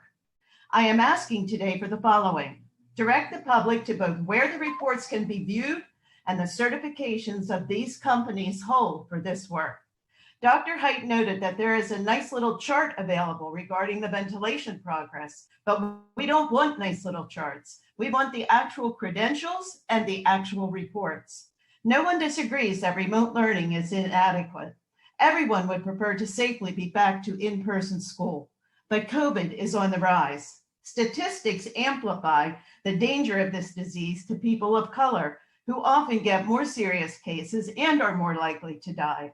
The district could not keep students and staff safe in buildings before the pandemic due to asbestos, lead, and mold.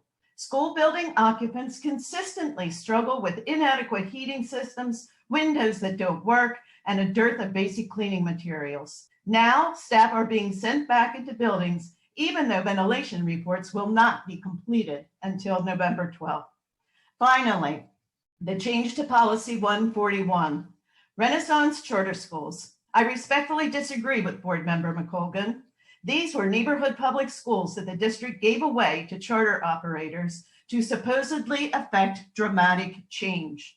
The dramatic change instituted, some neighborhoods are now public school deserts. CMO companies and their staff are getting rich. Catchment criteria is frequently ignored, and most of them are failing academically and otherwise.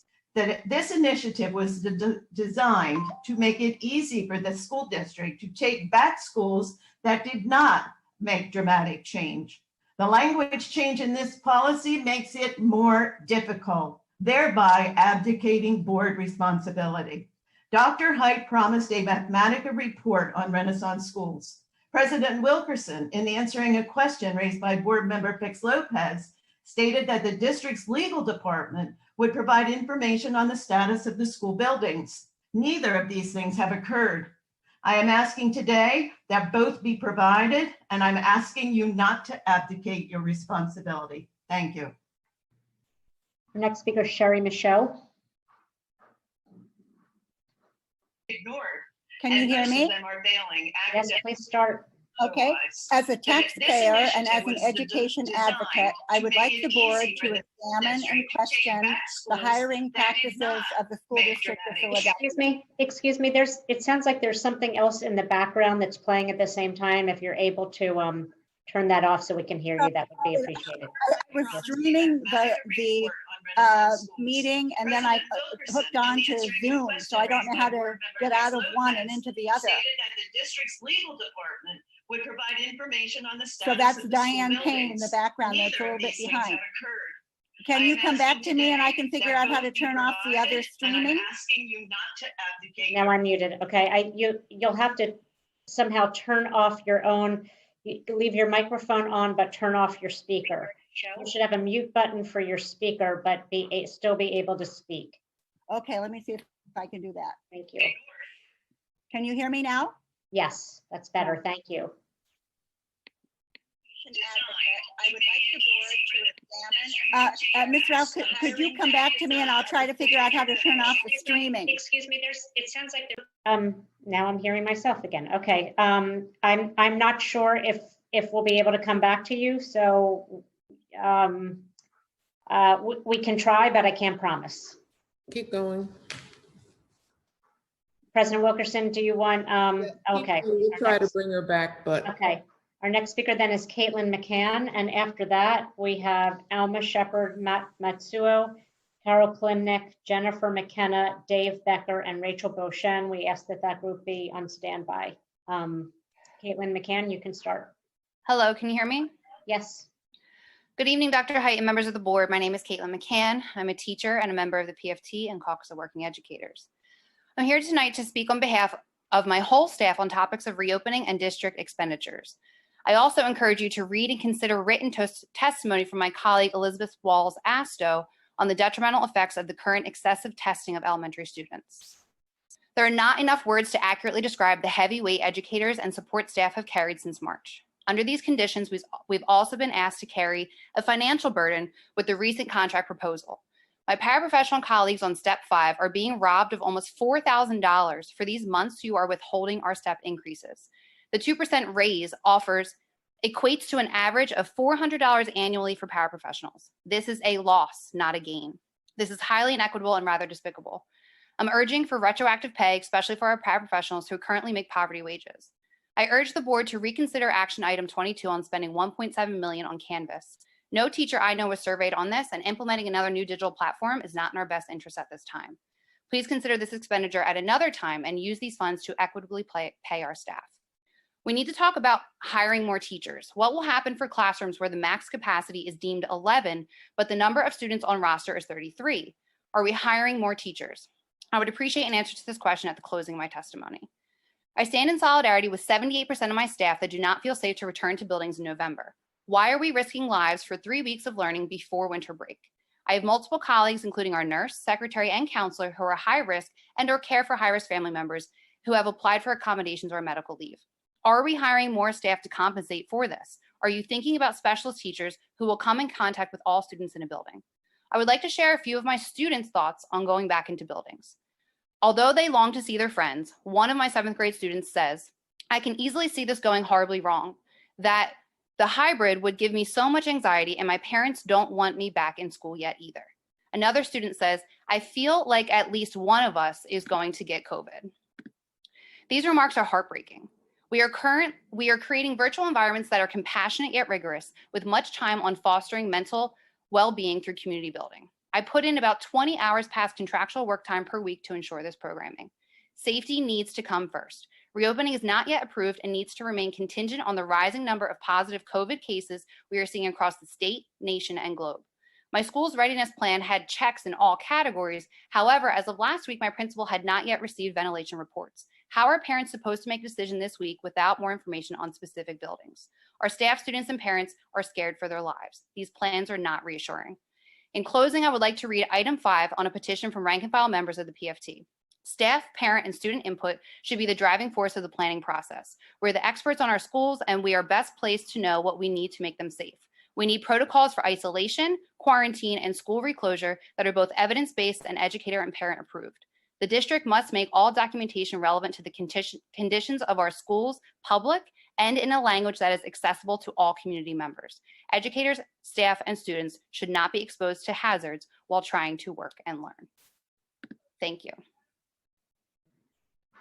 Our next speaker is Alma Shepherd Matsuo. I'm here. Can you hear me? Yes, you can begin. Thank you. Great, thank you.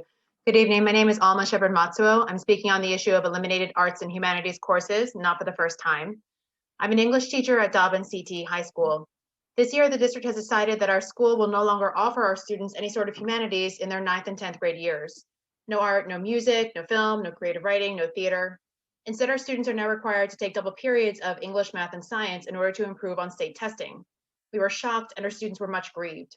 When one student, Haley, spoke with you all, she was informed via email that due to a technicality, she would not actually be missing any required courses, and so her double periods and no arts would continue. This is a disgrace. Haley felt so thoroughly disrespected that she is unsure if she wants to speak before the board again, all because of how the district chose to respond to her grievances with a cited technicality. Dobbins is not the only school with these course changes. I would hope that the inappropriateness of an all-academic schedule for young people would be obvious. Consider just earlier this evening when Dr. Height and members of the board pointed out how all-day virtual learning spent just before a screen was not very effective and even harmful. Many parents, I'm sure some of you here on this meeting, have seen the results in your own children. What happens to a child when they are asked to just sit in front of a screen, no breaks, for hours? How healthy is that for them? That is what the district is requiring for us. A full day of young people simply sitting in a class, never encouraged to explore beloved art, never once stretching those parts of their brain that are so necessary, that are only grown through creative play. Being told all day to stop talking, stop moving, stop touching things, sit, stare in front of you, do this work, take this test, take the Keystones, the benchmarks, the NOCTI, because recall Dobbins is a CTE school, so we take an additional state assessment on top of the Keystones, which is also wildly inappropriate, Take the STAR, take the PSAT. What sort of future life exactly are we preparing our Black and brown students for? What sort of facilities have adults simply sitting, staring, not moving, not talking, and just filling out papers all day? Not a facility I would ever wish to be in the dreams of my students. I would also like to point out to the board that this stale course model is not dissimilar to how classrooms will look during the proposed hybrid plan. It is understood that in-person is generally better than virtual, but that is presuming the type of in-person learning that took place before COVID, not the type necessitated by the rigid distancing and hyper-focus on cleaning procedure that will be required for the hybrid plan. I ask you all to look deeply into what a classroom during the hybrid model will look like, and whether it truly offers a safer, healthier environment for our students. Lastly, I would remind the board that your community coming directly to you with their concerns is a sign of trust. People don't bother talking to people they have given up on.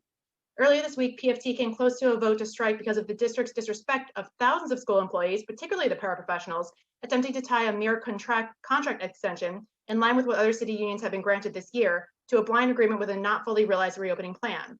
A vote to strike was considered because there seemed to be no reason to trust the district further. There was nothing else to do but strike. We still think that it is worth talking to you. Parents, teachers, students, we're still here talking with you. Please do not allow the situation to get to a place where there is nothing else to do. Thank you. Carol Klimnick. Go. Okay, good evening. Can you hear me? Yes, we can. Go ahead. First, I want to commend the board for allowing more time to consider whether you're going to be eliminating policy 141. We in Philadelphia fought really hard to return governance of the school district to local control. The October action meeting agenda included one item that proposes to eliminate the board's oversight of Renaissance charters. Policy 141 states that the district may invoke its own discretion to take back control of any Renaissance charter school. If policy 141 is deleted, the board would be ceding control of Renaissance charter schools to the state. That would be a travesty and a betrayal of the communities whose public schools were taken over by charter companies. The Renaissance charter program has been failing for a while. Originally started 10 years ago to effect dramatic change at chronically underperforming schools. The school communities at targeted schools were promised that the new operators would operate as a catchment area school and that their children would receive a better education. Charter companies took on management of the neighborhood schools with the understanding that the district could exercise its discretion to renew or non-renew the school at the end of its 5-year term, according to policy 141. The policy also allowed the district to intervene at any time during the Renaissance charter term, if necessary.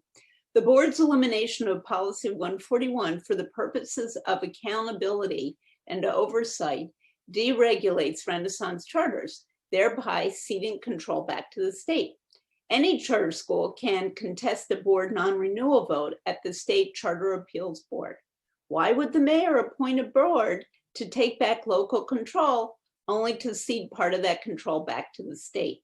Neighborhood enrollment at Renaissance charters has decreased significantly as students are recruited from other neighborhoods. We urge you to retain policy 141. We also urge you to reinstate the speaker's policy that allowed for speakers on both sides of an item to be heard. Thank you. Our next speaker is Jennifer McKenna. Carol, you're still connected. If you're done, you should drop. Thank you. Jennifer McKenna, you can start. Can you hear me? Yes, you can start. Oh, Thank wonderful. Hi, my name is Jennifer and my child attends first grade at Jackson Elementary School. Thank you, board members. And I know we're all sending well wishes to Amin Akbar and his family, and we thank him for his service. In addressing facility remediation in schools, the current global pandemic makes ventilation one of the top priorities. The average Philadelphia school building is 75 years old, and the average lifespan of an industrial ventilation system is 15 to 20 years old. Dozens of district buildings have never had unit ventilators replaced. Many schools have no mechanical ventilation, and this means there is no recirculation of air and no air filtration. Many buildings have ductwork that is corroded, and a study recently found that 171 schools had insufficient ventilation. In July, The Notebook published an article that quoted repair replacement of HVAC in all SDB schools would cost nearly $600 million. It also quoted that the SDP could incur a budget shortfall by 2025 of nearly $800 million due to COVID-related closures and reduced tax revenues. These are extraordinary numbers and certainly an enormous undertaking under chaotic circumstances. But from this past July, when the district decided not to open for in-person education until now, how can the district say that they have sufficiently created a safe environment in schools based on the HVAC issues? Is it safe to say that fans and open windows are the only answers? Quick fixes are not the answer. Regarding facility management, how will we trust that cleaning is happening? How can we ensure that bathrooms are stocked with soap and paper towels when under normal circumstances, these areas fail our students? A recent Japanese study finds a COVID virus lasts on skin for nearly 9 hours versus a standard flu virus at 2 hours. So a child who wipes his nose on his arm carries active virus for the entire school day and longer. Regarding another facility remediation issue, asbestos, mold, and lead removal, where are we with these issues? Is it safe to say that fans in school buildings with asbestos and mold issues may be a problem? Moving asbestos and mold around classrooms is not safe for students. Pair that with no air filtration and you have made air quality much worse. Reuters News just published a new study in Japan on October 14th related to air humidity and COVID aerosol transmission. This study points directly to heightened COVID contagion risk in dry indoor conditions. With old school buildings pumping out hot, dry heat in classrooms in winter months, the environment is exactly setting the stage for transmission. With humidity under 30%, it can more than double the amount of aerosolized particles. Regarding social distance remediation, how do we expect to properly distance students with no plexiglass dividers? If an average room is 20 by 30, can we really be distancing by 6 feet with 10 to 15 students in each class? Mathematically, that's impossible. So, Dave Becker. Dave Becker has not logged on. Okay, thank you. Our next speaker is Rachel Beauchamp, and then the speakers after that are Damian Morden Snipper, Rodrigo Fernandez Jarque, Cindy Farlino, Robin Lowry, and Christine Del Rossi. Speakers 50 and 51 have alerted the board that they're not going to be speaking tonight. That's why I skipped them. Is Rachel Beauchamp here? Yes, can you hear me? Yes, you can start. Thank you. Good evening. My name is Rachel Beauchamp. I'm a teacher at McClure Elementary and a proud member of PFT. And board member Danzy, yes, I am. We are all exhausted. We are also taken advantage of and disrespected. In one of the most uncertain times in recent memory, this group has made our union fight tooth and nail for a simple 1-year contract extension. One of the main sticking points of this negotiation has been the district's refusal to honor the steps and lane agreements in our contract. We frequently hear at these meetings that the district's top priority is student achievement. My coworkers and I often speak up at these meetings to voice our concern that the district does not practice what it preaches in this regard. There is ample research that the single biggest impact on student achievement is effective teaching. And there is too much evidence of the fact that this district is not investing in that the district is not investing or invested in us. Over and again, the district and this board has shown a blatant disregard and total disrespect for the people doing the work of teaching. When you devalue teacher experience in education, you devalue student achievement. Student achievement will never be a true priority as long as the district continues to divest its teachers from fair pay and working conditions. You say you're concerned with the emotional well-being of students, yet our school psychologists are bogged down with paperwork, spread thin supporting multiple schools and hundreds, if not thousands of students, and often blocked from actually working with the children who most need their support. You say you're worried about learning loss, yet you prioritize testing over actual teaching and learning, despite the fact that data from these tests is unreliable due to the current testing environment and therefore completely useless. This phased-in reopening plan will only serve to take more valuable learning time away from children. Despite being miracle workers, as we're so frequently called but never compensated for, there is no way that educators can effectively do 2 jobs simultaneously, as this reopening plan demands. We cannot support our students at home in the way they deserve, while also supporting students in person and attempting to enforce safety protocols, distancing, and mask wearing. And finally, you say that you prioritize the health and safety of students and staff, yet are planning on sending tens of thousands back into buildings right as our city's COVID numbers have begun to spike. In fact, your own slide tonight shows November 12th as the day ventilation certificates will be complete, yet you're forcing staff back into buildings on November 9th. Your slide shows the technology will be installed on November 25th, yet teachers are supposedly being trained on this technology starting November 9th. We keep hearing that schools will be safe as long as strict safety protocols are being followed. When was the last time any of you were in a school? Thank you. Our next speaker is Damian Morden Snipper. Hi, can you hear me? Yes, you can start. Thank you. Good evening. I'm a kindergarten teacher at Adair Elementary School, and I'm speaking tonight about safety concerns regarding the district's reopening plan. Back in the summer, when the district proposed its hybrid school opening plan, it faced staunch opposition and ultimately opted to open the school year all virtually. I know I felt valued and respected as a teacher by this decision, and it motivated me to work as hard as I could to prepare for virtual teaching. I will never forget how tired I was at the end of the first day of school. I collapsed into my chair and took the first proper breath I think I'd taken all day.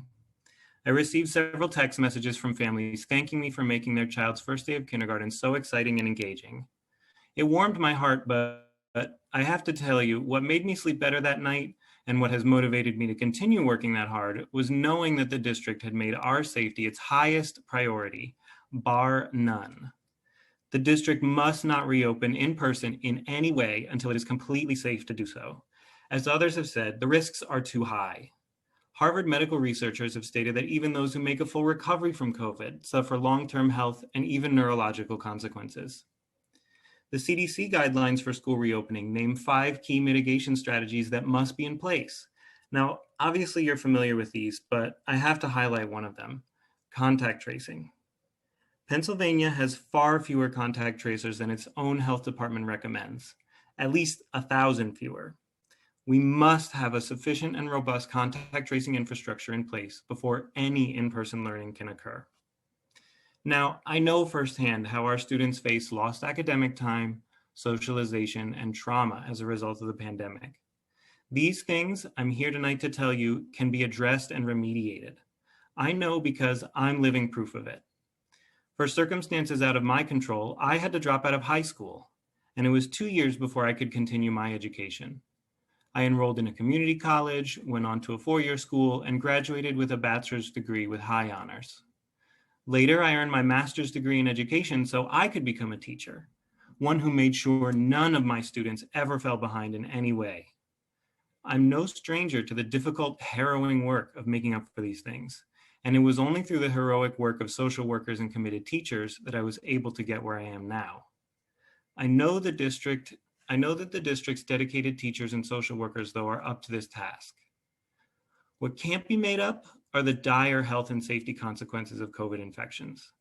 Please do not reopen in person until all health and safety guidelines are met. Again, bar none. Put your faith in your teachers, social workers, and counselors, because I promise you, we won't let our children down for the hard work that has to be done now and in the years to come to address the pandemic. Thank you. Thank you. Our next speaker is Rodrigo Fernandez. I don't know if it's Jacques or Jacques. It's Jarque. Oh, I'm sorry. I really got that wrong. I apologize. It's okay, no problem. Thank you. Go ahead. Good evening. I work as a BCA in a school where the population is made up of an overwhelming majority of people of color, many of whom are immigrants from over 20 countries. My work extends beyond the school I work for, because even though I work for the school district, it's the Spanish-speaking immigrant community that I serve. And I promise you that if it were not for my vocation for service and my deeply held belief in the power of little people to transform reality, I wouldn't be working at this job because, as you know, our miserably low salary barely allows us to survive, which is why each year so many BCAs and so many paras leaves the district. Through my work, I am connected with families, not only from my school, but from other schools in North and South Philly. Too many families I talk with don't have a clue that there's lead paint and asbestos in our schools. What is the district doing to work with these families and inform them about the lethal conditions of many Philly public schools? I don't mean rushed meetings that are only held to check off a box. I mean the deeper work of transparency and collaboration done in a way that is accessible for people whose first language is not English. As someone who works with people from low-income families, it infuriates me to read Dr. Haidt and Evelyn Nunez saying that we have to return to our schools because this is affecting our most vulnerable children, children who are minorities and from low-income families. Dr. Haidt, when has the district cared about students from low-income families? When it made them to go to neighborhood schools rampant with exposed asbestos and then hid the information from their parents for decades? When has the district cared about minority families? When you have BCAs earning poverty wages who are only able to respond to parents once a week because they have to split their time among 5 different schools. Now we are all debating over whether the schools are safe to reopen. Here's the answer. Many schools are not safe now because they weren't safe before COVID. Only a small percentage of damage get repaired. Even schools that have had media attention over the past decades are still on the same exact shape. We workers and our students are exposed to deadly toxins. And it's an absolute shame that while this information is being hidden, the top executives of the school district send their children to private schools where they don't have to deal with any of these problems. Do you care about low-income students, minorities, immigrants? Then commit to public schools, especially those attended by low-income students, as if you worked in them yourselves, as if your very own children had to breathe in asbestos particles in classrooms without windows. Thank you. Our next speaker is Cindy Farlino. Yes, my name is Cindy Farlino. I'm a former teacher, a former public school parent, and a very proud retired principal from the school district. My topic today is framed by 3 main questions. Number 1, what makes a school safe for occupancy, especially in the middle of a pandemic? Number 2, based on current Philadelphia infection rates, do we really think schools can open safely just a few weeks from now? And number 3, how can those of us most directly impacted know with confidence that our schools are safe to open? So the district has made a plan to bring back the youngest children and staff, and without, I believe, critical mitigation strategies in place first. These include ventilation and physical distance, which should always be in place before we even talk about returning. And as we've seen tonight, they are not in place yet. It's in process. Ventilation is a major component to ensure safety, as everyone has talked about tonight. But based on the limited information we have so far from the district and the results of the first set of walkthroughs this week, and the overall conditions of ventilation in our district schools in general, we seem to be very far indeed from adequacy or safety for this mitigation element. In pre-COVID times, as has been stated, we have struggled with serious environmental hazards like asbestos, lead, unhealthy ventilation, and mold. And remember, 10 schools this school year, were closed for asbestos and construction hazards. Natural ventilation through operable windows is also inadequate in many of our older schools. So during the school walkthroughs this week, dozens of windows were found to be unable to open. And in other cases, they didn't open wide enough to meet the standard guidelines. That's the proportional formula that people were talking, the airflow space. Superintendent, you told us over a month ago that each room in every school would be inspected and assessed for ventilation balance, but we know now you're at about a 50% mark. They have not been assessed yet, all of them, but the plan is in place anyway. So where's the fixing of the plan? And why haven't we seen the data specifically, not the summary of the schools that were assessed? Every month I listen at the BO at these meetings and I hear people repeat the need to build public trust, but instead I see broken promises keeping our kids safe. Only this week we learned that Wagner Middle School has 100 locations of damaged asbestos. When did the district learn about this? And has this condition been going on for years? I am here tonight again to remember and to honor Leah DeRusso, who is fighting for her life at this moment with asbestos poisoning from the school where I was principal. Our next speaker is Robin Lowry, but we also, apparently we see that Michael Burke, who we called before, is on the line. So after Robin Lowry, we will connect with Michael Burke if he's still on. Is Robin here? Hi, can you hear me? Yes, you can start. Thank you. Thank you. Good evening, Dr. Height and board members. This is my 15th hour on a computer today, slightly higher than my new average as a PE teacher who recently was getting 20,000 steps a day routinely. I'm here tonight to advocate for health and phys ed. The wellness policy originally was considered a boon for health and phys ed because it underscored the critical place of health and wellness in a school's community at a time of cuts in PE in favor of testing under No Child Left Behind.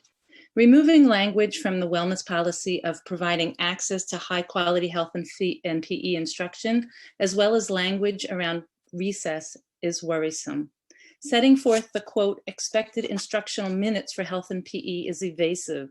Currently, students can graduate high school with 1.5 credits in health and phys ed, which they can earn in as little as a half a year.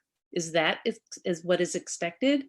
Elementary school students may have health and phys ed 1 to 2 times per week for 45 minutes a class, not enough time to teach the skills necessary for lifelong wellness.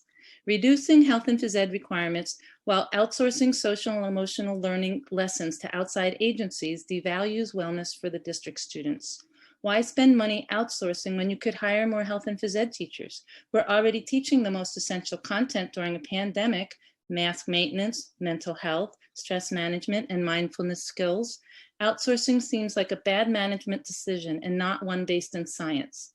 Criticizing federal agencies for being anti-science and yet failing to use education science in favor of market theories is ironic. Right-sizing the district for fungible fiscal reasons without seriously addressing class size is anti-science. Why did the ratio of Black students in Masterman shrink during the 90s? Capable and curious students were renaissanced, and closed schools like Worcester were used to create a narrative of failing schools. That's what's happened since the 90s.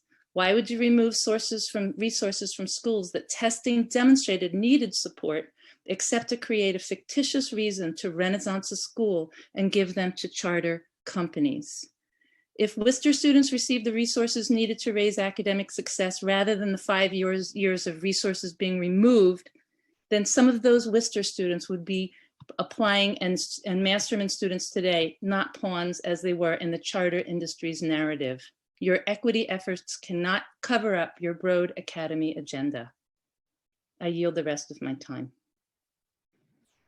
Michael Burke.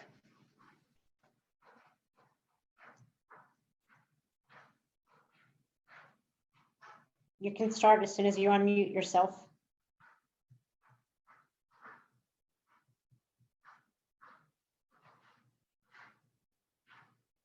Are you unmuting yourself? Is Mr. Burke on the line? Mr. Burke is on the line. We're waiting for him to unmute.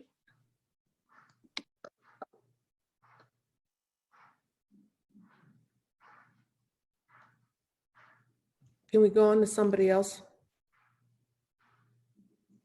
Our next speaker after Michael Burke is Christine Del Rossi, and then the 5 after that, we have Peg Shaw, Ryan Smith, Karima Randolph, Juan Perilla, and Deborah Brill.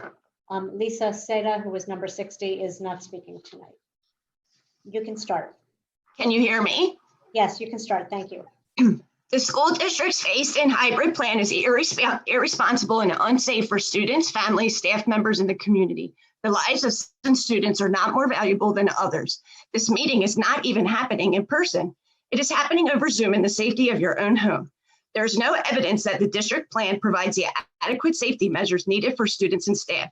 In fact, we are experiencing a COVID wave that makes this the worst possible time to reopen schools in any capacity. According to Dr. Levine, we have seen more than 1,000 cases a day for the past 9 days, which shows that we are at the start of a full resurgence of COVID-19. Cases are also proven to spike after holidays when people gather in large groups and travel. The timing of opening between Thanksgiving and winter break presents a particularly dangerous threat. Many schools and districts have opened on a full or hybrid plan only to have to close again days or weeks later due to rising cases. As educators, we know that our pre-K to 2 students learn best from in-person learning. No one is disputing or denying this. However, this is also the group that is most harmed by inconsistency. This is now the 3rd virtual learning plan the district has implemented for kindergarten students. Why would they reduce screen time just to increase it again to a developmentally inappropriate and unsustainable level?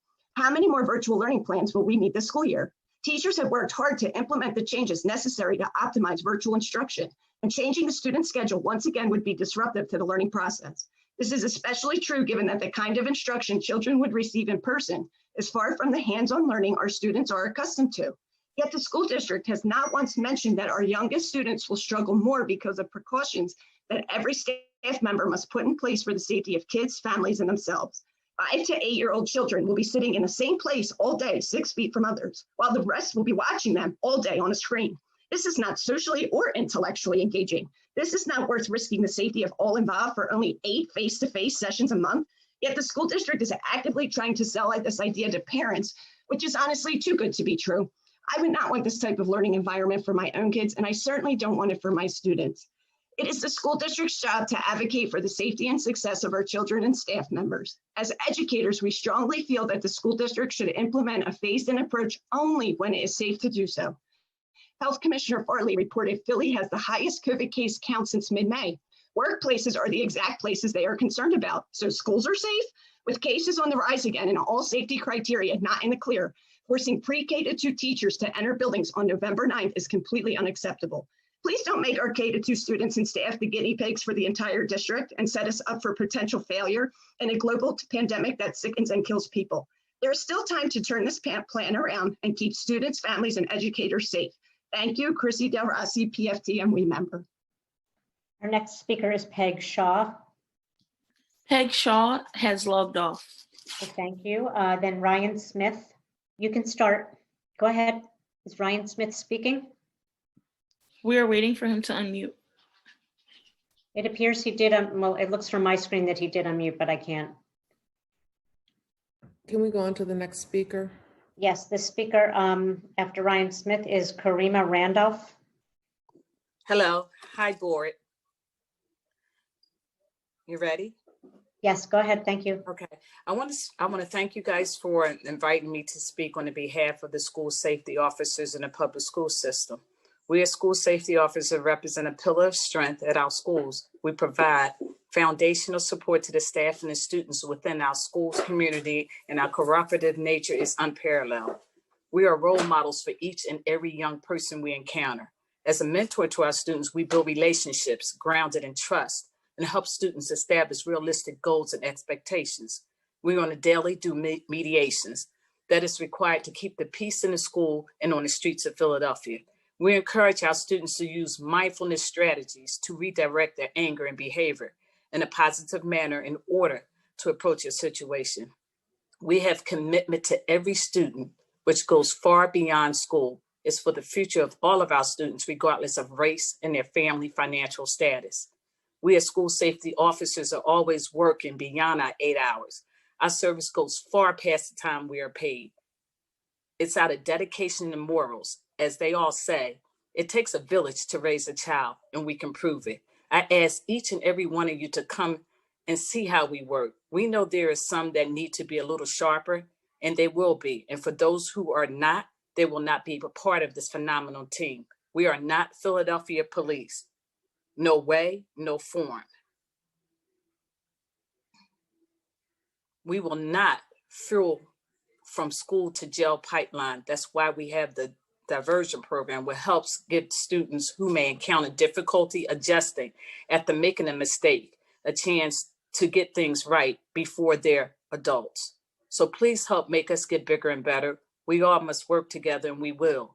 No student will be left behind. We will continue to make our students feel safe. Our city deserves it. Our kids are our investments. Parents depend on us to mentor their kids, and they need to be kept safe while under our care. I want to thank all of you guys for listening. Please do not deprive our students or our staff from having a safe environment. Have a great night. Thank you. Our next speaker is Juan Perilla. I'm sorry, Perilla or Perea? Parrilla. Thank you. You can start. Thank you.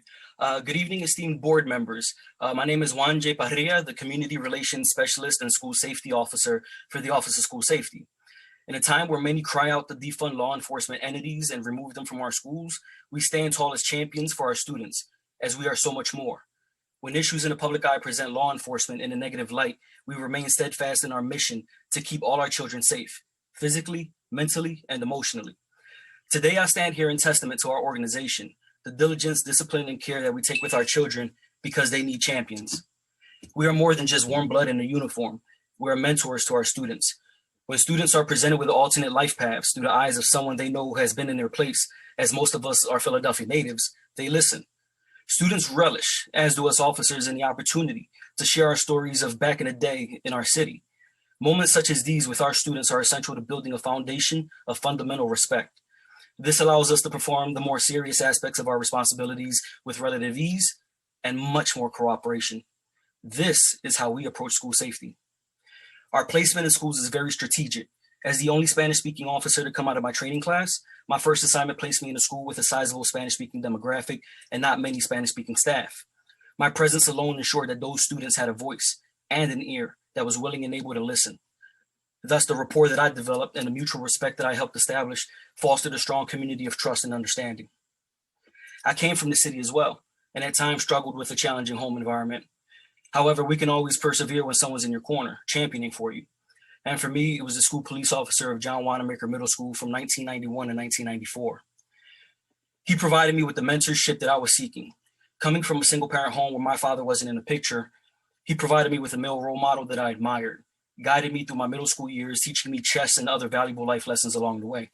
His support was instrumental in my accepting an invitation to continue my academic pursuits at Central High School, the only student from my graduating class to be accepted. To the students of the School District of Philadelphia, we're not just officers. We're guardians, surrogate mothers and fathers, aunts and uncles, moms and pop-pops. We're oftentimes the first face that they see when they enter our schoolyards or the front doors, and the last face as they cross the street on their way home. When they feel that no one will listen to them or understand them, they seek us out. However you look at it, our students look forward to our unique guidance.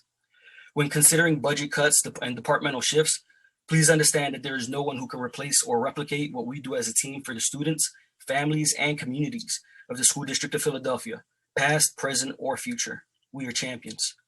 Thank you for your time.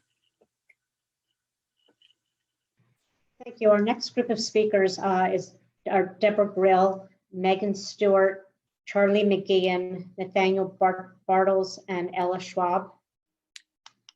May I begin? You can, thank you. Okay. Good evening. This week I spent 2 days sitting through a current non-renewal hearing. Both of the schools in question are Renaissance charter schools, neighborhood schools that were abandoned by the School Reform Commission and turned over to charter operators.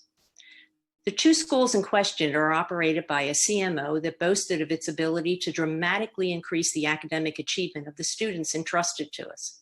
However, when confronted with evidence that sustained dramatic changes in achievement never materialized and that academic, organizational, and financial standards were not met, the basis of their defense seemed to be the charter school office is picking on us and tricked us into agreeing to stipulations we now don't want to honor. My impression was that the CMO felt that it was entitled to keep these schools no matter what. The PA charter school law is flawed. It was written for the financial benefits of charter operators, and charter management organizations take well advantage of this. Since they were to function as neighborhood schools, Policy 141 provided for more accountability for Renaissance charter schools and gave the district the discretion in renewing them or intervening in a Renaissance charter when warranted. I saw the changes in Policy 401 that Dr. McColgan referenced this evening in reference to charter schools. While it's more specific, it does not include the language from Policy 141 that concerns the district's discretion to renew or not, or the specific reasons for intervening in those schools and the types of interventions. When that language is eliminated in a revision of a charter policy, those powers and that responsibility will also disappear. I understand that you've postponed any action on policy 141 until board member Fix Lopez returns. I thank you for that. But when you do take it up, I urge you not to eliminate policy 141, but to keep it as it is. Thank you. Megan Stewart. Deborah Grill, you're still on if you could drop, so. Can you hear Megan Stewart? Sorry. Yes, Megan Stewart, you can start. Okay. Thank you. I would say good evening, but there is nothing pleasant about having to choose between my students or my health. I'm so curious as to how you will be able to thoroughly execute this plan, considering we couldn't even get a refill of hand soap in our bathrooms before COVID. But for now, my focus is on Elkin's building concerns in regards to the reopening plan.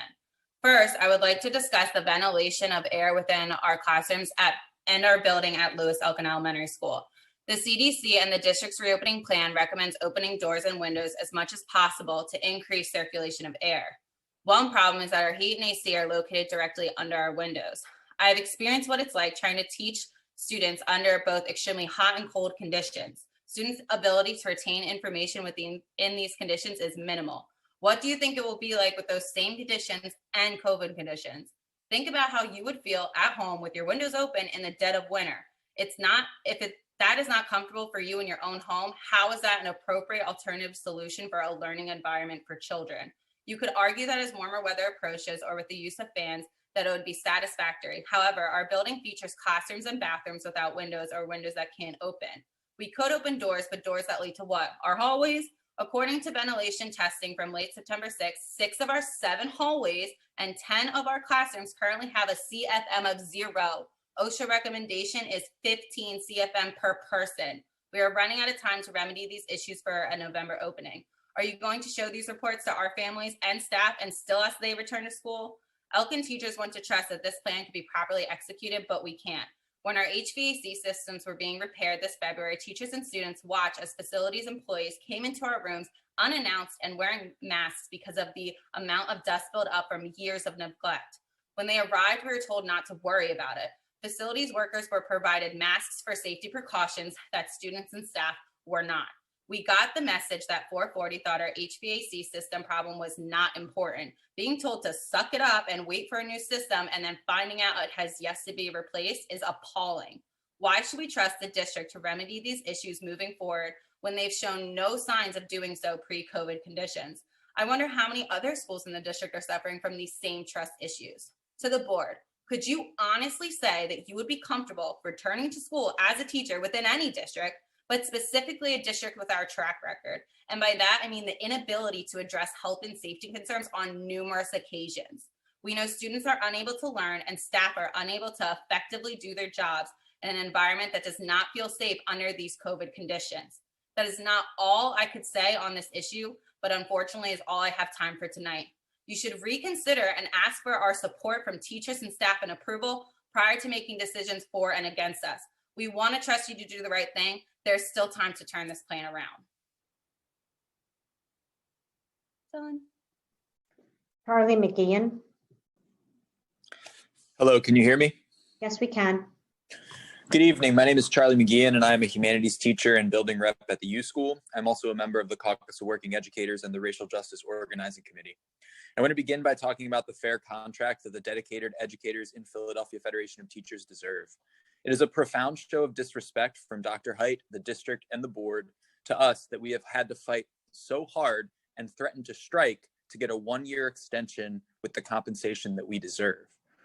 What you will find is that by refusing to respect your educators, you will continue to drive dedicated teachers out of the district. We look forward to a new contract in August 2021 that treats educators with dignity and respect and supports the schools that our students and families deserve, and we are ready to fight for it. I will be dedicating the rest of my time to other important items that relate back to the need for a fair contract. In a time when there is so much to discuss, it is absurd for the board to micromanage the testimony of public speakers like it did at the last meeting.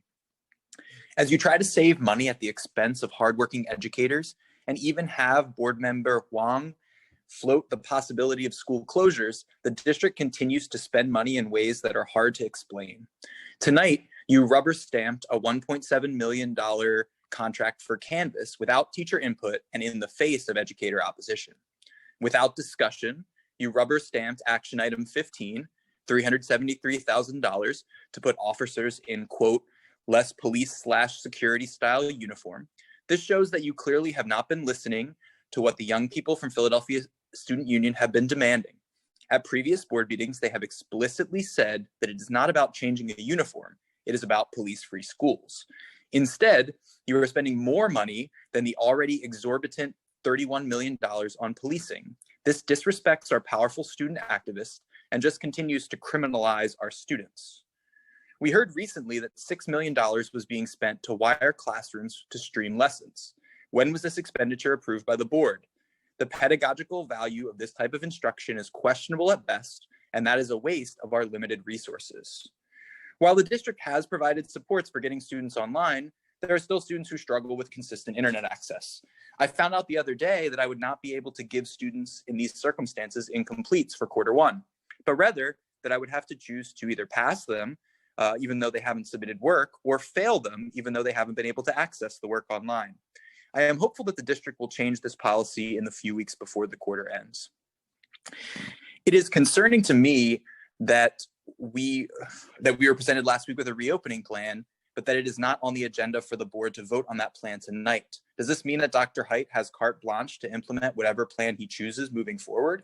Further, you are all meeting virtually less than 3 weeks before you plan to send thousands of educators back into our buildings.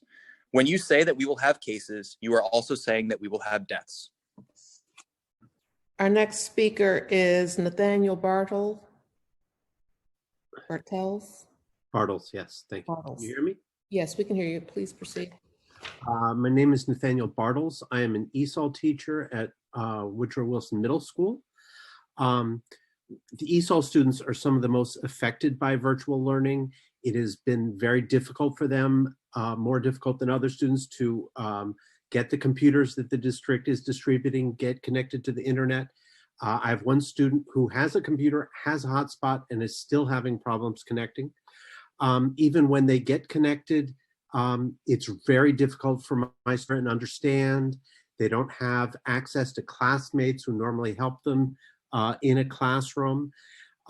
There's so much to do that basically my full attention isn't enough. Unfortunately, I can't give them the full attention on their needs right now because I am also helping them apply for high schools. November 6th is the deadline for this. Personally, I don't see any reason that they have to do this 10 months before they will actually be attending that school.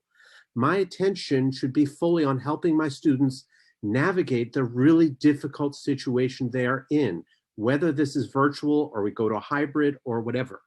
I'm asking the board and the district to please delay the deadline for high school applications significantly, for example, March, so that ESOL teachers like myself can give our full attention to really helping our students understand and be productive in virtual learning. Thank you. That's all I have to say. Thank you. Our next speaker is Ella Schwab, and then after that we have Alexandria Henry, John Stutz, Barbara Dowdall, Zion Brooks, and Abigail Kennedy.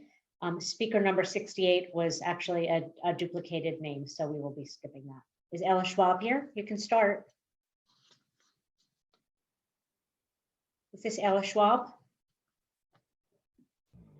It appears that Ella Schwab has been able to unmute her line. However, we do not have audio at the moment. Okay, it sounds like we should skip to go to the next speaker. Yes, and if Ms. Schwab's connection improves, we can go back to her. Thank you. Alexandria Henry. Hello, can you hear me? Yes, we can. Go ahead. Thank you. All right. I am a kindergarten teacher at Mead School, a proud member of the Caucus of Working Educators, and a subcommittee leader in the Equity Coalition. I am speaking upon the flawed rationale behind the district's reopening plan stated by Dr. Haidt. It was stated that the guiding principles of reopening include best learning practices with great teachers, social emotional learning, and disproportionate harm of low income and minority communities. Now, in regards to best practices, We need to reimagine what great teaching and learning can look like in any environment. Because if the district's definition is solely based on a classroom setting, then it is completely misguided. Children learn best when their health and safety are a priority in any setting and with a teacher who's not just great, but been set up for greatness. Students' health and safety are not a priority if the threat of death is looming over them, their teachers and families every day they enter class. Teachers cannot be great if they're expected to navigate multiple forms of instruction at once with multiple groups of students in multiple locations, all while learning to navigate new technology and instruction. Now, in regards to social emotional learning, the measure of success of SEL is when students can apply their skills in any environment and in any situation, not exclusively the classroom. So we need to prioritize the mental and emotional well-being of our students by normalizing navigating this pandemic in the safest way possible, at home. How will our youngest students develop if their earliest experience in school is constantly hearing punitive language such as no, stay away, and don't touch me? Our Black and brown babies are already being taught that their mere existence is a threat. So what justice does it serve to intentionally place them in a setting where their attempts to socialize is actually threatening the lives of everyone in the room? Now, to the last point of how low-income and minority children are disproportionately affected by not returning to class, I'm hesitant to believe that the SDP's intention of reopening is actually rooted in anti-racist and equity practices when this district has been disproportionately harming our low-income Black and brown students for years. In fact, the SDP believes that anti-racism is a simple box that can be checked off on a school reopening readiness form.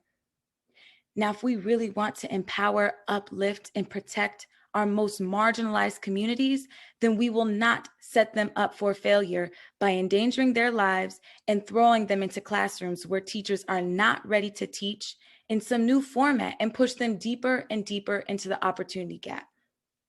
Dr. Height, it is not safe to reopen. Thank you. John Stutz. John Stutz is not on the line. Thank you. Barbara Dowdall. Yes, good evening. You can start. Thank you. Thanks. In a 2006 editorial in the Girls High Alumni News, I wrote, pedagogical history offers rich sources of inspiration. Socrates, Horace Mann, Mary McLeod Bethune, Booker T. Washington, W.B. Du Bois, John Dewey, Jean Piaget, Maria Montessori, Jonathan Kozol, and Bell Hooks. The most prominent name in education at the time was not a person, but a piece of legislation, the No Child Left Behind Act, NCLB, of 2002, or by popular acronym, Nickelby. At the time that Nickelby justifiably called attention to the need for high expectations and quality teachers in every classroom, its implementation neglected to provide for additional substantive improvements in our nation's schools. Indeed, some of the reform needed was not vast expansion of standardized testing, but more like restoration of valuable components that years of budget cuts eliminated: art, music, regular physical education, drama, special interest clubs, civic involvement, field trips, guest speakers, and performers. Today would add, as usual, school libraries with certified teacher librarians. 7 years later, President Obama and his Secretary of Education, Arne Duncan, and of course the Congress, instituted an oddly similar devotion to the universe of standardized testing with Race to the Top, this time adding teacher evaluation based on student test scores and promoting charter school growth. No one apparently thought to ask teachers and provide them whatever they identified as their needs to pursue the test score results. The late Murray and Adeline Levine of Buffalo University provide this portrait. Shrill critics claim that today's public education system is broken, that teachers are failing. These conclusions are based solely on lower achievement test scores in the poorest localities. Why is the criticism so intense, and why is the private sector so interested? One answer is that public elementary and secondary education in the United States is big business. In 2002, the No Child Left Behind Act created a good way for private interests to increase their share of the education market when it mandated annual testing of children on state-devised achievement tests in reading and math. The Race to the Top legislation requires comprehensive data systems for the evaluation of teachers and more charter schools. to compete with conventional public schools. 2 more opportunities for the private sector to profit. As a recent letter in the writer Beverly Hahn noted, charters come at the expense of the larger population of school children who attend their traditional schools. There's no magic pot of money that funds charter schools. Every dollar that is diverted to charters is a dollar that is pulled from neighborhood schools. Diversion of funds for testing and charters has diminished our chances for small classes, our libraries, and funds for keeping our schools clean and safe. Please show our traditional public schools the loyalty and resources they deserve. Thank you. Thank you. Zion Brooks. Zion Brooks is not logged on. Thank you. Abigail Kennedy.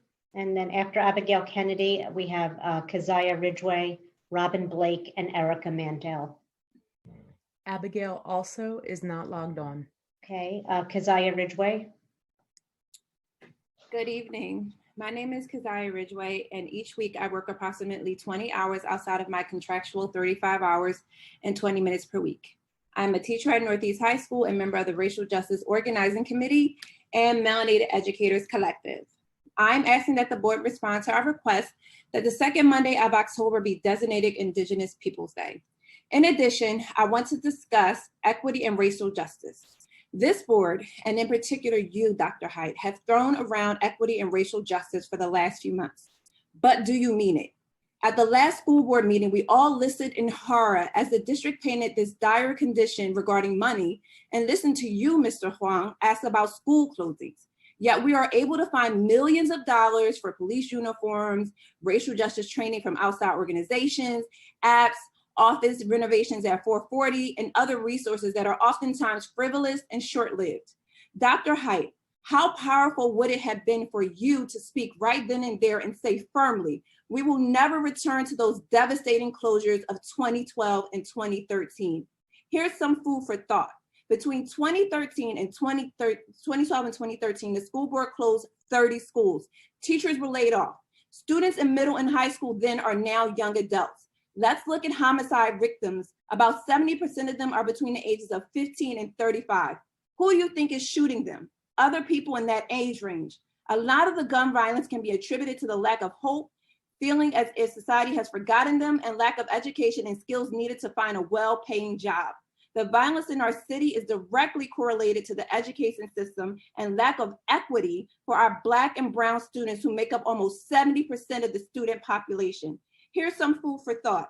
There are less than 10 working libraries in our schools, but Pennsylvania mandates libraries and librarians in prisons. This is a travesty. We need to prioritize public education in this city, and I say this as a mother with students in Worcester Charter and a student in a public high school. My elementary age kids in their charter schools have access to 2 teachers in all of their classes. They have libraries. They have healthy lunch cooked on campus. I want that for the public students that I teach. I get that we live in Pennsylvania and that the school funding formula has a loophole that prevents equity in state funding. What are we going to do about it? What are you going to do about it? This city can find money for everyone else but our students and teachers. The district should support pilots by mega nonprofits. The school district should be demanding the city make those who can pay. Equity means finding the money. Equity means lowering class sizes to no more than 25 students like in my kid's school. Equity means giving elementary teachers a co-teacher to help our kids catch up like in some charter schools. Equity means paying teachers what they are worth. Equity means stop trying to get rid of steps and lanes for teachers. I have spent over $130,000 for my education in order for our students. Thank you. Our next speaker is Robin Blake. Robin Blake is not logged on. Thank you. Erica Mandel. And after Erica Mandel, we're going to try again for Michael Burke and Ella Schwab. Hi, can you hear me? Yes, we can. You can start. Great. Hi, my name is Erica Mandel. I'm a PFT member and Caucus of Working Educators member, and I've been an art teacher in the district for 7 years.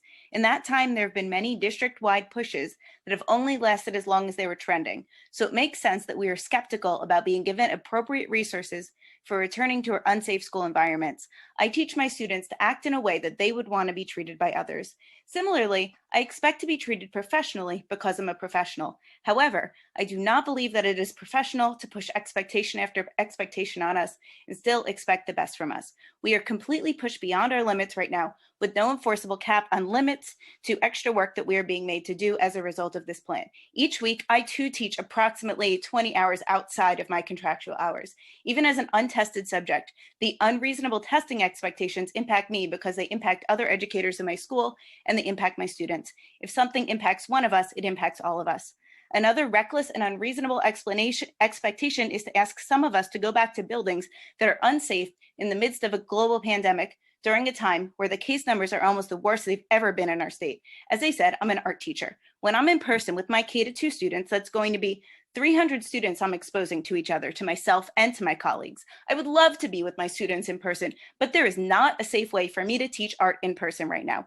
There is not enough solidified in the presented plan that is enforceable. For example, what enforceable consequences will there be for folks in our buildings, adults and children, not wearing masks?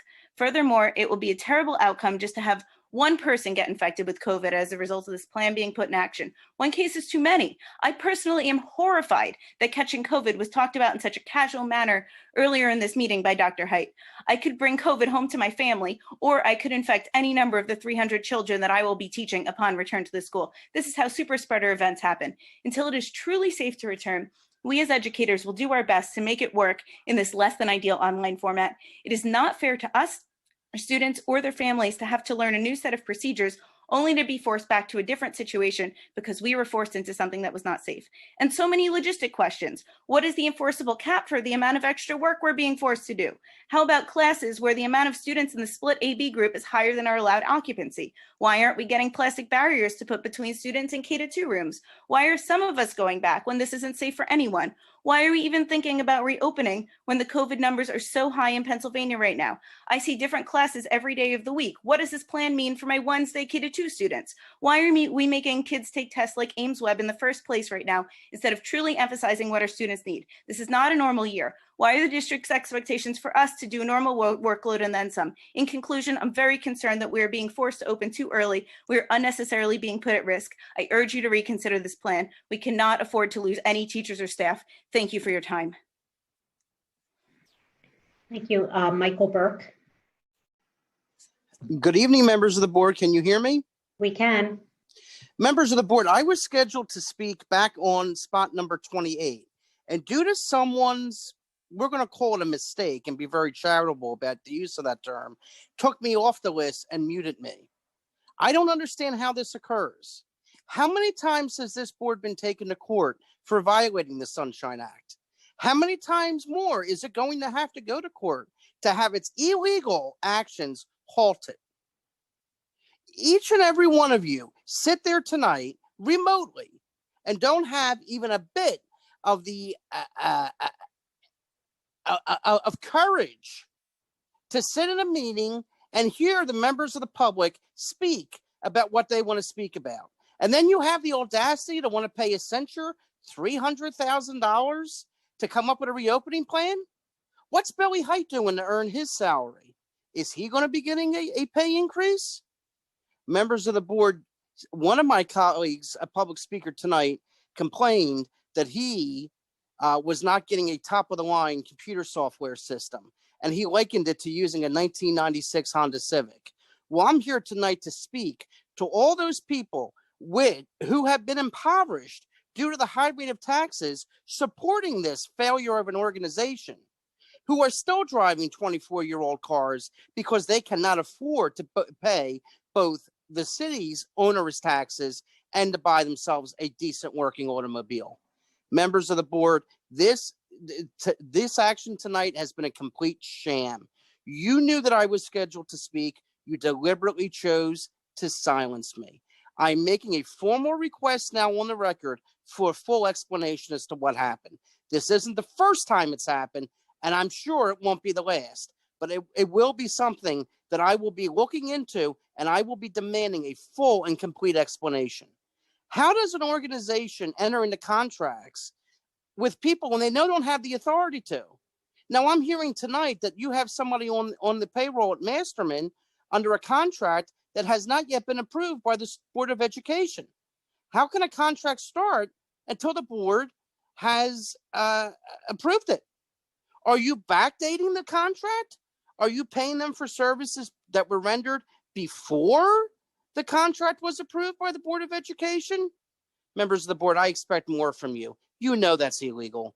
And if you don't know, then your learned general counsel should have told you. And if she doesn't know, shame on her. You need to replace her as well. Billy Height, how do you justify even a token of what you're being paid to run this organization? It's a complete and total sham.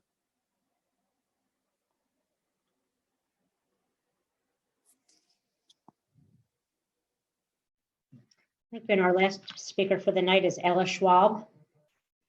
Can you hear me? We can. Go ahead. Thank you. Thank you. Good evening. My name is Ella Schwab, and I'm a first grade teacher at McClure.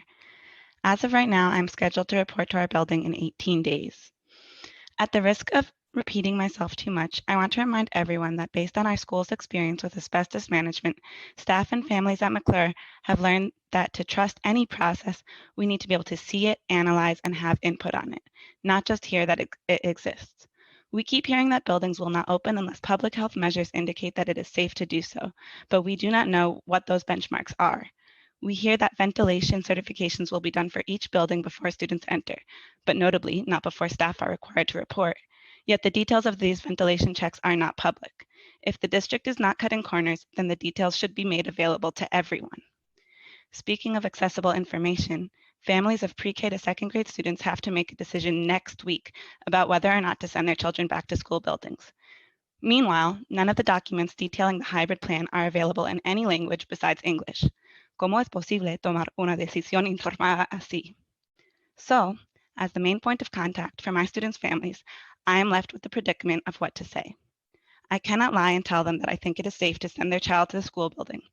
I also cannot lie and tell them that I'm able to provide a quality learning experience for their child if they stay remote. Anytime I'm in a classroom, my primary responsibility will always be the safety of the children in front of me. In a pandemic, ever more so. Unfortunately, the children logging in from home will necessarily have to take a back seat. Dr. Height says children learn best with great instruction in person, but in a hybrid plan, teachers' attention will be split between students on the screen and students in person, all while frantically trying to maintain mask compliance, hygiene, and social distancing. This is not great instruction. It's true that in a virtual setting, students miss some of the socially and emotionally important interactions they would have in a classroom. However, in a hybrid setting, young students' social interactions will be marked by restrictions that confound their instincts to get close, to share, to touch. Their emotional association with school will be marked by fear, by constant monitoring and policing. And while Dr. Height noted that low-income and minority students are disproportionately harmed by lack of in-person learning, he failed to mention the fact that low-income Black and Latinx families are disproportionately dying due to COVID-19. Racial equity work has been checked off on the school readiness dashboard checklists, but the calculated risks the district is taking right now disproportionately puts Black and Latinx lives in Philadelphia on the line. No matter whether schools remain virtual or hybrid, this will be a generation of students affected deeply by the pandemic. It has affected all of us. We've made plans to address the unfinished learning of the past 7 months, but what if we imagine that this crisis could affect education in a positive way too? If only we had the courage to raise our expectations. What if this were a chance to explore an education that values lives over test scores? What if we prioritize concrete ways to support children and families in their homes and communities? What if we collaborated with parks and green spaces in the city to bring learning outside? Thank you for your time and see you outside. And actually, I jumped the gun for a minute. Apparently, Sherry Michaud is connected, and we're going to hear from her, and then she is the last speaker. Thank you so much. I'm sorry about the technology problem. As a taxpayer and an education advocate, I would like the board to examine and question the hiring practices of the School District of Philadelphia. In many different settings, from individual schools to various administrative offices at 440, it is frustrating to see that hiring is often not based on qualifications, training, and experience, but rather on nepotism, on whom you know rather than what you know. I have testified in the past about the nomadic 440 administrative employees who are shuffled from office to office, even though they lack the specific skills and training to exercise their tasks in each new setting. For someone heading a curriculum office, for example, advanced coursework in curriculum design and implementation, along with significant experience in that area, would certainly be the minimum requirements, along with having only 1 and not 2 full-time jobs. I have seen these same questionable hiring practices in schools serving ELs. In these individual schools, hiring committees are site selecting teachers who lack the necessary qualifications, relying perhaps once again on nepotism. For example, at a minimum, any teacher hired to teach credit-bearing sheltered content courses in a secondary program would be required by state mandate to have secondary certification in that content area. In addition, that candidate would ideally have participated in QTEL training that prepares teachers to accommodate content for learners with limited English proficiency. An ESOL teacher in a program serving SLIFEs would need coursework and experience in teaching initial literacy skills, and teachers of content would need to know how to address limited educational background while planning and assessing students in such classes as biology, history, or algebra. For someone heading an office serving English learners and their families, advanced coursework and experience in the teaching of English as a second language and in bilingual education, administrative certification, leadership experience and temperament, as well as background in advocacy and community outreach would be the ideal criteria for hiring. That person should also know federal and Pennsylvania guidelines in EL education and the resulting compliance procedures, to name only a few qualifications. I spoke at the last joint committee meeting about the challenges faced by the current newcomer program, one of which is undoubtedly inappropriate staffing and the need for an autonomous international high school to serve SLIFEs. This autonomous school would control the hiring of personnel along with rostering and program design, and would ideally use the above mentioned criteria when staffing the program. Warehousing newcomers in a program that is not staffed to address their academic, social, and cultural needs is not equity. Thank you. Thank you. Madam President, that's the end of the speaker portion of the meeting. Thank you, Ms. Rauch, and I want to thank all the people who participated in our meeting today. We value your input. This brings us to the end of our action meeting for the Board of Education. I now move to adjourn the meeting of the Board of Education. Do I have a second? Second. All those in favor say yes. Yes. Those opposed, no. Thank you. The Board of Education action meeting is adjourned. We'll now begin the meeting of the intermediate unit. Ms. Rauch, please call the roll. Ms. Danzy? Present. Vice President Ahia Hinton? Present. Ms. Fix Lopez is absent tonight. Mr. Huang? Present. Dr. McColgan? Present. Dr. McColgan? Present. Okay, I'm sorry, I couldn't hear you. Dr. McIver? Present. President Wilkerson? Present. And Dr. Haidt? Present. Thank you. Thank you, Ms. Rauch. Board members, before we proceed, may I have a motion and a second to approve the minutes of the August 17th meeting of the intermediate unit? So moved. Second. All in favor, say aye. Aye. Opposed? The minutes of the meeting are approved. We have two items on the IU. Before the IU, may I have a motion and a second to consider action items 1 and 2 of the intermediate unit? So moved. Second. Board members, are there any questions? I don't see any hands up.